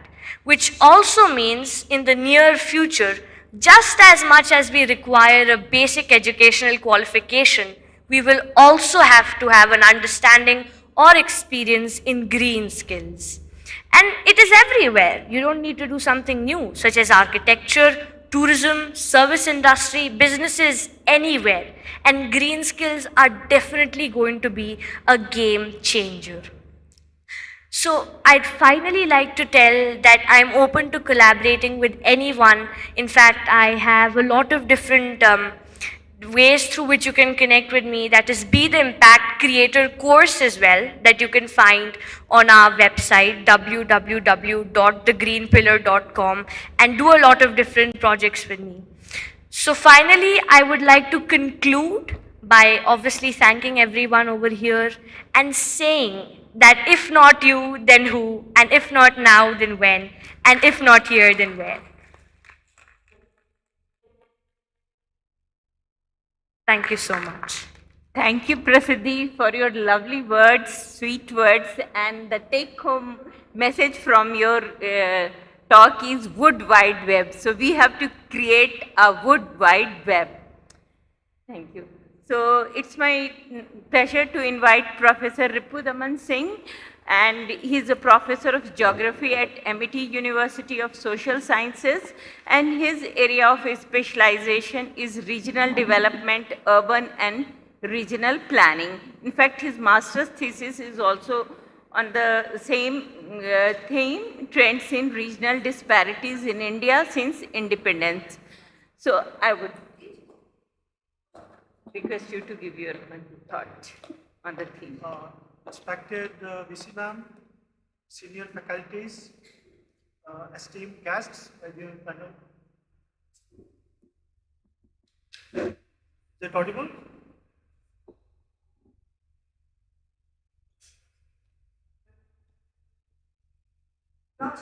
Audible now? Yes. Okay. Respected Vice Chancellor ma'am, senior faculty members, my dear panelists, dear students, colleagues, and friends. I'm honored to be part of this panel and to share my views on green energy innovations and opportunities. Now, the part of this Y20 consultation summit, the theme being climate change, disaster risk reduction, and sustainability, a way of life. Now, when we come to green energy, now all these things are related. We can't look for separate climate change, disasters, or sustainability as a separate things, or green energy as a whole.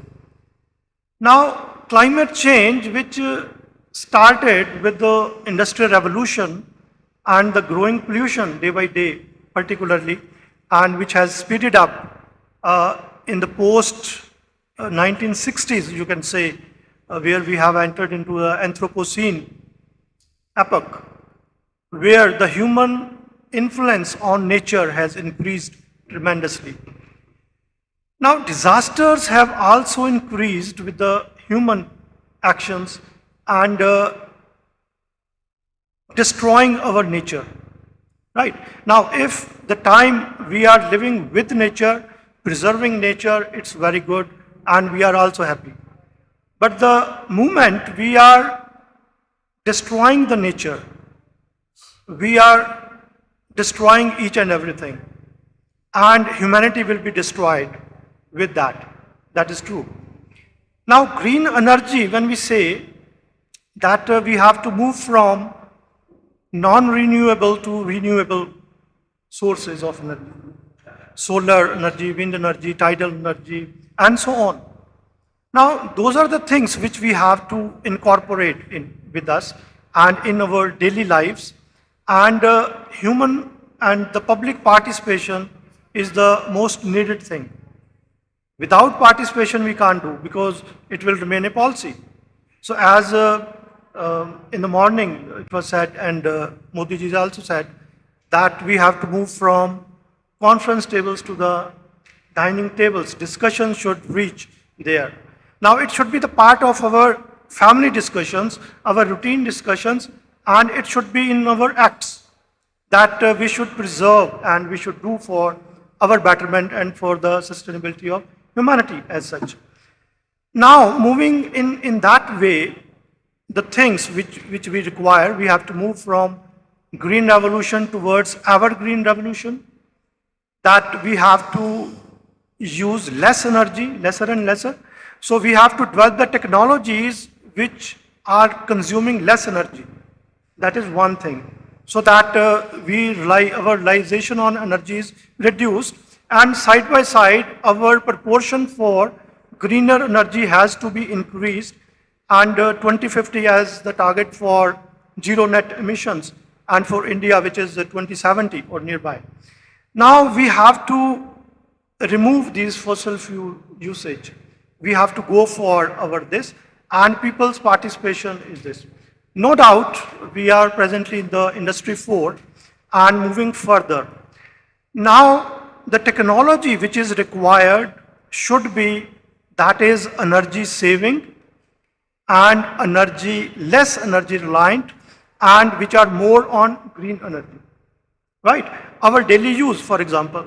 So if mobiles are coming, they should be like that. They are consuming less energy, right? And if computerization will be increasing, but we should come with the things which are using less energy and polluting less, right? So simultaneously we have to go in that way. So that is the case. So we have to think green, we have to act green, and we have to live green. That is the only case. Thank you. Thank you, Ripudaman sir. Now it's my pleasure to invite Shri Vikas Pandey, and he's a engineer, computer engineer by training, but he's an entrepreneur, and we need persons like him more for the development of green energy, and he's using AI for the development and utilization of green energy. So from him, ladies. Thank you for giving me chance, and thank you for inviting to such a wonderful city of Srinagar. I was here last year with my family, and I was amazed. I've never seen such a beautiful place, not Srinagar as such, but whole Kashmir. It's a heaven on earth on a literal way. And I was discussing with engineer Abdul Rashid, who has made a wonderful documentary about what climate change is causing effect in Himalayan region, and he was telling me about the many new things. He told the flooding in 2014, and how glaciers are shrinking, or 1 meter per year, and it's going to cause a disaster in long term. So it's a very sad realization which we are having. Every year, about 7 lakh people die because of pollution. And it causes a lot of suffering for the families who lose their loved ones. And it's not something which is not avoidable, it's something which we have made ourselves. And it's so many things are happening in the technology field, so many things are happening, are presenting opportunity for us, which you young generations can look forward to. For example, apart from AI and other things, I also help there are a lot of clients which are into green technology and power generation. I help them in their PR as well as digital media. So I know the pain points which they face. And I also know the opportunities which government of India and the world overall is providing, and the state government is providing. So a lot of things are coming up. For example, first of all, let us discuss the problem. The pollution caused by transportation is 14%, and the pollution caused by the electricity generated by the fossil fuel is around 25%. So there are two things, two of my clients which I learned about their technology through them.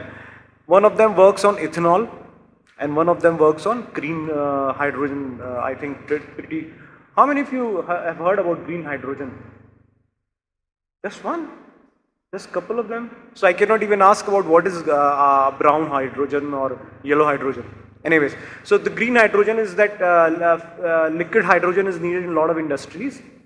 For example, steel industry, and things like that, but majority of that fuel is being generated through fossil fuel. Now fossil fuel itself is, while green hydrogen, liquid hydrogen, once it burns it produces water, but if you create itself by using fossil fuel, it's of no use, right?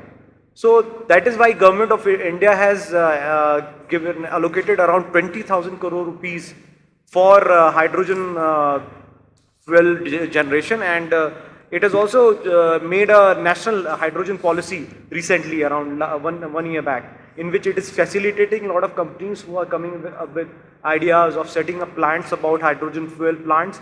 They are allocating the government lands to them. We are also giving them a lot of subsidies in transportation of liquid hydrogen from one state to another and reducing the cost by 50%. So the cost, this is the battle of cost. So a lot of companies like Adani's and Ambani's have joined the fray, and their plan is to reduce the cost of generation of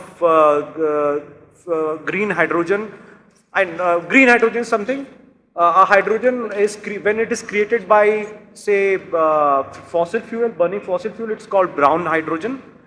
Once it is created by using renewable energy like solar and wind, because India has become a big player in solar and wind energy and renewable energy, so using that, it's trying to create infrastructure to make hydrogen fuel also, and that hydrogen fuel is called green hydrogen, and government is giving a lot of subsidies to create infrastructure for green hydrogen. So the market is huge. The market, I was just noting down. India uses around 7 million tons of hydrogen, hydrogen. So now government is giving a lot of subsidies to people who want to invest in green hydrogen. So that itself, as well as 28 million green hydrogen requirement, tons of green hydrogen requirement will be by 2050. So if you are an entrepreneur, if you're looking for a startup, you can go into this, or even ethanol production, it's going to be very beneficial. I know it's not purely green, but it is actually 40% less greenhouse emission fuel. And with the norms of, government has introduced a norm of getting 20% of the fuel with ethanol, and it is helping a lot of savings in foreign reserves, as well as it is also helping a lot of farmers. Ma'am, we are already a sugar surplus, we are already corn surplus. So farmers were not getting actual price if they are using those sugar for food. Now government is giving them option to them, so that you can also give that thing for fuel production of ethanol production. So it is also helping a lot of farmers. Government of India was able to save 40,000 crore rupees in foreign reserve because we started using ethanol as 10% of our overall fuel. So a lot of technology breakthroughs are happening, ma'am. I just wanted to tell you something about it. Please go through it. Green hydrogen and ethanol, a lot of things are coming up. Government is giving a lot of opportunities. You can also learn about it and make a career out of it. Thank you. Thank you for finishing in time, because we are already late. So we have a very diverse panel, and sir just gave the brief introduction, Akhilesh Surjan sir, about green energy and how it is connected with the environment. Then Siddharth Khare is, and I can say that he is working in very diverse field, and he can give input to the startups on green energy. So if you can see, get his email ID from IIT Roorkee's website from Civil Engineering Department. Those of you who are interested in having your own startup in energy field, so he has said that he will help you. Then we have another entrepreneur, Mr. Pandey, Vikas Pandey. He will also help if somebody wants to develop any entrepreneurship in energy field. Especially he said that hydrogen energy, water splitting, green hydrogen energy is being incentivized by the government. So if you have any doubt, then you can get, these days it is easier to get the bio or email ID of the speakers. If you are attentive, you can write their name and then you can get their email ID and you can contact them. Then Professor Sharmishta, she is from a very new field. So sustainability design is a very new concept, and in Northeast, she said that they are helping the entrepreneurs, the growers to get the market value of their product. using this technology, especially agriculture products like turmeric, etc., then there is no word to say about the work which Prasiddhi is doing. And I congratulate her father because he has chosen the name Prasiddhi, and Prasiddhi is already Prasidh. तो प्रसिद्धि से सबको यही सीखना है कि शजरकारी करो, पौधे लगाओ, प्लांटेशन करो, हर कोई कम से कम एक पौधा लगा ले.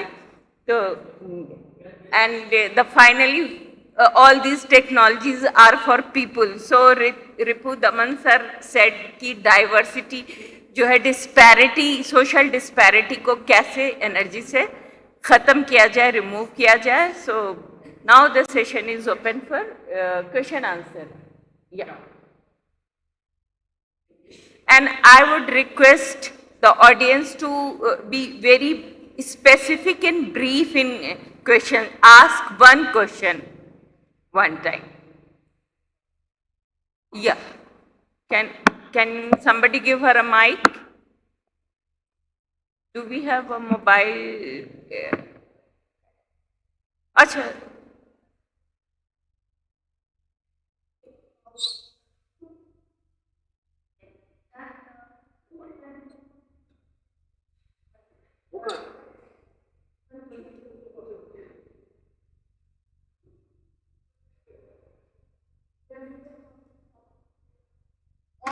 Indirectly depend on primary economic activities. So what are the innovative and sustainable ways by which we can reduce the proportion of these greenhouse gas emissions?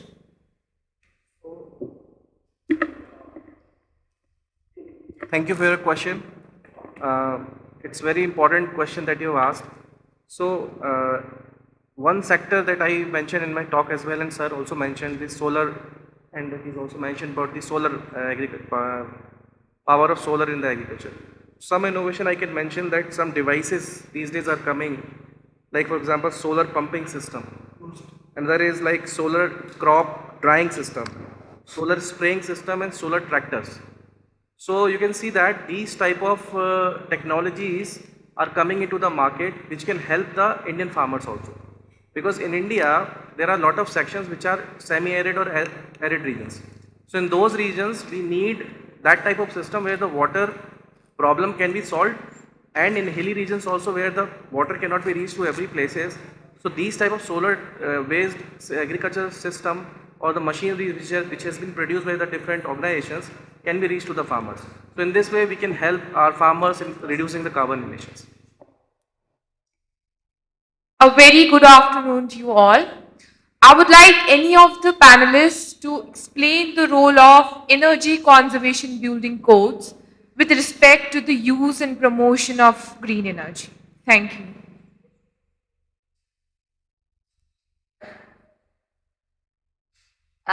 Can you repeat the question? Because mic was very close to your mouth. The role of energy conservation building codes. Energy conservation building codes. Energy conservation. Okay. Thank you. Like your question is, what are the various routes of energy conservations? Yes. How are energy conservation building codes helping us? Accents? Yeah. Energy conservation. Okay. How can youth be a part of energy conservation? Yes. Okay. So you have to start from your home. Any youth can start from home. In home, you use energy for cooking, lighting, water pumping, and appliances.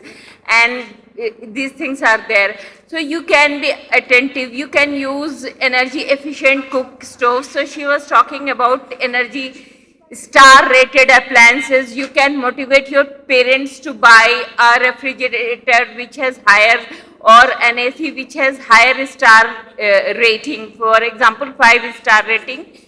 So if an appliance has a 3-star rating, that will consume more energy than a 5-star rated appliance. So that way you begin from your home, and then you can begin from your institutions, you can use energy lighting, LED bulbs, etc. over CFLs and incandescent lamp. Fine? Satisfied? Okay. Good afternoon, ma'am. I have an open question to the panelists. My question is that when it comes to shifting to the renewable sources of energy, but the major constraint which we face is cost-benefit ratio. So my question is that, is it practicable to move to this source of energy? And if not, then what are the alternatives? Thank you. Yeah. It's a very interesting question. So cost becomes one of the barriers for sure. So that's where comes innovating in terms of business models. So there have been lots of cases where sustainable product service systems have been designed, where you don't need to actually own the solar panels to consume the solar energy. They can be rented to you following different kinds of models in a manner that for the provider it is economically profitable, as well as for the user it is economically profitable. So we need to innovate in terms of business models and create sustainable product service systems. Ma'am, one thing I wanted to add. One update is that nowadays solar energy, for example, has become pretty cheap, much cheaper than other sources of energy. It was not the case, say, 5 years back. It is so cheap that production of energy, Bangladesh is trying to import, is planning to import energy or electricity from India, because India has made it so cheap because of these renewable energy and all. So initially all kind of technologies are costlier. That is where, as ma'am said, the business model as well as the force of government comes in. It gives subsidies and it makes their life easy, those people who are investing in technology. It also forces people. For example, it made a list of people, companies who are very big power consumers, and it made a quota initially when renewable energy was very high cost thing. So it made a quota saying that itna to aapko lena padega renewable energy. Now when it has become so cheap, they've removed the quota. Something similar they are doing with the green hydrogen now. They know, government knows that green hydrogen is the future, and this is something which may propel us as net exporters of, just like how Arabian countries are exporting oil, we will in future export green hydrogen to the world. So they are making such policies so that it makes their life easier, people who are investing. So a lot of policies have come up. If you search the Power Ministry's website, you will, even state government gives a lot of subsidies. So that's why getting into such technology is a good idea if you are starting fresh. I think one more question. Good afternoon, everyone. Myself, Dr. Hassan Raja Naqvi, working as an assistant professor in the Jamia Millia Islamia University. So first of all, I congratulate to all the panels and the speakers who have highlighted the very relevant points related to the themes which you have given by the organizers. Now, my question is, crop residue burning is a major issue in northern plains, especially in the states of Uttar Pradesh, Punjab, and Haryana. And there are adverse health impact on the community. So what could be the potential solution you would like to give to the farmers and the government as well? Sure, you and. So, thank you for your question, Dr. Hassan. So, basically, recently the government has started this program where the farmers, they don't need to burn their parali, that is called parali. So, the thermal power plants, what they are doing, they are giving the economical solutions to the farmers. So, if, for example, if the farmer would like to sell their stuffs they can sell their stuff to the thermal power plant, and they can convert that particular thing into pellets, and then they can use the 20% as instead of coal, they can reduce it to 20%. So the idea is that they are trying to empower the farmers so that they don't need to use that particular thing for the burning, stubble burning. Instead of that, they are giving some money to them.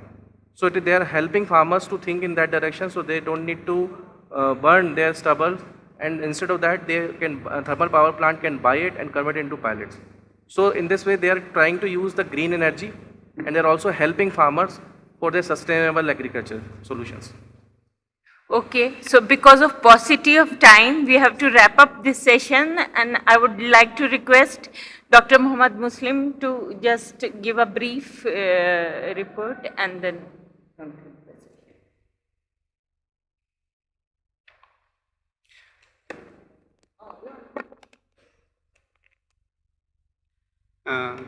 Thank you, Professor Seemin Rubab, the moderator for the session. We have had a wonderful panel discussion, starting with Dr. Akhilesh. He gave us an perspective of the climate fight and our, emphasizing on how our lives are going to change, and he gave an understanding through the various studies that have been published and how climate is posing a strong threat all over the globe. Then we have had Dr. Siddharth Khare. He emphasized on the broadening the spectrum, beyond the energy, and presented the sustainable business model, as a solutions to the current issue of energy crisis. Then we have had Dr. Shamista Banerjee. She gave a perspective of product and services with a focus on the sustainability. She also gave an understanding on the, how focused on how we can go for the reduction, by innovations. We had Prasidi, our young warrior. She talked about how we should get an inspiration from the nature and do away with our problems. We had Dr.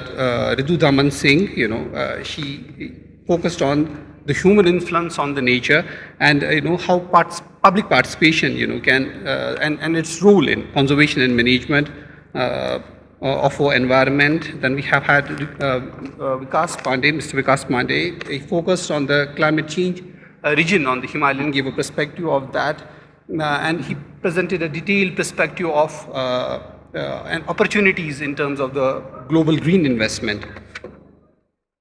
Then with these words, it was a very good and excellent session. On behalf of organizing committee, I would like to extend my sincere gratitude to the moderator of the session, Professor Seemin Rubab, for conducting the proceedings. I will also like to thank our panelists for the session, and I will also like to thank the audience, wonderful audience that have been with us throughout the course of a day. Thank you very much.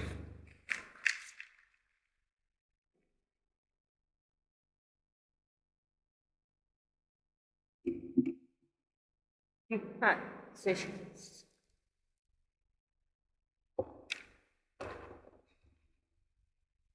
This, ladies and gentlemen, brings us to the end of panel discussion 3. I now request the Honorable Vice Chancellor, Professor Nilofer Khan, to felicitate the moderator of this session, Professor Seemin Rubab, from National Institute of Technology, Srinagar.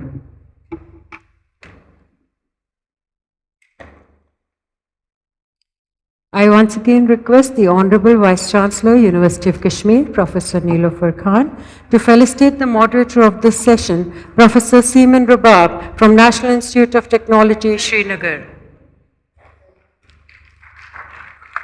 Can we have a huge round of applause, please?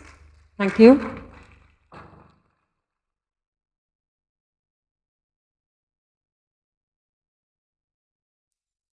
Thank you, Honorable Vice Chancellor. I also request the Honorable Vice Chancellor to felicitate the other panelists.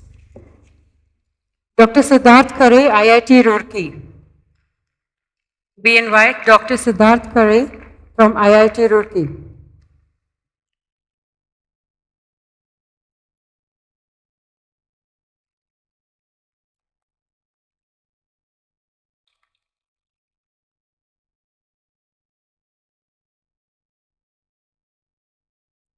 Dr. Shamista Banerjee from Indian Institute of Technology, Guwahati.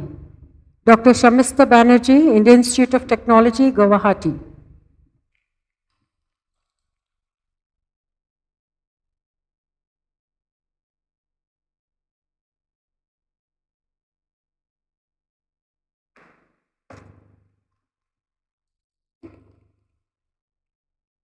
Thank you, ma'am. Dr. Ripudaman Singh, MIT University. The next panelist, Dr. Ripudaman Singh from MIT University.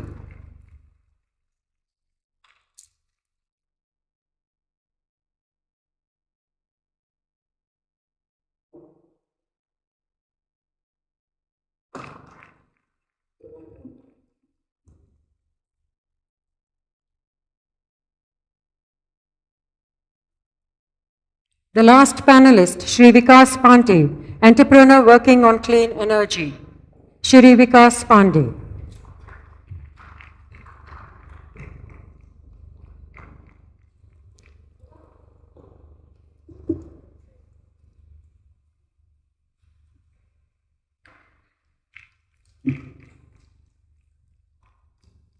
We thank the Honorable Vice Chancellor for felicitating the panelists. I now invite Dean Students Welfare, Professor Anisa Shafi, to felicitate Ms. Prasiddhi Singh from Chennai. I invite Dean Students Welfare, Professor Anisa Shafi, ma'am, to felicitate Ms. Prasiddhi Singh from Chennai. A huge round of applause, please.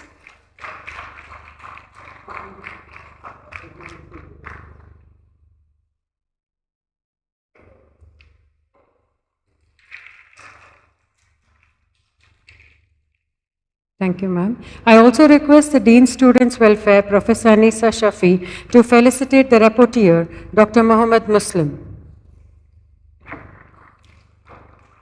Dr. Mohammed Muslim from the Department of Environmental Science.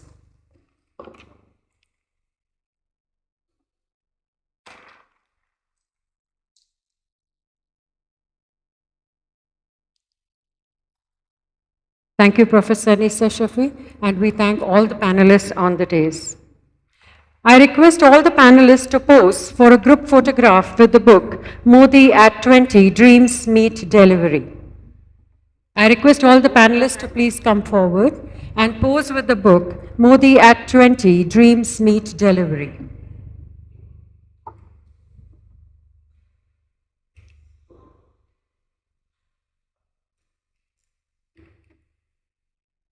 So we have a group photograph of all the panelists with the book Modi at 20 Dreams Meet Delivery.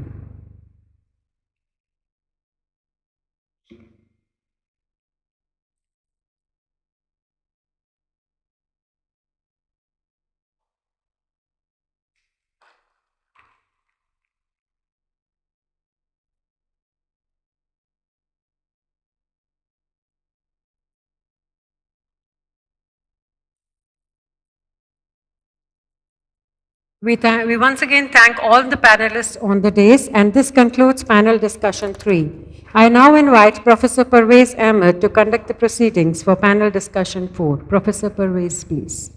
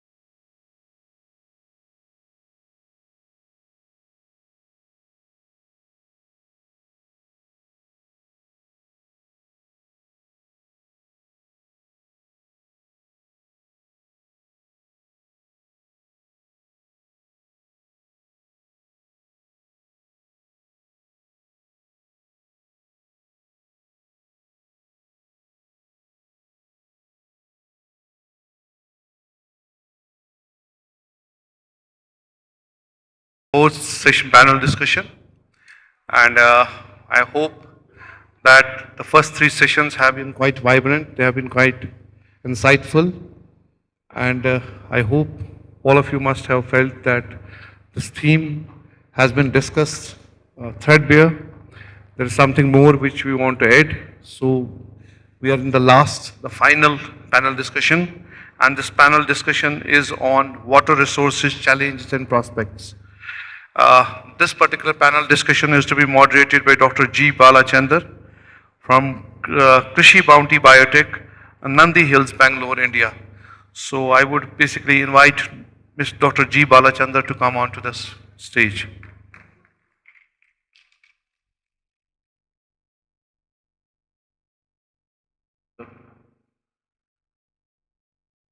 So our next panelist is Dr. Julia Osterman from University of Gothenburg, Sweden.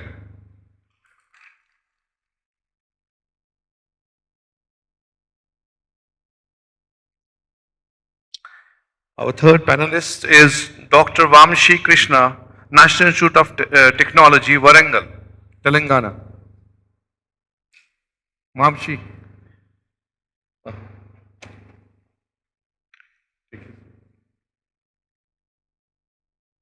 So, our next panelist is Dr. Sunil Gurappu, National Institute of Hydrology, Roorkee. I hope I pronounced it rightly.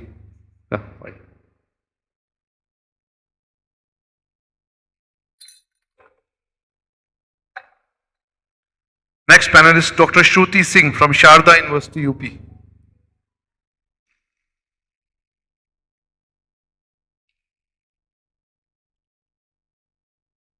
And the last panelist in this panel discussion is Shri Khalid Jahangir, Chairman, ICPS, Srinagar.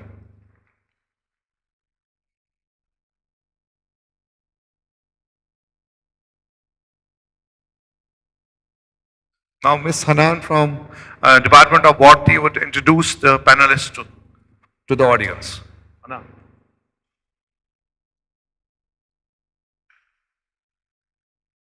Imagine that the Divi grass vanish into nothingness, leaving a barge ground behind. The white snowy glaciers reveal red earth, and the lush plants and trees have not even a single speck of... Wait, Reis. Probably Parvez Sahab missed it. We have a report here, Dr. Reis Malik. Is he here? Please also join the audience. You wait under the tap for hours, desperate only to find the bounty of one drip. Your throat is so dehydrated that it becomes tender and sore. This is the worst scenario one could ever imagine without water. Though we are not living in a lifestyle like this, but the time is near if we continue to use water unwisely. Water, a vital resource for human survival and economic development, constitutes 70% of the planet Earth.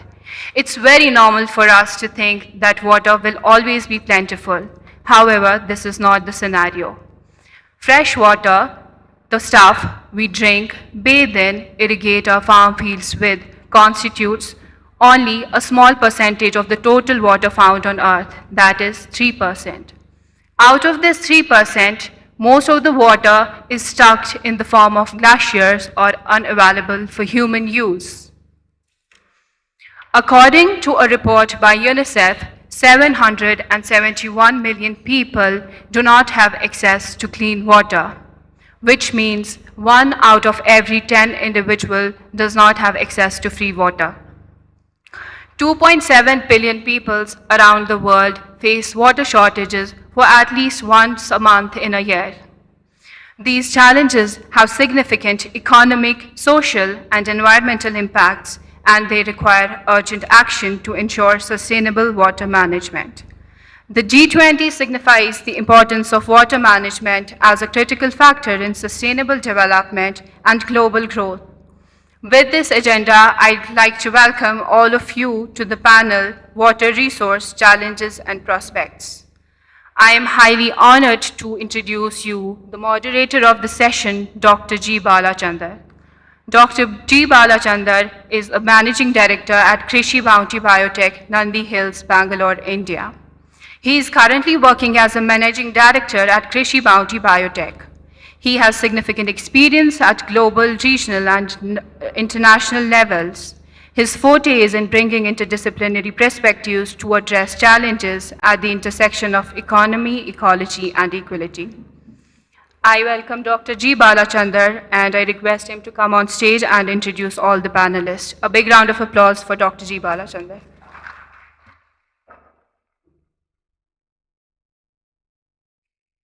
Thank you.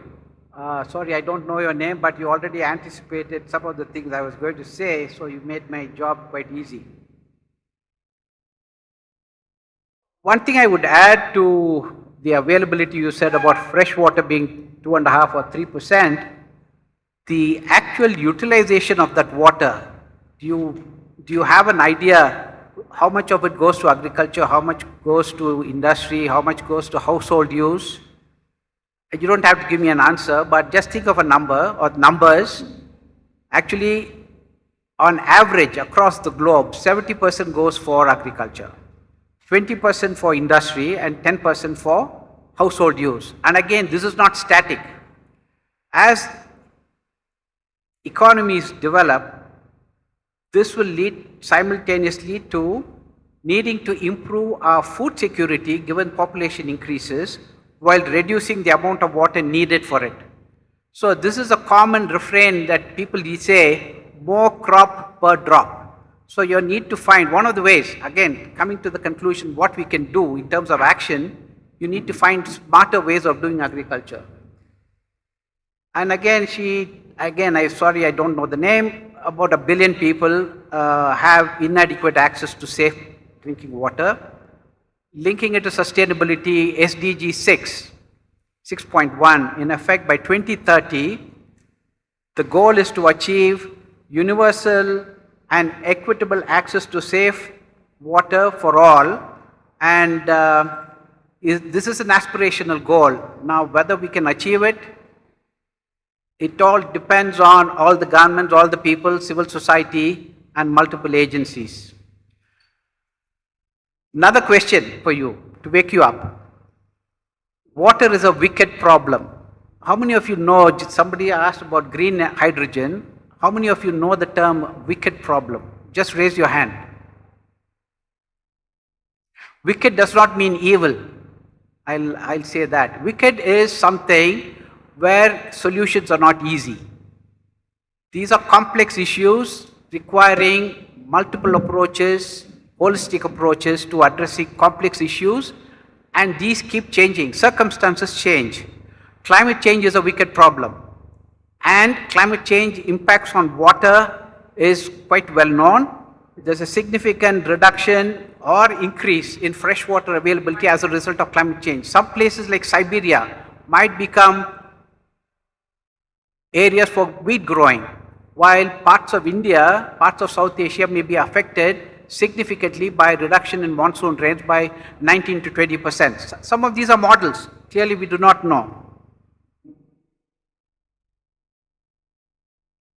Before we come to the panelists, I would also like to add, severe shortages of water can lead to ecosystem degradation while increasing health and loss of livelihoods, worsening health. So water is at the heart of nutrition, health, and food security, poverty alleviation, gender equity, youth and social inclusion, environmental health, and biodiversity. So the basic, I think I would say, summary at this stage on water is, if there's no water, there's no food and no dinner. So you cannot even discuss anything at the dinner plate. So now we'll start off with the panelists, and how better to lead off this discussion on food security, even though we are talking about water. I just indicated, if there's no water, there's no food. Julia Osterman, she is German, but she's living in Sweden, and she works on pollinators and food security, how to increase food security. And I leave the rest of it to her, and we'll come back to the other panelists subsequently. Over to you, Julia. Thank you very much for the introduction, and thank you very much for the lively discussion so far. I'm very amazed with all the questions and interactions I had so far. So yes, my name is Julia Ostermann. I'm a researcher at Gothenburg University and member of the Gothenburg Global Biodiversity Center. So my focus is, research focus is biodiversity and sustainable agriculture. So in my field, we look at pollinators and how they contribute to food security. And we found that 75 of the most global important crops depend to some extent on pollinators for fruit set. So in order to have food on our table, we also need pollinators. And especially those crops that are rich in nutrients and vitamins. So they're essential for us, the pollinators, to be healthy. But pollinators are in decline, and humans and their impacts and also climate change are one of the threats. And now you think about what does this have to do with water? Well, I think that you can have very many similarities between pollinators and water, and both are needed for sustainable agriculture and for healthy life of living. So as we heard, water is very essential for food production, and 66% of all the water we use is used for food production. So the usage of water is a little bit hidden. We don't see it directly. We maybe just see the water we drink or use for showering or cleaning, but a lot of water we need is for food production. And that is at risk because of climate change. Because with climate change, we have more disasters, as we heard today as well. We have droughts, we have floods, and many of these disasters are related to water, and that might affect food security. And so the question I'm asking myself is, how can we meet these challenges and what can we improve? And I think one part, and I'm a researcher, so I think research can be a major driving part of finding solutions like precision farming, AI, diversifying farming, or restoration of habitats, all the things that we heard today. But I really would like to highlight not only the research, but also local knowledge and traditional knowledge and indigenous knowledge. Because I think we as researchers have forgotten about some things that are already out there. And I think the connection between researchers and local people, indigenous people, traditional farming would be very important also to solve water issues, because there's already great examples. For instance, I have colleagues, they work in milpa systems in Guatemala, and it's a very old traditional farming system where they grow corn together with pumpkin and chili. And it has been found that this farming is very beneficial for pollinators, but it's also great for preserving water, because the pumpkin with the big leaves protects the earth, and so there's less respiration from the earth.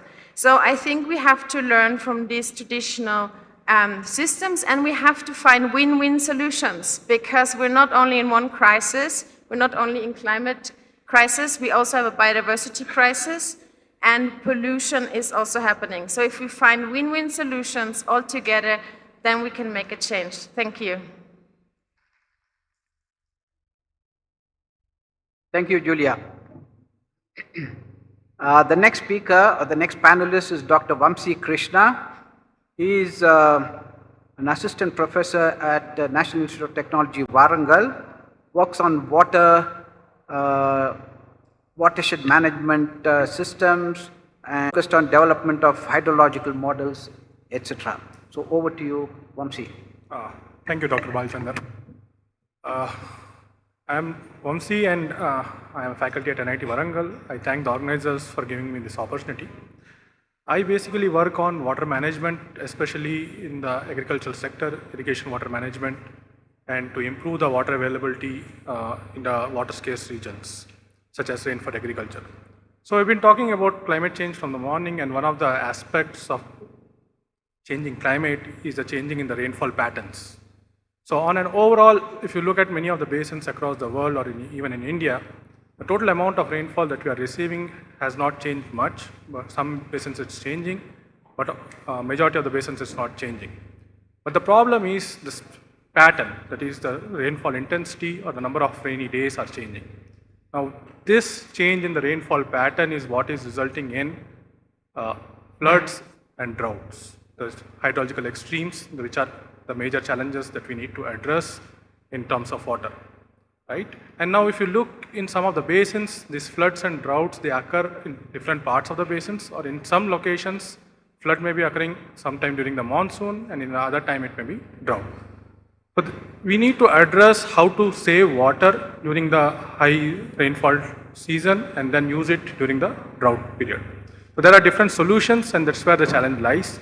You have reservoir operations, or you can have watershed management, where you try to conserve water at the scale, at a watershed scale, and use it for various purposes such as agriculture and domestic uses in rural areas.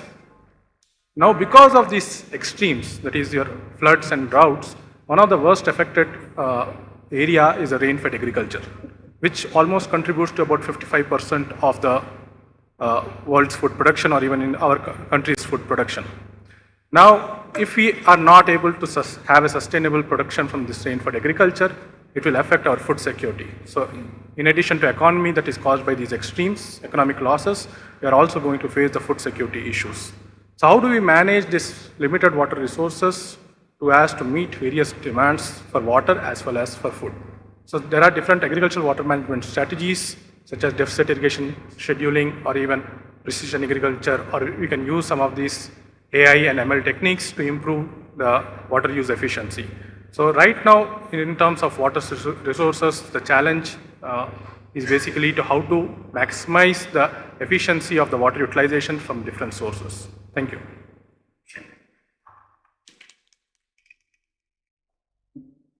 Well, thank you, Vamsi.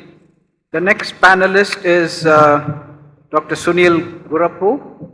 He is a scientist at the National Institute of Hydrology, Roorkee. I guess you're a colleague of one of the person we heard from IIT Roorkee earlier panel. So he specializes in hydrology, climate change, and hydrological extreme weather. Over to you. Sure. Very good afternoon to everyone. Thank you very much for the brief introduction, sir. Respected dignitaries and ladies and gentlemen, my name is Dr. Sunil Gurappu. I'm working as scientist at National Institute of Hydrology. I work in the field of impact of teleconnections on hydrological extremes and regional hydrology, and also I'm working on climate change impacts on water availability and extremes.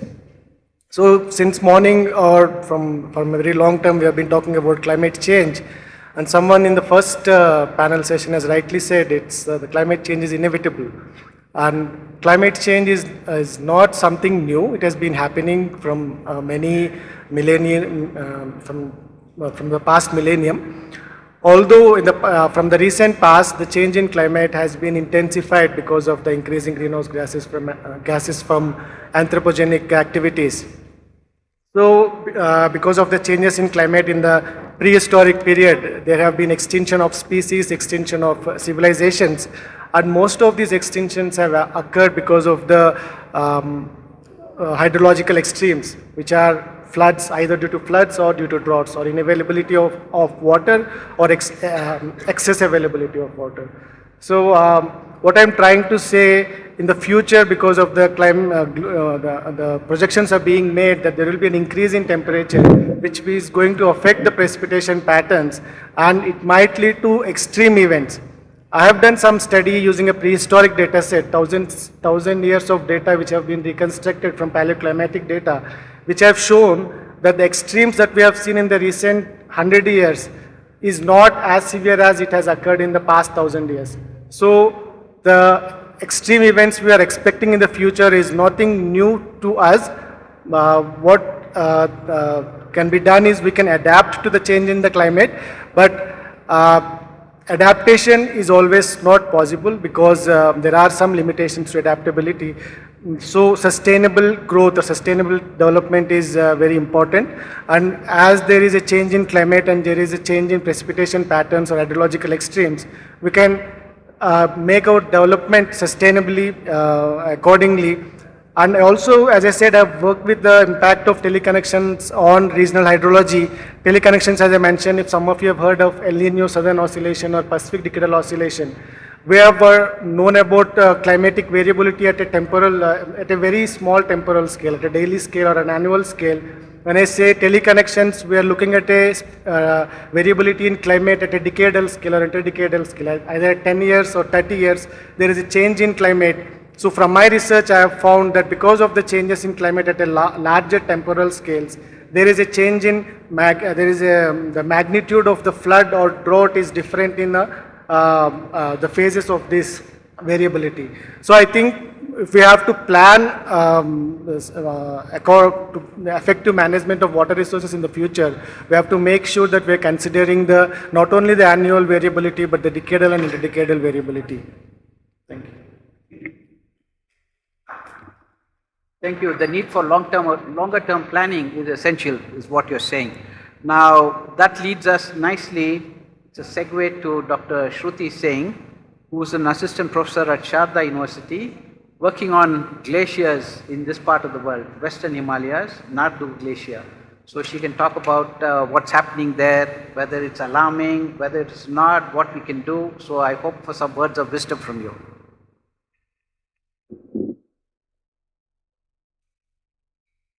So water, among many necessary components of life, the amount of fresh water present on the Earth's surface right now is 3%. And among this 3%, 75% of the water lies in the glaciers and polar ice. So if we want to have the sustainable supply of the water, it is necessary to save our glaciers. Apart from this, glaciers are the natural savers from the climate change, as they have the albedo effect, which save us from the harmful radiations, because they used to reflect most of the radiations which we are coming from the sun, and that's how they make us that the earth cooler. And good evening to all. My name is Shruti Singh and I am working as an assistant professor in Sharda University. My research lies in glaciers. I used to work in the Western Himalayas and my primary topic is about the mass balance, energy balance modeling, and apart from that I also work on the temperature as well as precipitation trend analysis, which are very much important components while assessing the situations of the glacier. While studying the glacier, I found that not only the western part of the Himalaya, all over the Himalayas, glaciers are melting at a rapid rate, which gives us the challenge for the future supply of the water.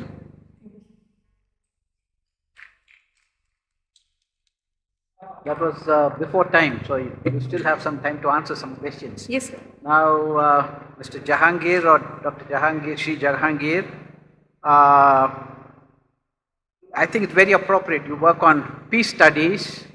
Water can lead to war, especially in a time of reduced availability and upstream, downstream, and even interstate. I mean, I come from Tamil Nadu, I live in Karnataka, I can see some of these Kaveri water issues dating back to 1924, and then people still holding on to old agreements. The reality is very different now. So you are the right person perhaps to talk about how do we come together. It's one world and it's one nation, one region. Do we look at it as a river basin? So what are some of your thoughts on how we deal with the issue of water in the coming ages, coming decades? Thank you. Thank you, dear moderator. Fellow speakers, ladies and gentlemen, I welcome you all to the Valley of Kashmir.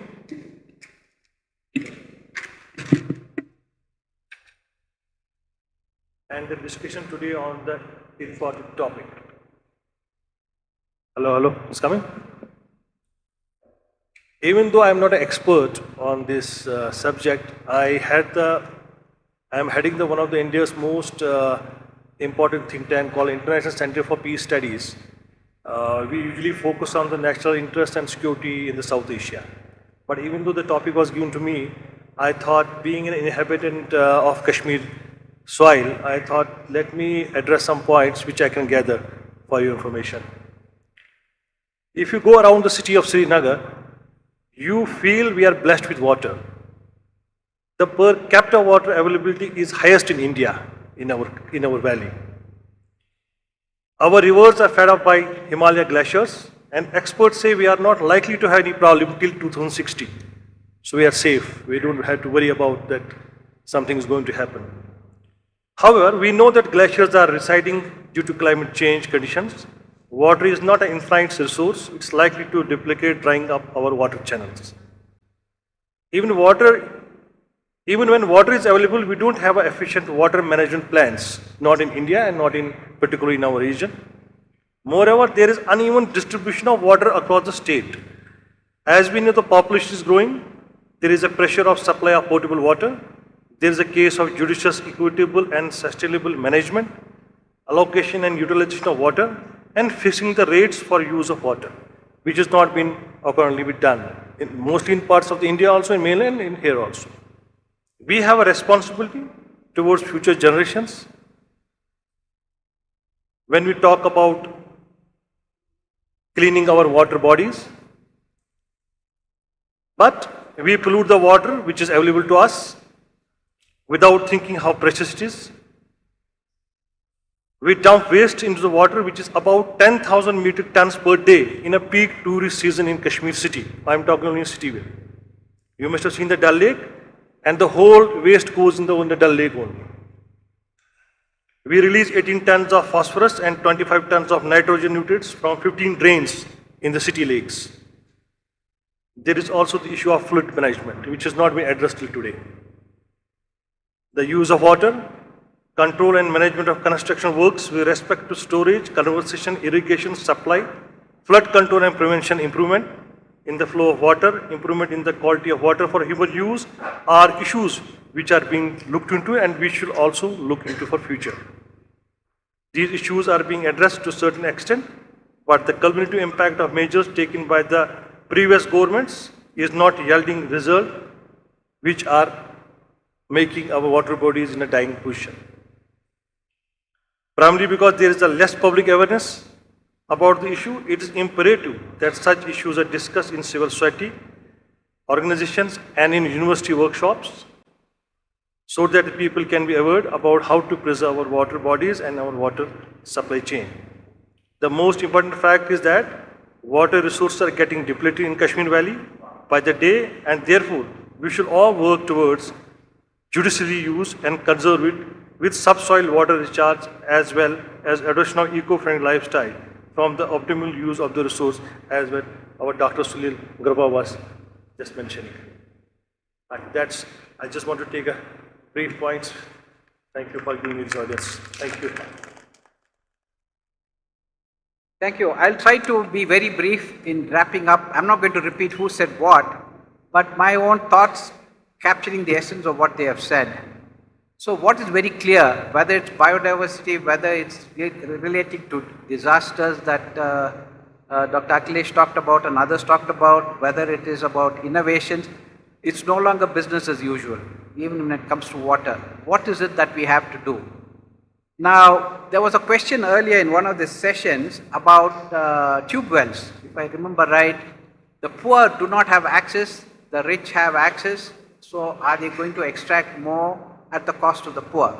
So clearly, deliberative trade-offs, reconciling competing social, environmental and ecological interests. This is going to be there, but one needs to have, as a society, a mechanism that looks at what are the trade-offs.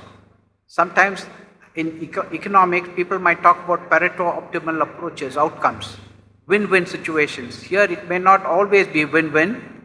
So what kind of offsets can be provided?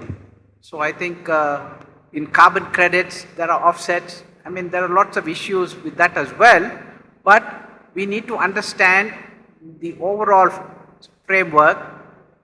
what is happening, it's not just human-centric. The whole ecosystem must be looked at.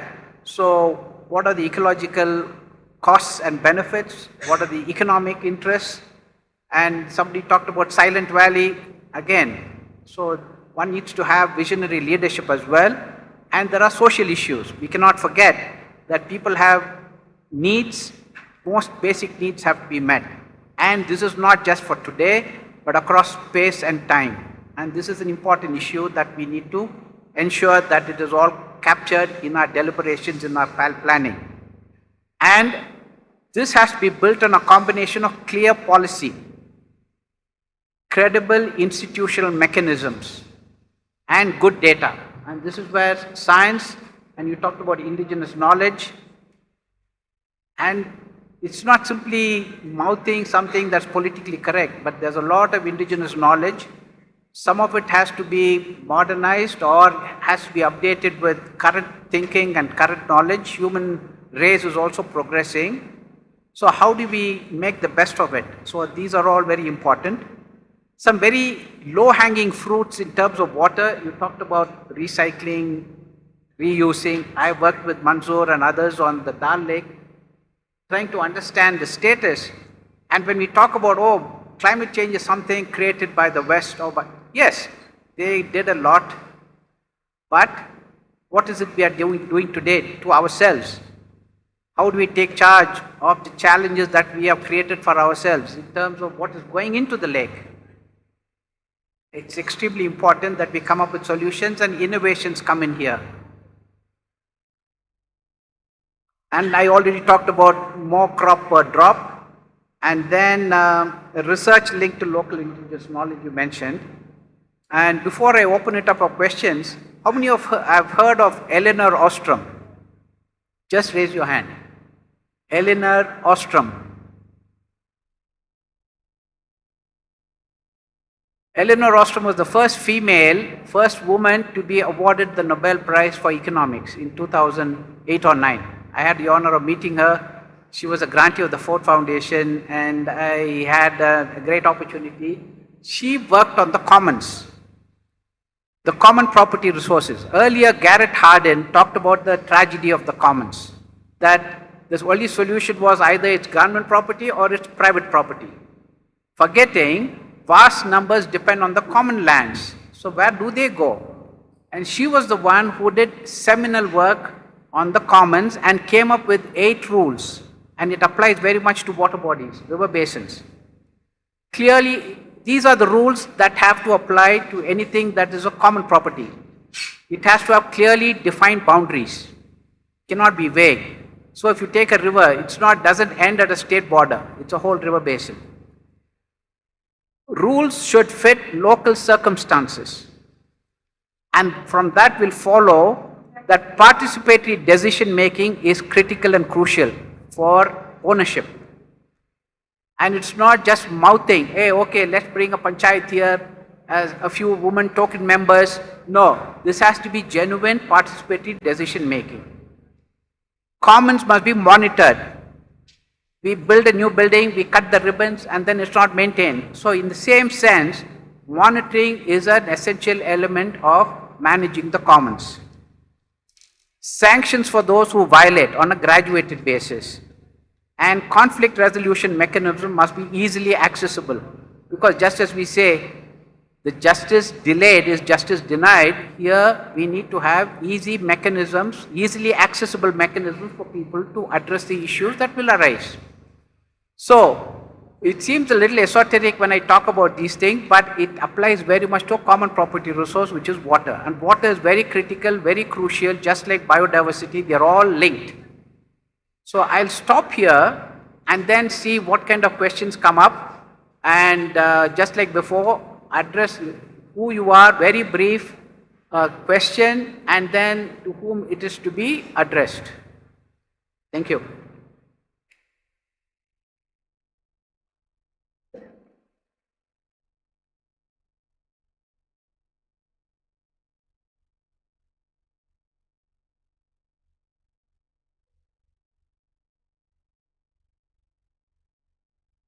Good afternoon. as we know that world has this haves and have-nots when it comes in terms of water resources.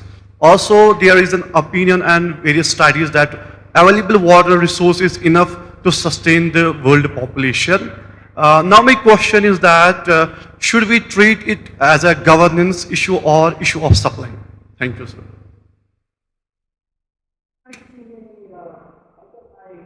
Hearing is bad, or the audible, it was not audible. Maybe can you? Sir, should we take water scarcity? We are of the opinion that water is scarce, but it varies in terms of temporal and spatial way. So should we treat this water scarcity as the problem?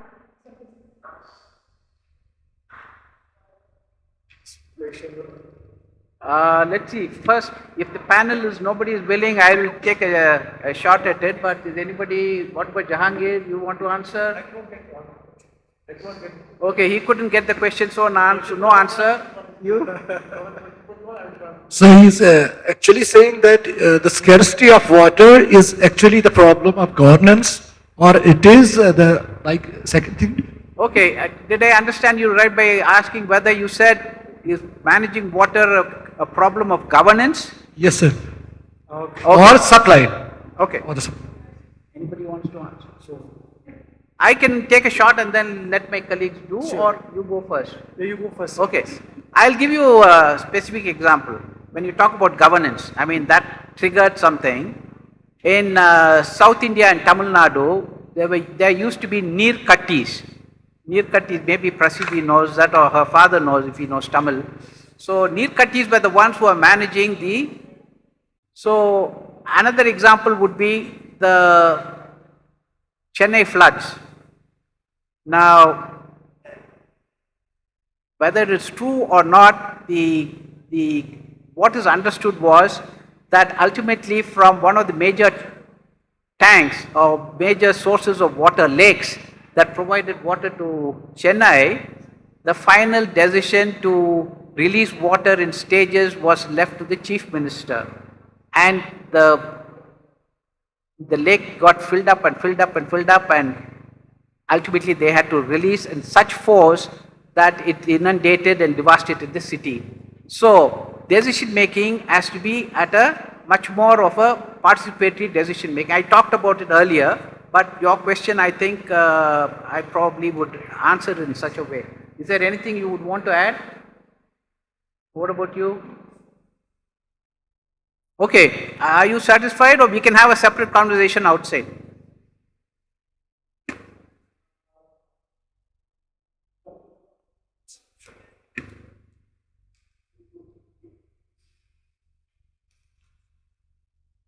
Yeah, while we are waiting.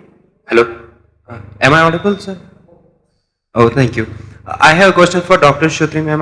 My name is Mohammad Muzammil Mir. I am from Physical Education and Sports Department. My question is that the reason of rapid rate of melting of glaciers, like we can see it through the Majuli Island, which is the largest river island in India, in Arunachal Pradesh, has sunk 45%, and Jakarta, which is sinking 25 centimeter every annual year. So what's the reason? Sorry. We are not able to understand Your voice is not clear to us actually. My voice is not clear. It's not clear to us actually. My question is that the rapid. Can you come forward and ask a question? Can you come forward here and ask a question? Yeah, maybe it's a sound system, not your voice box. Yes, sir, exactly. Yeah. Yeah.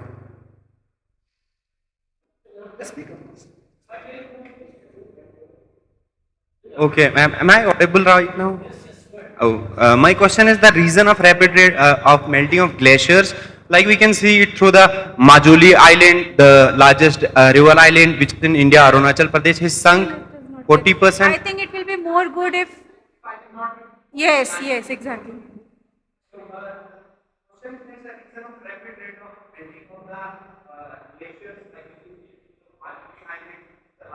Right.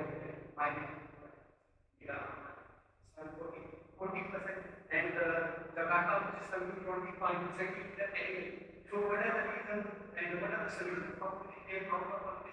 And we can't see like the world sinking in front of our eyes and we are feeling for that. As I said, the only solution is to cope up with the climate change.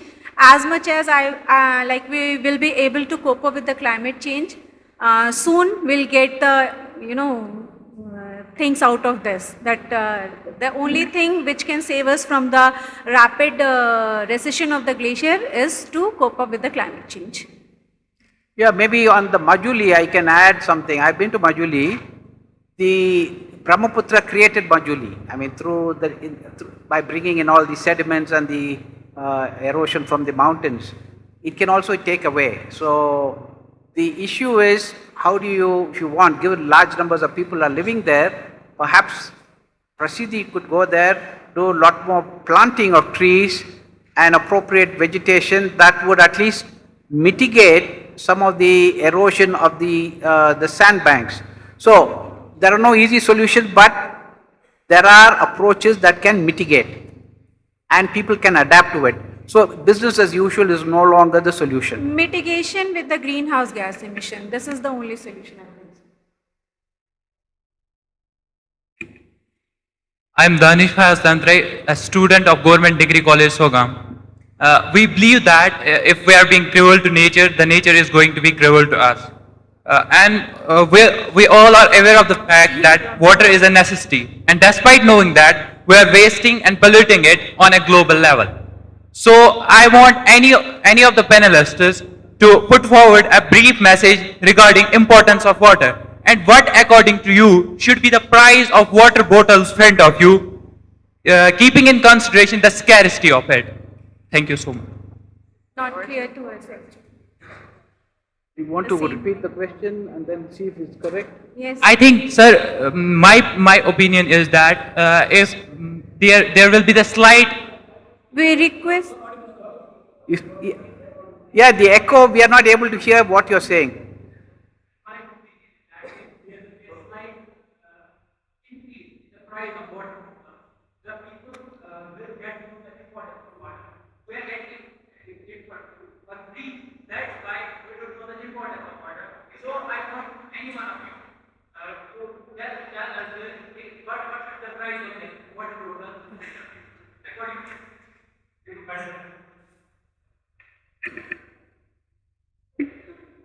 Well, when we say about the water tariffs throughout the world and throughout India, I think in India it's very lowest because my wife is from Tamil Nadu, so they usually get I think per month around 250 rupees something as a water tariff in Coimbatore.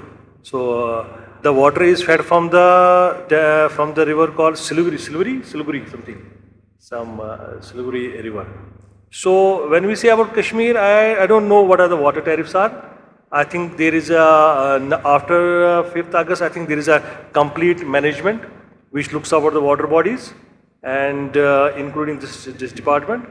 But I think, as you rightly said, my younger brother, that we should save our water as a Kashmiri also, as a citizen of the country. Our first right is to save our water bodies, including drinking water. Where we get, I have seen myself that how many even neighbors, how they wash their cars with the tap water and how they used to wash near the Dal lakes. I am basically from Gandharbal. I have my ancestor house near the river Sindh. I have seen how they catch fishes through some kind of chemical. They put some chemical in the water, and so it's a society which has to gear up to serve our Moj Kashmir. Otherwise, our guests are here, they can only suggest us. They can be our partners in safeguarding our cultural diversity, our cultural bodies. But first responsibility are we have as a community, as a social leader, as a political activist or as a peace builder to talk about it, give awareness, whether it's a university, whether it's in a college or a school. So the responsibility lies us as a Kashmiri first. Let me add to what Jahangir said from a different point of view. In terms of water usage, India is amongst the lowest users per capita. And even within India, the per capita usage of the middle and upper classes is 3 to 4 times higher than the poorer classes. So when you say if you increase the price of water, for example in Tamil Nadu, the access to water per capita is 40 liters per day per person in the lower classes, which is seen as much less than what a person would need for a decent living. The richer ones might pay 100, might use 100 to 200 liters, take a shower, whatever it is. So when you talk about pricing, yes, clearly price can act as a signal, as a mechanism, but I think just like in electricity, a minimum quantity should be made available irrespective, let's say especially for those who have affordability issues. And as you go beyond, so it means piped water, metered water, and so on. So if you go beyond a certain amount, then the prices will start increase, and that mechanism should enable people to conserve. And then rainwater harvesting, so many other things. But anyway, that's what I can say.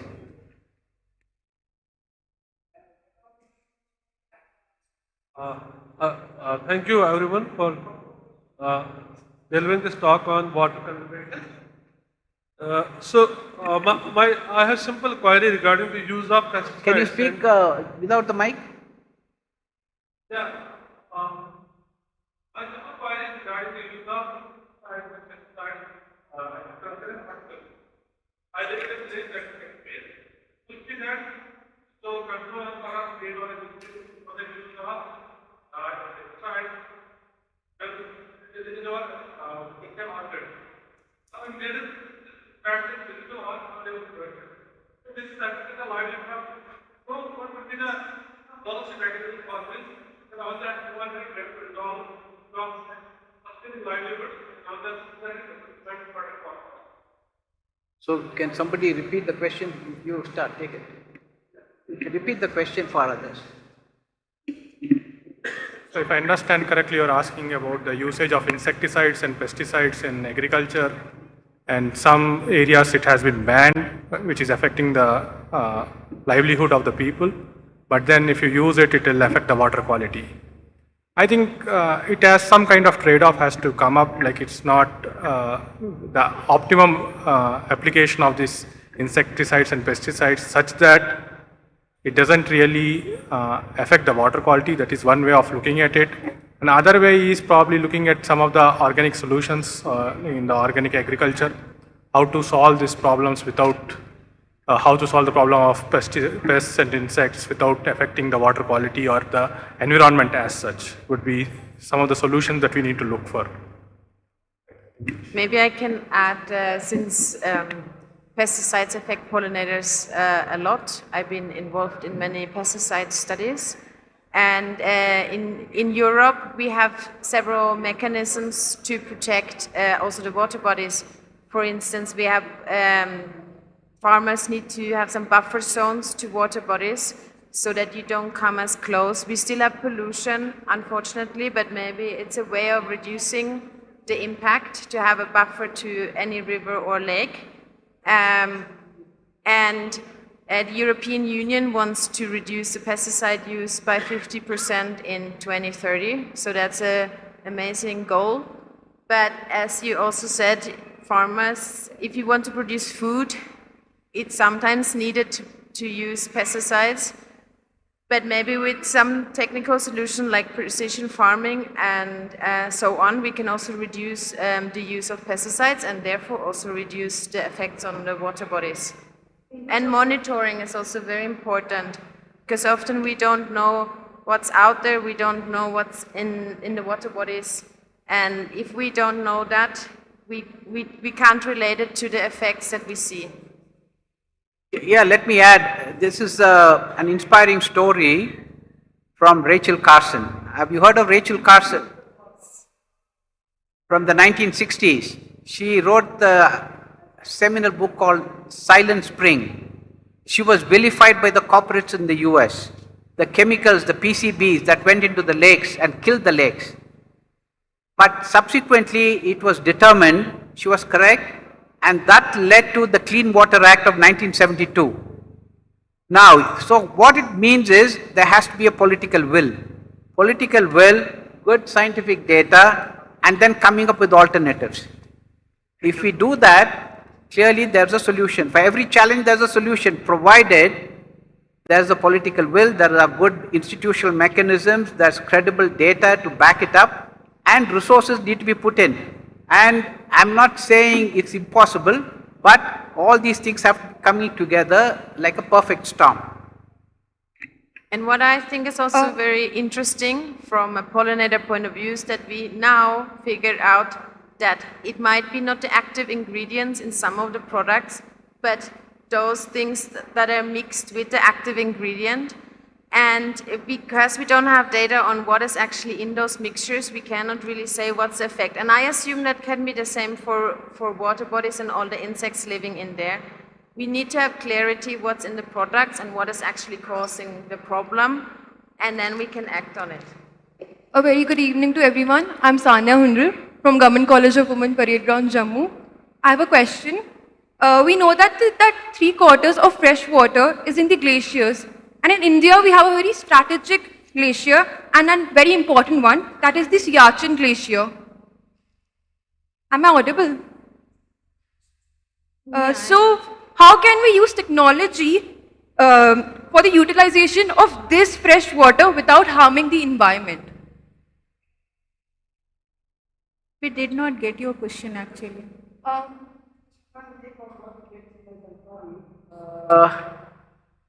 Maybe we can do one-on-one while we are outside. We are running out of time as well. Not that we want to ignore you. If you can say it very quickly, come out and without the mic.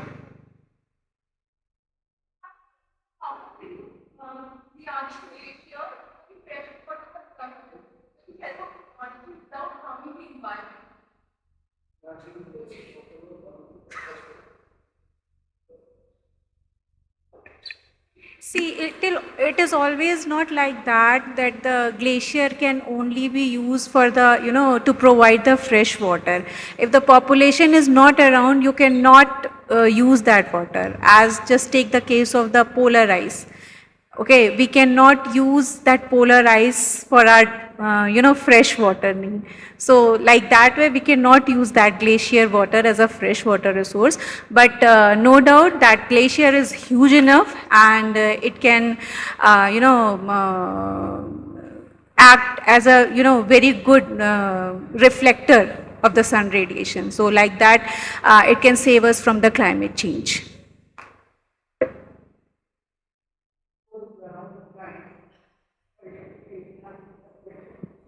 If anybody has any more questions, I'm willing to meet with you one-on-one, whether I have an answer or not. I'd be happy to do that. So, we thank you all, again the organizers, and then the reporter, if you have anything to say. Okay, he doesn't want to say either. So, we'll end here.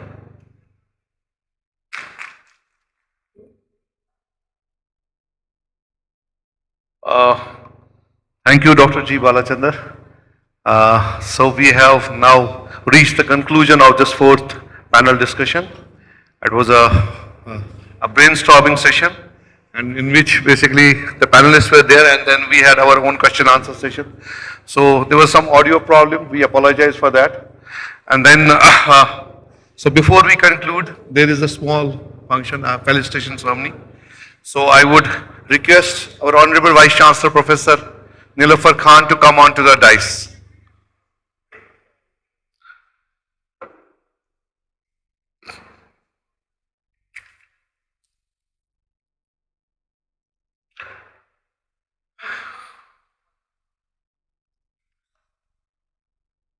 एक minute बेटा रुको बेटा. Sir, I would request Dr. G. Balachandar to come on to the.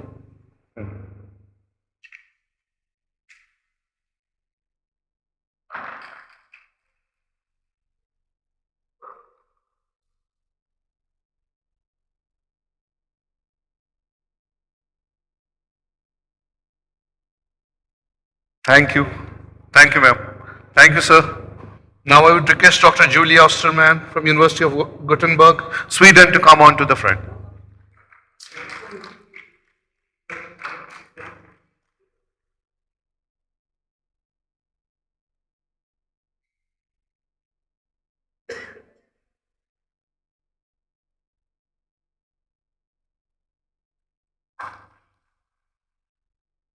Now I would request Dr. Sunil Gurappa to come on to the.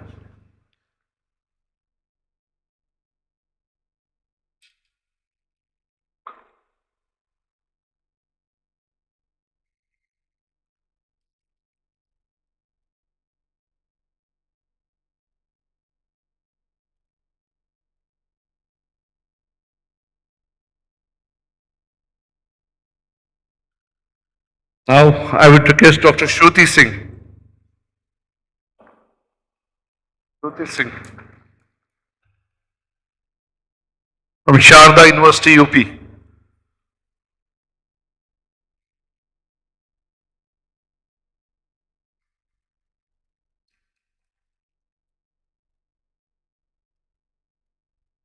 Thank you, ma'am.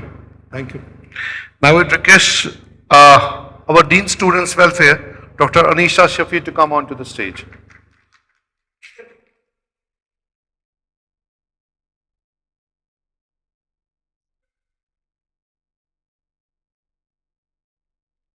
I would request Shri Khalid Jahangir to come forward. Chairman ICPS Srinagar.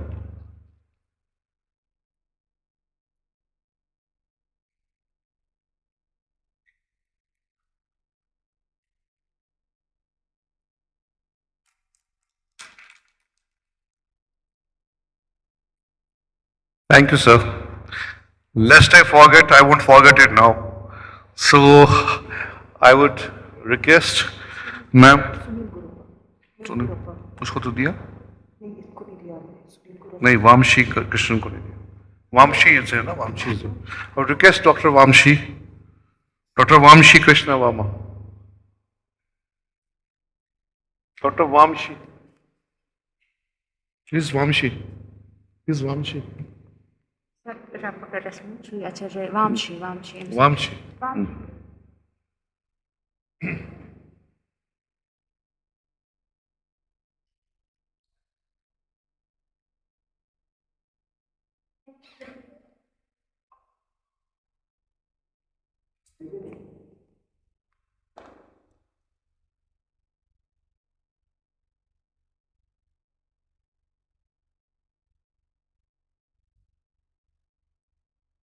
Farzana?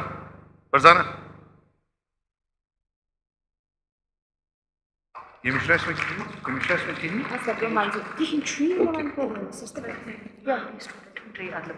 Okay, इनके लिए कुछ नहीं ना? Okay, okay. So, ma'am, Professor Research.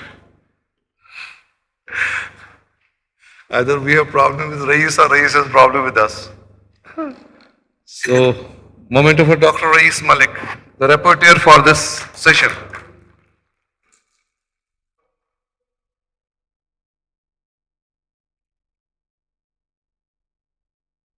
So I think we are over with the felicitation ceremony. Thank you very much. So hope to see you in the cultural evening. We have a cultural evening today. So hope to see all of you. So thank you. Thank you very much.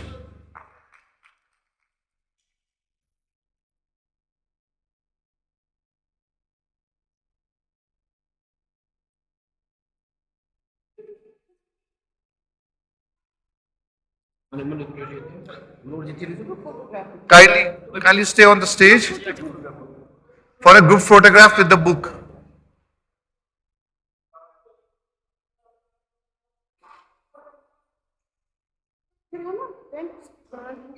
इनको नहीं culture promotion ना empathy ये painting and poster competition की price distribution okay शायद आप आ रहे हैं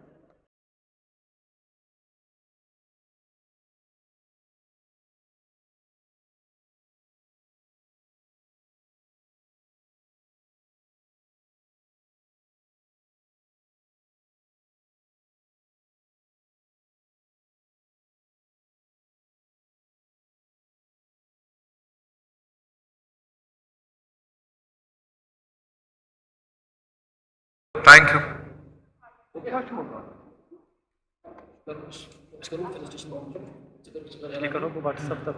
Yes, thank you very much. Let's proceed straight away to the felicitation. No, you. Awards wrap up. Wrap up ceremony. Wrap up ceremony. One rapper. Sorry for that? Rapper. Traditional rapper you can say.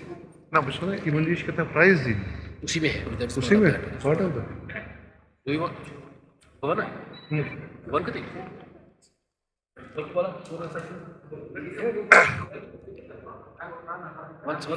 So now we have concluded this year. We are straight away moving to the wrap up ceremony here. So kindly be seated, and we have a wrap up function of this one day event, consultation event. So I'll hand over mic to Miss Dr. Seema Singh. Dr. Seema Singh.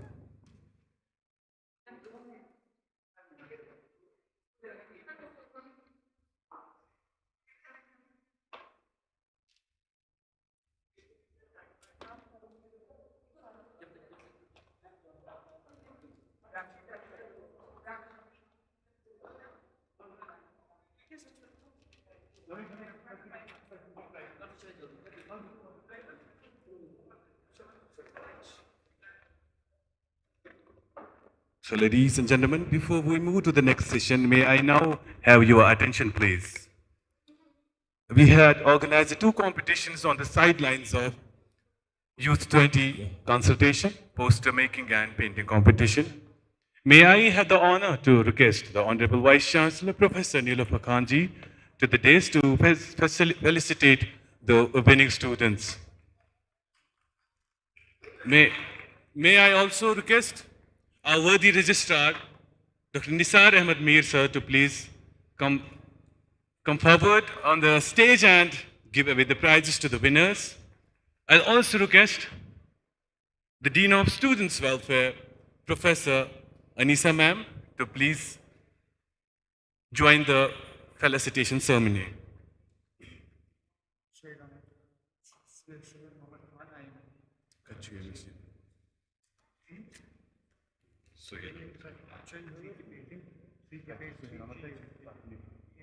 So the third prize in the poster making competition goes to Suhail Muhammad Khan from the University of Kashmir.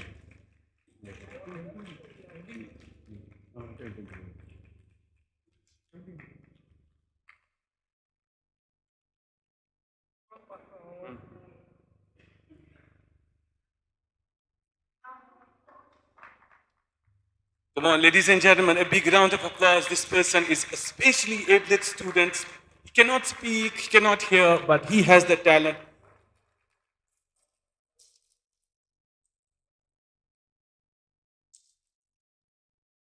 Thank you very much.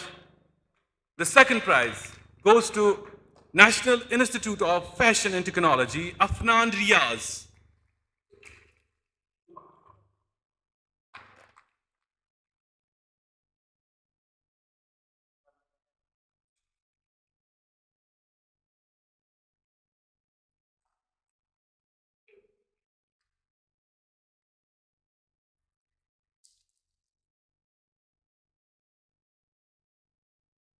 Thank you very much.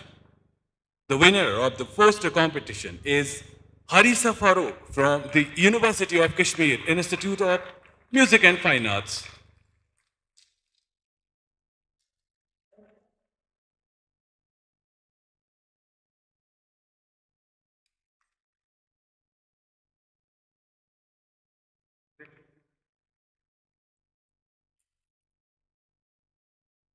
Thank you very much for your appreciation. In the painting competition, the third prize goes to Peer Aisha Jahangir from the Institute of Music and Fine Arts, University of Kashmir.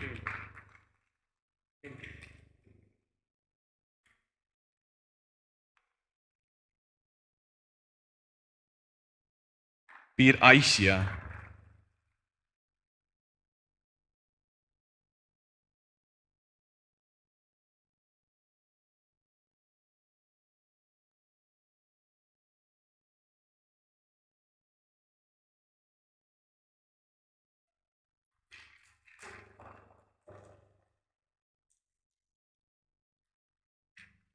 The second prize in this category goes to the Department of English, University of Kashmir, Badrunisa Bhatt.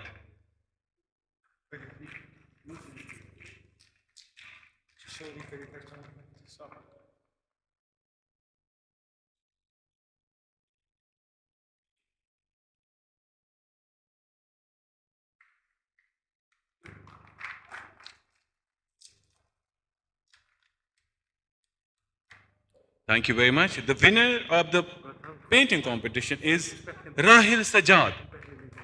Rahil Sajjad.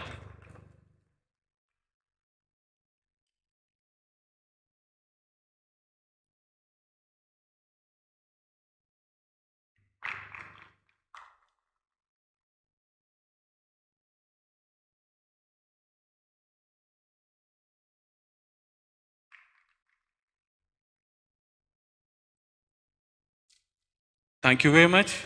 Thank you very much, Honorable Vice Chancellor, All-Worthy Registrar and Dean Students Welfare. May I now invite Dr. Seema ji for the further proceedings of the function.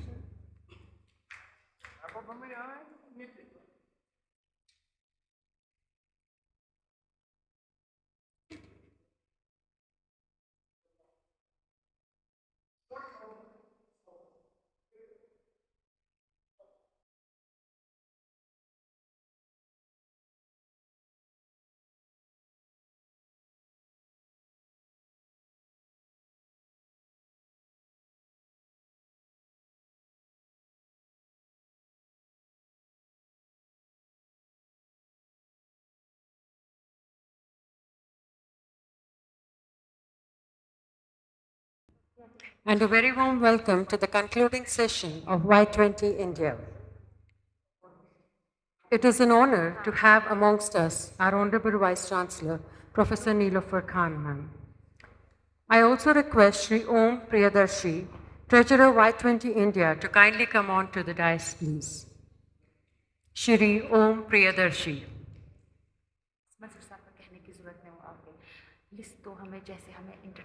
I request Convener Y20, Professor Manzoor A. Shah, to kindly accompany the dignitaries on the dais, please. We welcome all the dignitaries on the dais. We begin the concluding session with the theme Tarana, which is an attempt to sensitize people in general and the youth in particular regarding their responsibilities to conserve and preserve the ecosystem.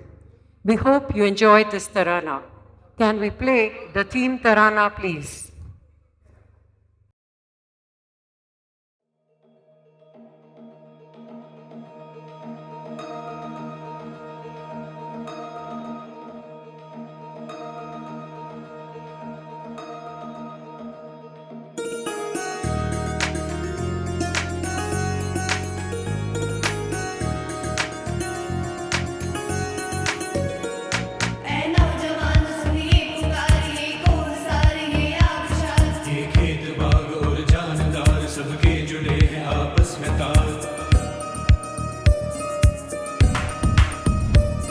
से शोले उबल रहे हैं, बरस रही है आग, दरियाओं के मुंह तक आती देख शहर की चाल।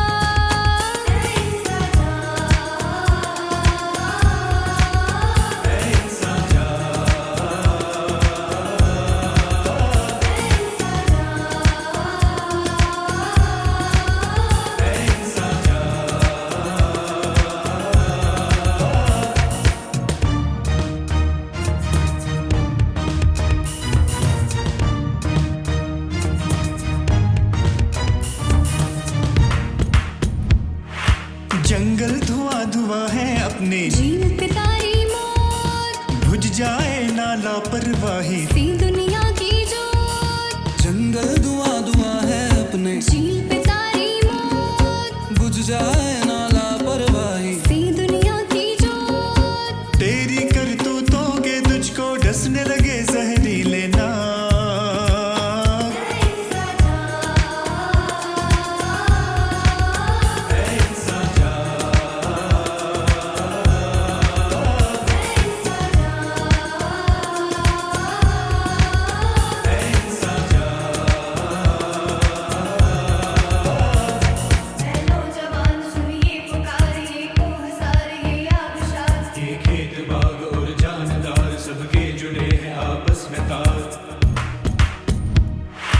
जहर हवा में दरिया सहरा कुदरत है नाना, कायनात से उलझ के अपनी खो देगा पहचान। जहर हवा में दरिया सहरा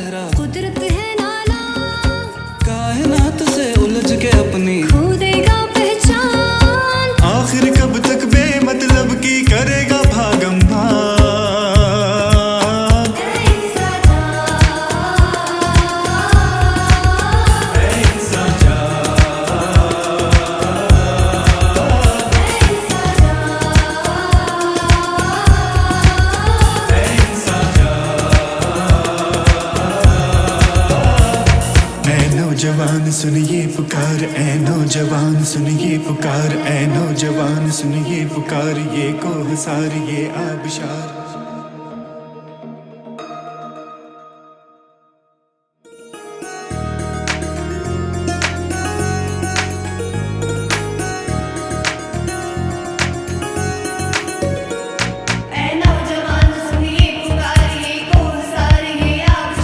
ये खेत बाग और जानदार सबके जुड़े हैं आपस में तार।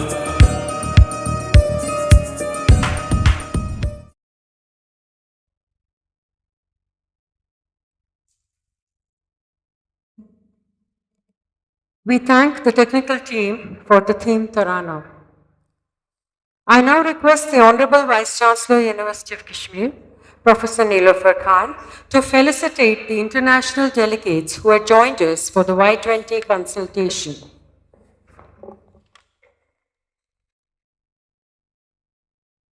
I first invite Mr. Bagus Faisal from Indonesia.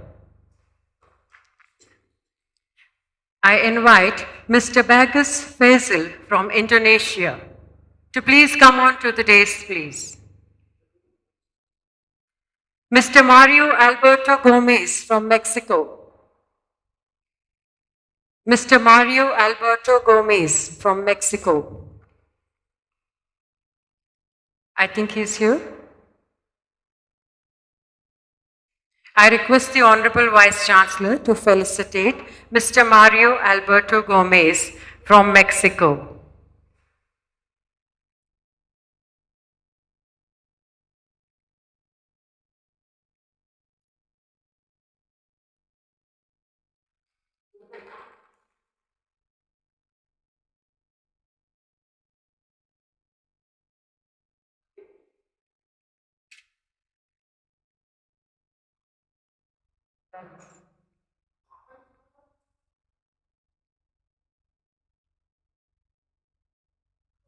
We now have Mr. Bagus Faisal from Indonesia.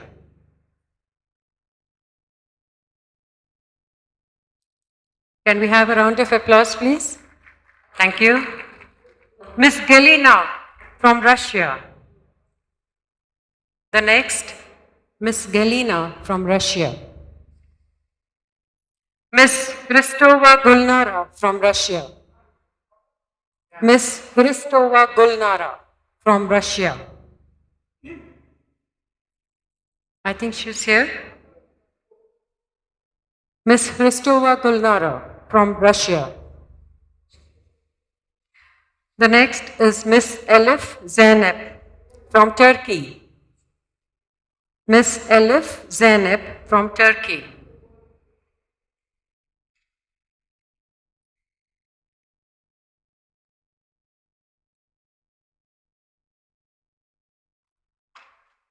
Ms. Hristova Gulnara from Russia.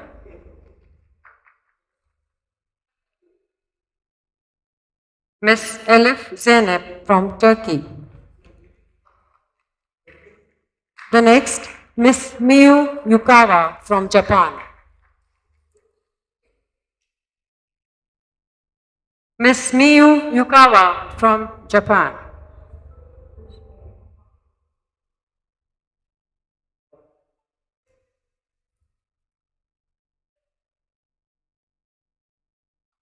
The next, Ms. Elena Stoykina from Russia.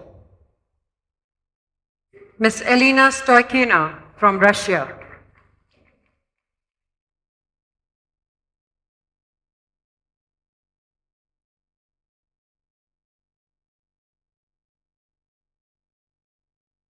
Ms. Elena Stoykina from Russia.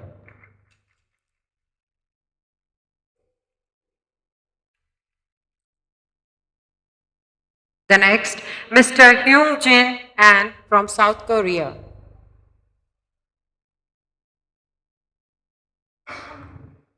Mr. Hyung Jin An from South Korea. The next,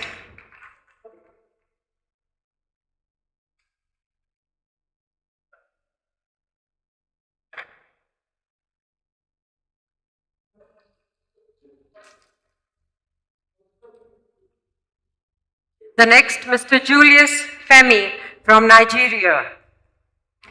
Mr. Julius Femi from Nigeria.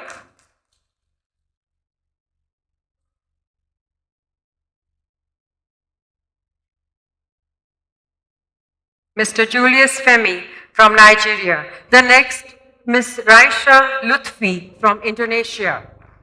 Ms. Raisha Lutfi from Indonesia.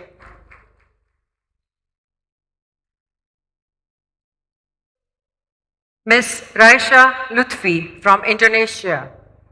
The next, Ms. Diana Deborah from Indonesia.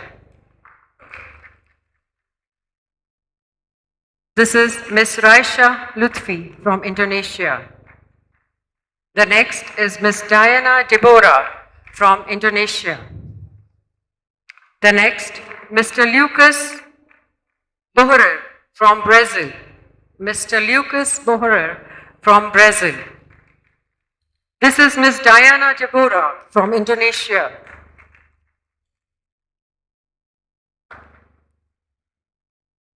The next is Mr. Lucas Bohrer from Brazil. Mr. Lucas Bohrer from Brazil. The next, Mr. Taina de Souza from Brazil. Mr. Taina de Souza from Brazil. The next, Mr. Taina de Souza from Brazil. The next, Mr. Rafif Ramadhana from Indonesia. Mr. Rafif Ramadhana from Indonesia.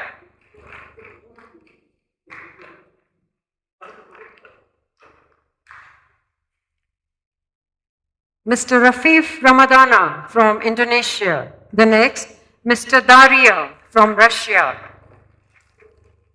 The next, Mr. Daria.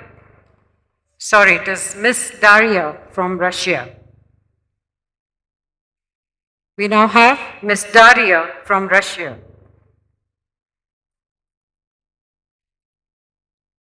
The next, Mr. William Joseph from USA. Thank you, Miss Daria from Russia. Mr. William Joseph from USA.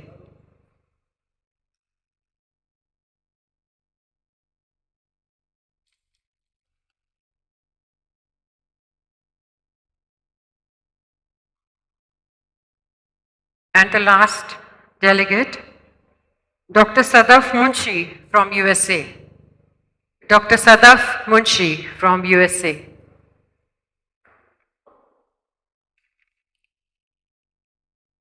We thank the Honorable Vice Chancellor and the other delegates on the dais for felicitating the international delegates. Thank you, Honorable Vice Chancellor. I now invite Convener Y20, Professor Manzoor Ahmed Shah, to wrap up the proceedings. Professor Manzoor Ahmed Shah, please.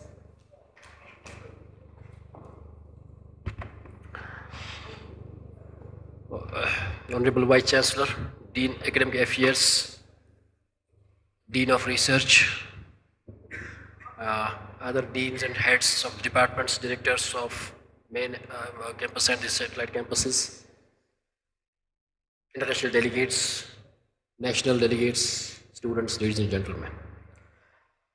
Well, it has been an eventful day. Since morning, after your campus walk, we started with the inaugural function. As you saw that inaugural function, first it was initiated by the inauguration of the sustainability exhibition by the Honorable Chancellor. And after the inauguration, when he visited each and every stall there, it was highly appreciated. After this session, when we'll be having the tea break, after the tea break, I urge all of you, please go and visit the stalls again. So this is the time for you to ask more questions and think about and just get a feel of the, the sustainable way of living, which is our sort of traditional ethos and ecological wisdom. And after, in the inaugural session, you heard all the speakers on the days, and the theme was very well deliberated upon from different perspectives. And the fact of the matter is that each and every dignitary on the days actually especially our Honorable Vice Chancellor, expressed their deep sense of gratitude and happiness as well for such a massive participation of international delegates and delegates from all across the places in the country. After that brief inaugural session, since we are already running short of time, I have detailed proceedings, a brief of proceedings with me. I would not like to go to all the details, but briefly summarizing up, the first panel discussion that we started just after the inaugural session was on the impact of climate change on biodiversity and human welfare, where Professor Shakil Ramshu, the Vice Chancellor of IUST, was the moderator, and Dr. Anzar Khoro from Department of Botany was the rapporteur, and we had different panelists. After Professor Ramshu did set the stage for the discussion, talking about the impact of climate change and its links to the biodiversity erosion and its socio-economic importance, Dr. Robert Paul from US, Dr. Ruchit from National Institute of Oceanography, Dr. Wazida Rahman from Rajiv Gandhi National Law University, and Dr. Ramaya from Amrita Vishwa University, and Dr. Shri Ghulam Mustafa, a student activist. They talked about their backgrounds. There were a number of questions, and the questions were linked to the invasion by alien species to Dr. Robert Paul, which he pertinently replied, which is the core specialization, and he has rightly said that we have been working together for quite a long time. And a very interesting turn of environmental and climate justice by Dr. Wazida Rahman was connected, and the panelist from oceanography talked about the changing pattern of monsoons under the climate change, and Mr. Mustafa also cautioned about the likely impacts of climate change on the biodiversity loss, especially with respect to tourism. All the questions were very pertinent questions asked. Each and every question has been documented, I must say here, and the response has also been documented, which will go into the policy forum documents as was enshrined in the inaugural function. That is the spirit of this actually, this Y20 consultation.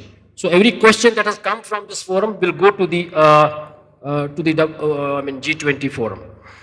Second panel discussion was on disaster risk reduction. It was moderated by Professor Sultan Bhatt Saab. Dr. Akhtar Alam was the rapporteur, wherein Dr. Akhilesh Surjan very beautifully summarized the colossal loss of life and property and livelihoods on annual basis because of the climate change, and especially the disasters beyond climate change. And he gave many examples globally. And then Dr. Ajanta Goswami, Dr. Asim Satar, and Dr. Sandeep Singh and Ms. Farhana Bhatt were the panelists who talked about different aspects of disaster mitigation, and citing many instances across the globe of the recent disasters and how technology can help in basically in tackling the disasters better, in predicting them better.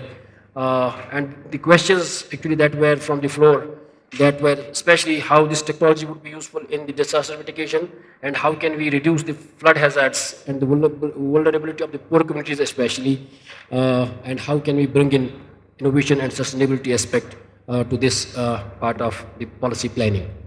The third panel discussion was on green energy and innovations and opportunities, which was moderated by Professor Simin Rabab.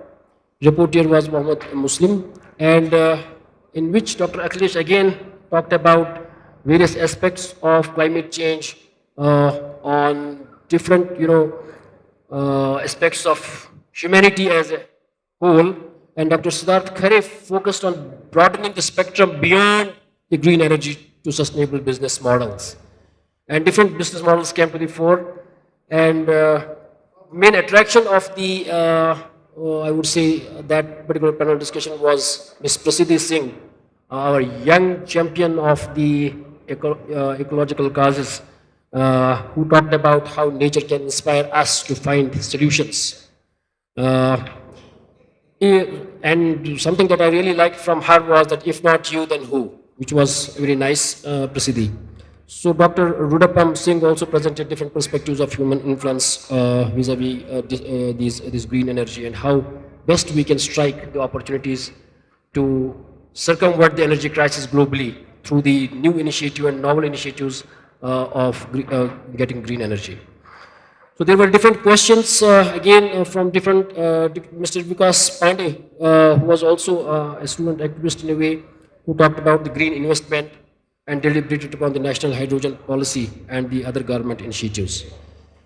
And how best, the very pertinent questions came to the fore, how best this cost-benefit analysis and energy conservation can be ensured, and we can come up with the innovative business models for in such a scenario.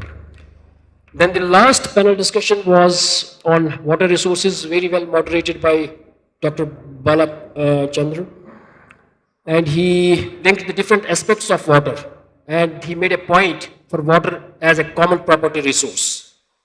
And then he set the ball rolling when Julia came in with a different perspective of linking climate change and water resources and the organic farming with pollinators. Which was a very nice connection that I really did not probably know of. And Dr. Vamsi talked about the water resources and the floods, which was complemented by Dr. Sunil talking about impact of railway connections and climate change on water availability. And Dr. Shruti talked about the glaciers, energy mass balance in the context of climate change. And Dr. Khalid Jahangir had his perspective on the growing pressures, how to mitigate the growing pressures on water bodies. And different questions. The important question was, should we increase the cost of water bottles? How can we check the melting of glaciers, use of pesticides in the water bodies, so on and so forth. So my point is, if you look at the overall theme of the Y20 consultation, that is climate change, disaster risk reduction, and making sustainability a way of life, I think all broad aspects of it were covered in all the different panel discussions through and all our panelists very well, responded to the questions that came from the floor. And as I said, the aim of this consultation is to get these perspectives to the G20 policy platform. And there would be a proper documentation of this. And I assure you that these perspectives and the crux of these deliberations would go to the G20 platform. And I'm sure some of the points, at least that have been discussed here and that will go to the that policy forum, would come into the final policy document from this prestigious platform, which will have global implications. So that way you have become already part of a global change. And I would urge you to make sure that you continue your, active participation in bringing this change to this planet that is struggling with so many issues. And I'm sure together, through our collective action, we can make this planet a better place to live for all of us. So I thank you all with the core of my heart. I mean, I must say, Honorable Vice Chancellor was here right from the morning. She did not move even for a minute, I believe. Thank you very much, ma'am, for being here with us all through, and all our Dean, Academic Affairs, Dean, Research, even Dean, College Development Council, Registrars, all the senior function directors, our chairpersons of the different committees, members of different committees, students from different institutions. I appreciate your presence, your patience. I understand that it is a long day for you, but briefly after this, we'll be having the Honorable Vice Chancellor's concluding remarks. You will have good time. The idea is to have, after we conclude this wrap-up session, after the Honorable Vice Chancellor's remarks, there will be a group. We will immediately move out here for a group photograph. I would request especially all the international delegates and the national delegates and the dignitaries here to join us for the photograph. And that would be also the tea break. And after the tea break, as I said, you can go and visit the stalls until we meet back in this hall for a relaxing, refreshing cultural evening. So please do join us for that cultural program. I once again thank one and all. Thank you very much. Thank you, Convener Y20, Professor Manzoor Shah, for your concluding remarks. I now invite Sri Om Priyadarshi, Treasurer Y20 India, for his remarks.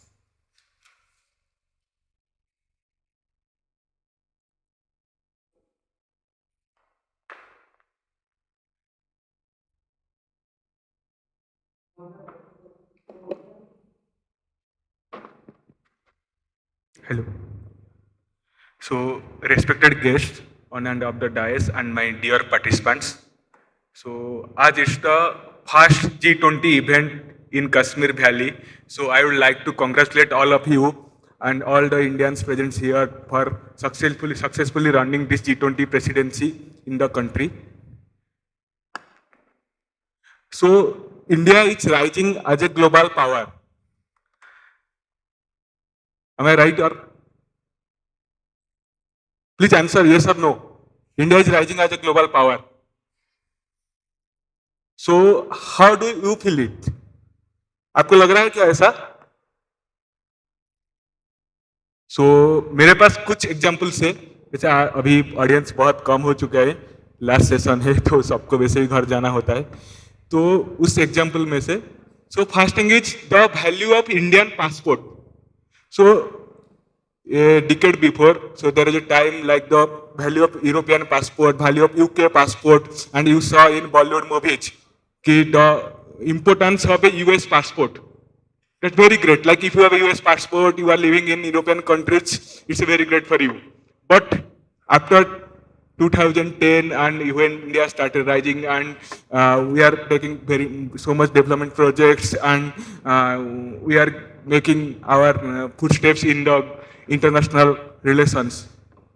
So it's the time like any Indian, those who are living inside the country or abroad, they are feeling proud like we are Indians and we are the country with, we are the mother of all the democracies, we are the country which is giving solutions to all the global problems. So एक situation अभी वो rise हुआ है. Secondly, the trades. So before 2 years, like till this COVID era, the trades mostly in US dollars. But now around 18 countries agreed to trade in Indian rupees. So all of you are of that? So 18 countries now agree, including European Union, to trade in Indian rupees.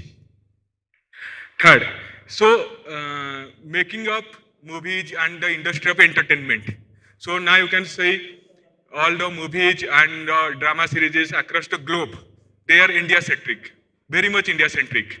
And our Indian actors also getting lead role in international dramas, international web series, movies. So this is also a change. Even in many of my friends now studying in European universities and UK universities, so they also told me that many of Kashmiri students, they are researching, they are doing their masters in universities like Germany, UK, on Kashmiri traditions, culture, folk life of India, folk life of Kashmir. This is also a change. Fourth, removing colonial history from our textbooks. So till date, we are studying about those who are the Western history, those who are attacked upon India. So we are studying that, but now we are removing the colonial history from our curriculum.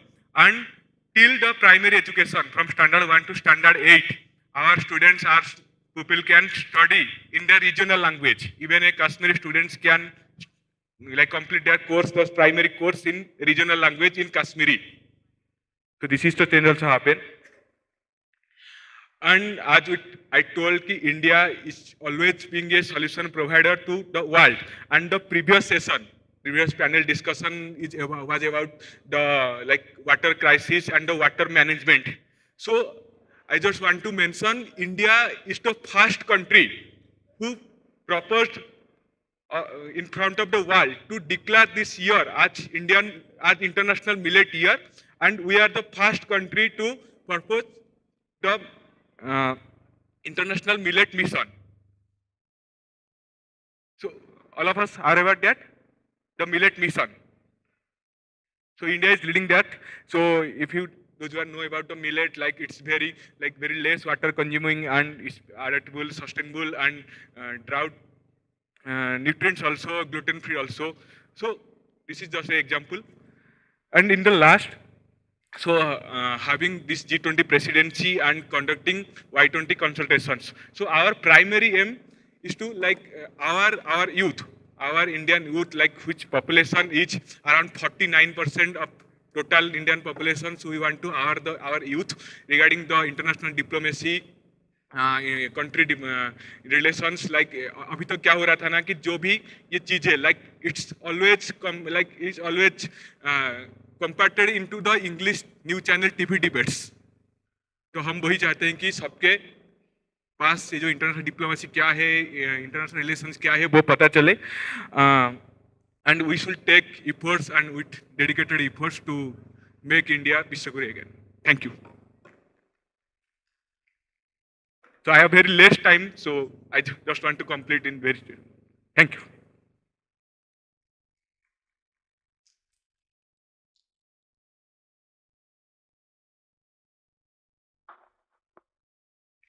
Thank you, Shri Om Priyadarshi, for your remarks. I now invite Honorable Vice Chancellor, University of Kashmir, Professor Nilofer Khan, for her concluding remarks. The Honorable Vice Chancellor, please. Thank you very much. Good afternoon, everyone. Thank you all for being with us for the whole day today. As you all know, this was an important event which is now in its last session. I first of all thank our Chancellor and Lieutenant Governor of JNKUT for sparing his valuable time with us in the inaugural session this morning. We also witnessed that Shri Rajiv Rai Bhatnagarji, the advisor to Honorable Governor, also was here in the inaugural function. I equally thank other distinguished members, Mr. Pankaj, Mr. Akash, Shri Guru Prakash, who spared their good amount of time since yesterday with us. We have on dais Shri Om Priyadarshini ji, Treasurer Y20 India. We just now heard him.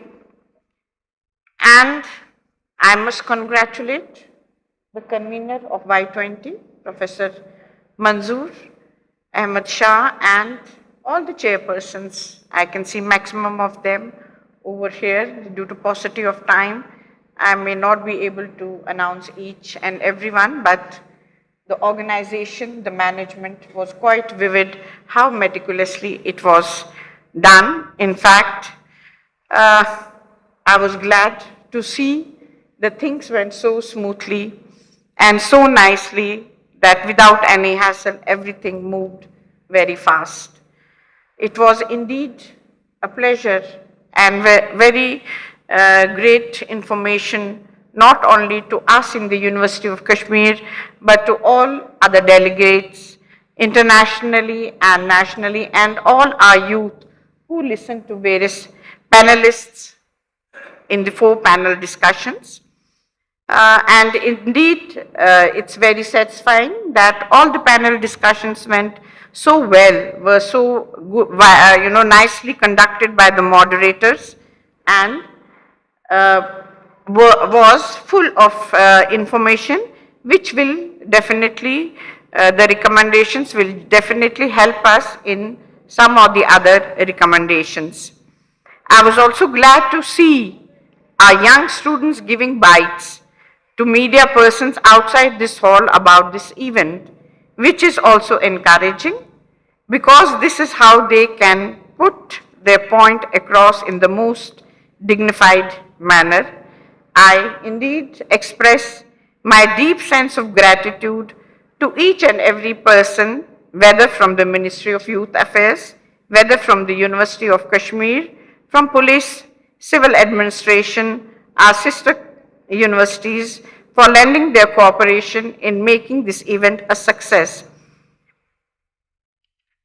It's not a one-day job, it's a job which takes lots of time, and I have witnessed how hard our chairpersons of the committees and other members have worked hard throughout, for last 1 month for preparing this event. I really thank everyone, and Dr. Ashfaq Zari has put in lots of efforts to organize the exhibition on sustainability, which in fact was very much praised by the Principal Secretary to Higher Education and also by our Lieutenant Governor.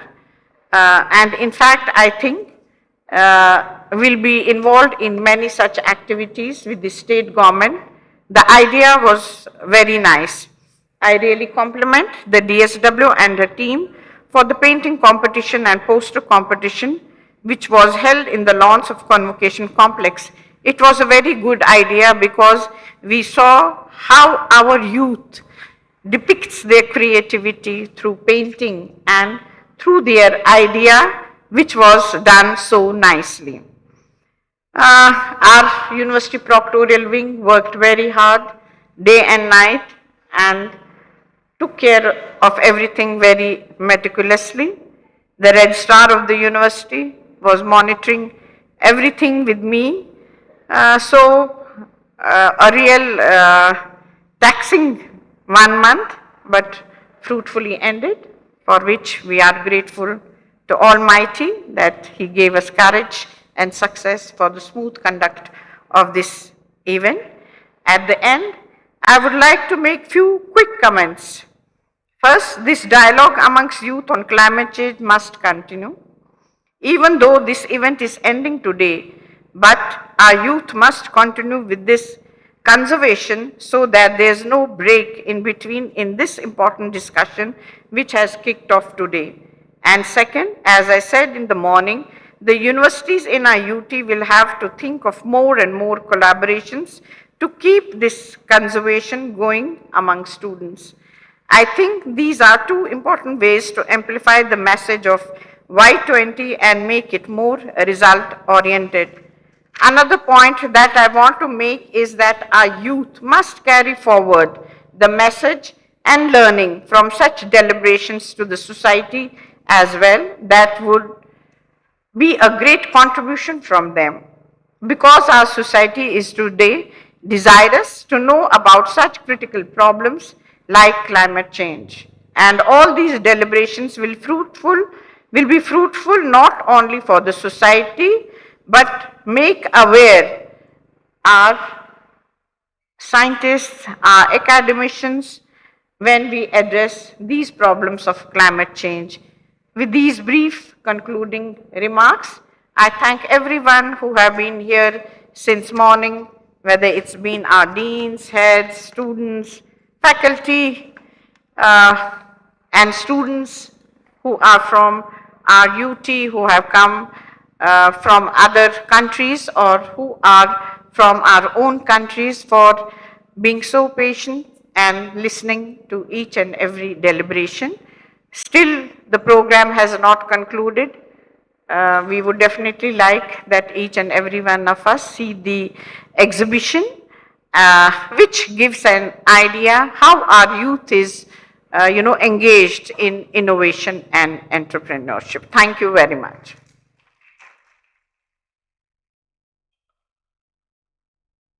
Thank you, Honorable Vice Chancellor, University of Kashmir, for your concluding remarks. Ladies and gentlemen, this brings us to the end of the concluding session. We thank one and all gathered here and invite all the delegates and students for a group photograph and visit to the Y20 exhibition on art, craft and sustainable livelihood. After the tea break, we have the cultural program at 6:30. We thank each and everyone here. Thank you so much. And after that, we'll be back in this hall around 6:30 for the cultural program.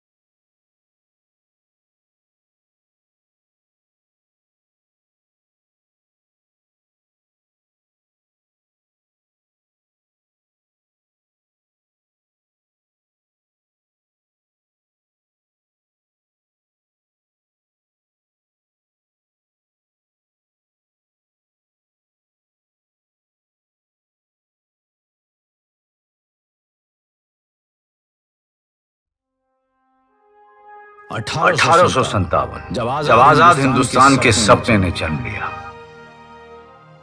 आइए जाने उन वीरों के बारे में जिन्होंने स्वतंत्रता की नींव रखकर इतिहास रच दिया। बहुत समय पहले थे ईस्ट इंडिया कंपनी के एक जाबाज सिपाही थे। नाम था मंगल पांडे उनका। थी स्वतंत्रता संग्राम की आग जलाई। 22 वर्ष की आयु में ही हुए वो ब्रिटिश फौज में दाखिल। देख स्वार्थी अंग्रेजों को ठाना आजादी करनी है हासिल। दुख भर गया था हृदय में और मन में था गुस्सा। हिल गया ब्रिटिश राज जब हुआ ये महान किस्सा। जानवरों की चर्बी से निर्मित आई एक नई कारतूस सैनिकों की धार्मिक भावनाओं को पहुंची ठेस। देख अंग्रेजों की ये करतूत। विद्रोह का बिगुल बजा दिया मंगल ने। कारतूस को किया इनकार। हाजिर हुए देश की सेवा में और लगाई क्रांति की ललकार।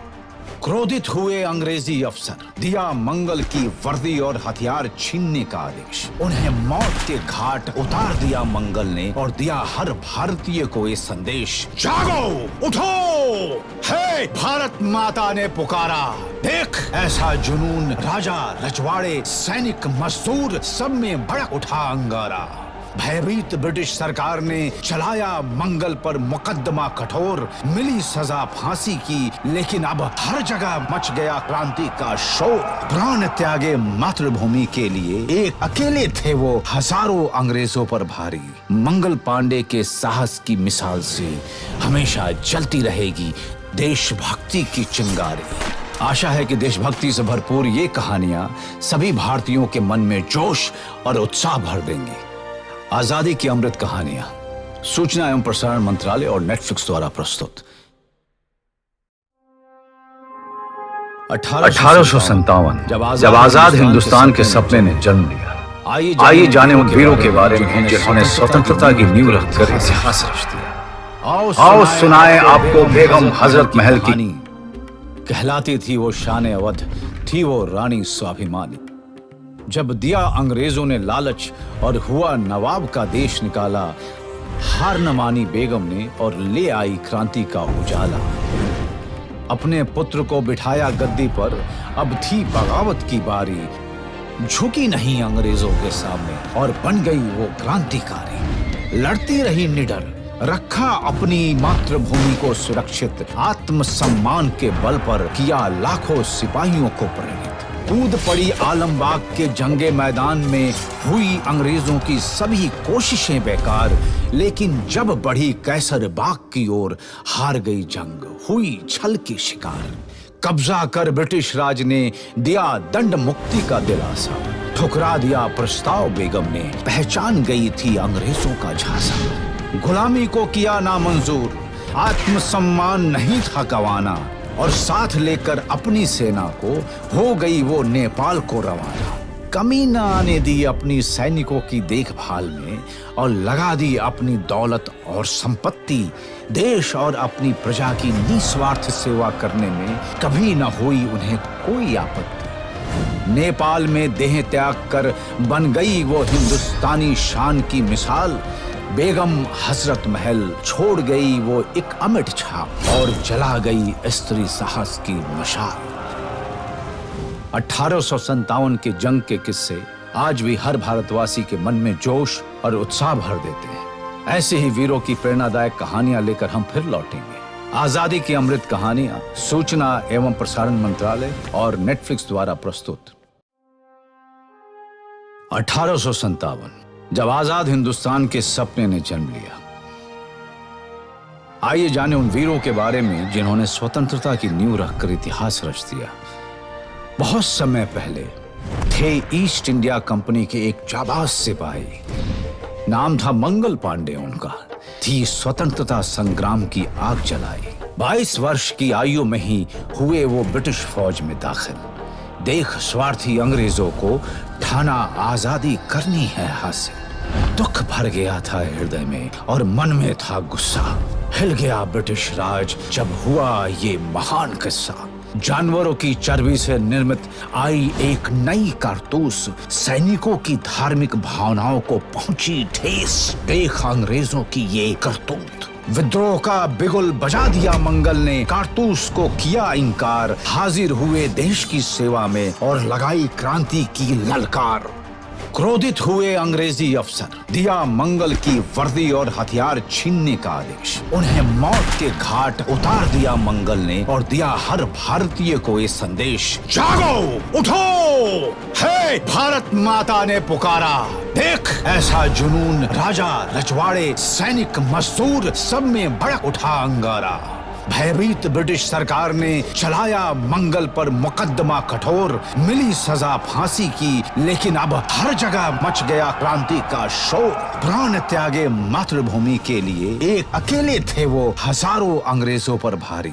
मंगल पांडे के साहस की मिसाल से हमेशा जलती रहेगी देशभक्ति की चिंगारी। आशा है कि देशभक्ति से भरपूर ये कहानियां सभी भारतीयों के मन में जोश और उत्साह भर देंगी। आजादी की अमृत कहानियां, सूचना एवं प्रसारण मंत्रालय और नेटफ्लिक्स द्वारा प्रस्तुत।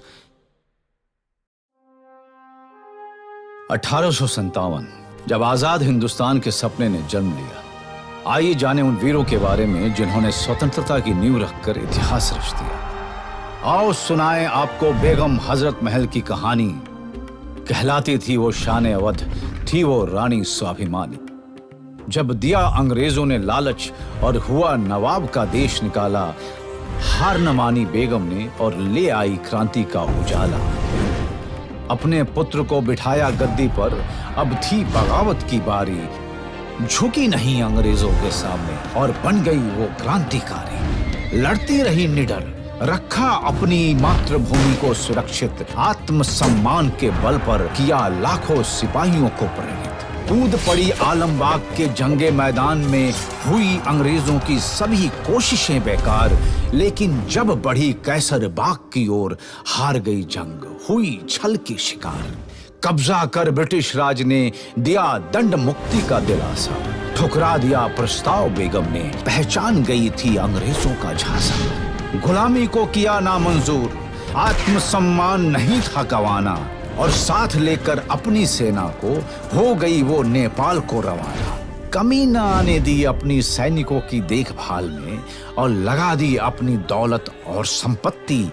देश और अपनी प्रजा की निस्वार्थ सेवा करने में कभी न हुई उन्हें कोई आपत्ति। नेपाल में देह त्याग कर बन गई वो हिंदुस्तानी शान की मिसाल।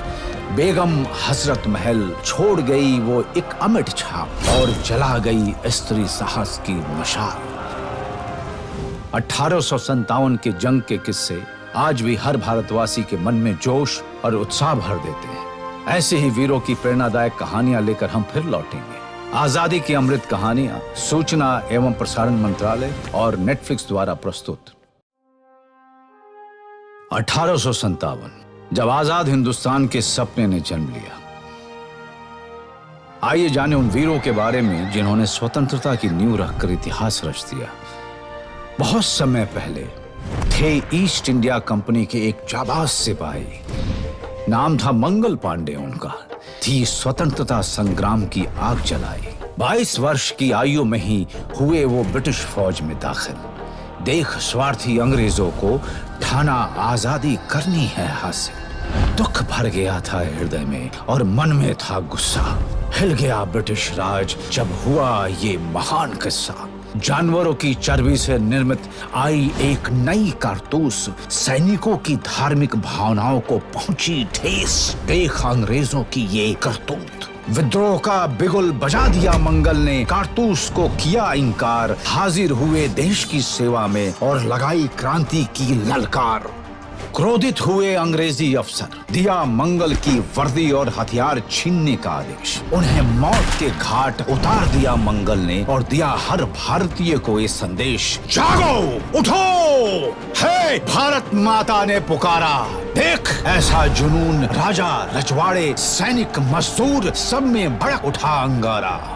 भयभीत ब्रिटिश सरकार ने चलाया मंगल पर मुकदमा कठोर। मिली सजा फांसी की, लेकिन अब हर जगह मच गया क्रांति का शोर। प्राण त्यागे मातृभूमि के लिए, एक अकेले थे वो हजारों अंग्रेजों पर भारी। मंगल पांडे के साहस की मिसाल से हमेशा जलती रहेगी देशभक्ति की चिंगारी। आशा है कि देशभक्ति से भरपूर ये कहानियां सभी भारतीयों के मन में जोश और उत्साह भर देंगी। आजादी की अमृत कहानियां, सूचना एवं प्रसारण मंत्रालय और नेटफ्लिक्स द्वारा प्रस्तुत। 1857 जब आजाद हिंदुस्तान के सपने ने जन्म लिया, आइए जाने उन वीरों के बारे में जिन्होंने स्वतंत्रता की नींव रखकर इतिहास रच दिया। आओ सुनाएं आपको बेगम हजरत महल की कहानी। कहलाती थी वो शान अवध, थी वो रानी स्वाभिमानी। जब दिया अंग्रेजों ने लालच और हुआ नवाब का देश निकाला, हार न मानी बेगम ने और ले आई क्रांति का उजाला। अपने पुत्र को बिठाया गद्दी पर, अब थी बगावत की बारी। झुकी नहीं अंग्रेजों के सामने और बन गई वो क्रांतिकारी। लड़ती रही निडर, रखा अपनी मातृभूमि को सुरक्षित। आत्मसम्मान के बल पर किया लाखों सिपाहियों को प्रेरित। कूद पड़ी आलमबाग के जंगे मैदान में, हुई अंग्रेजों की सभी कोशिशें बेकार। लेकिन जब बढ़ी कैसर बाग की ओर, हार गई जंग, हुई छल की शिकार। कब्जा कर ब्रिटिश राज ने दिया दंड मुक्ति का दिलासा। ठुकरा दिया प्रस्ताव बेगम ने, पहचान गई थी अंग्रेजों का झांसा। गुलामी को किया नामंजूर, आत्मसम्मान नहीं था गंवाना। और साथ लेकर अपनी सेना को हो गई वो नेपाल को रवाना। कमी न आने दी अपनी सैनिकों की देखभाल में और लगा दी अपनी दौलत और संपत्ति। देश और अपनी प्रजा की निस्वार्थ सेवा करने में कभी न हुई उन्हें कोई आपत्ति। नेपाल में देह त्याग कर बन गई वो हिंदुस्तानी शान की मिसाल। बेगम हजरत महल छोड़ गई वो एक अमिट छाप और जला गई स्त्री साहस की मशाल। 1857 के जंग के किस्से आज भी हर भारतवासी के मन में जोश और उत्साह भर देते हैं। ऐसे ही वीरों की प्रेरणादायक कहानियां लेकर हम फिर लौटेंगे। आजादी की अमृत कहानियां, सूचना एवं प्रसारण मंत्रालय और नेटफ्लिक्स द्वारा प्रस्तुत। 1857 जब आजाद हिंदुस्तान के सपने ने जन्म लिया, आइए जाने उन वीरों के बारे में जिन्होंने स्वतंत्रता की नींव रखकर इतिहास रच दिया। बहुत समय पहले थे ईस्ट इंडिया कंपनी के एक जाबाज सिपाही, नाम था मंगल पांडे उनका। थी स्वतंत्रता संग्राम की आग जलाई। 22 वर्ष की आयु में ही हुए वो ब्रिटिश फौज में दाखिल। देख स्वार्थी अंग्रेजों को ठाना आजादी करनी है हासिल। दुख भर गया था हृदय में और मन में था गुस्सा।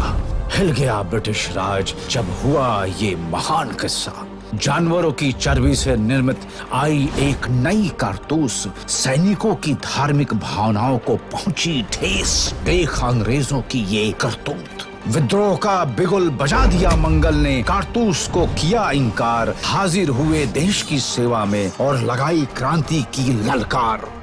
क्रोधित हुए अंग्रेजी अफसर, दिया मंगल की वर्दी और हथियार छीनने का आदेश। उन्हें मौत के घाट उतार दिया मंगल ने और दिया हर भारतीय को ये संदेश, जागो, उठो, है भारत माता ने पुकारा। देख ऐसा जुनून, राजा, रजवाड़े, सैनिक, मजदूर सब में भड़क उठा अंगारा।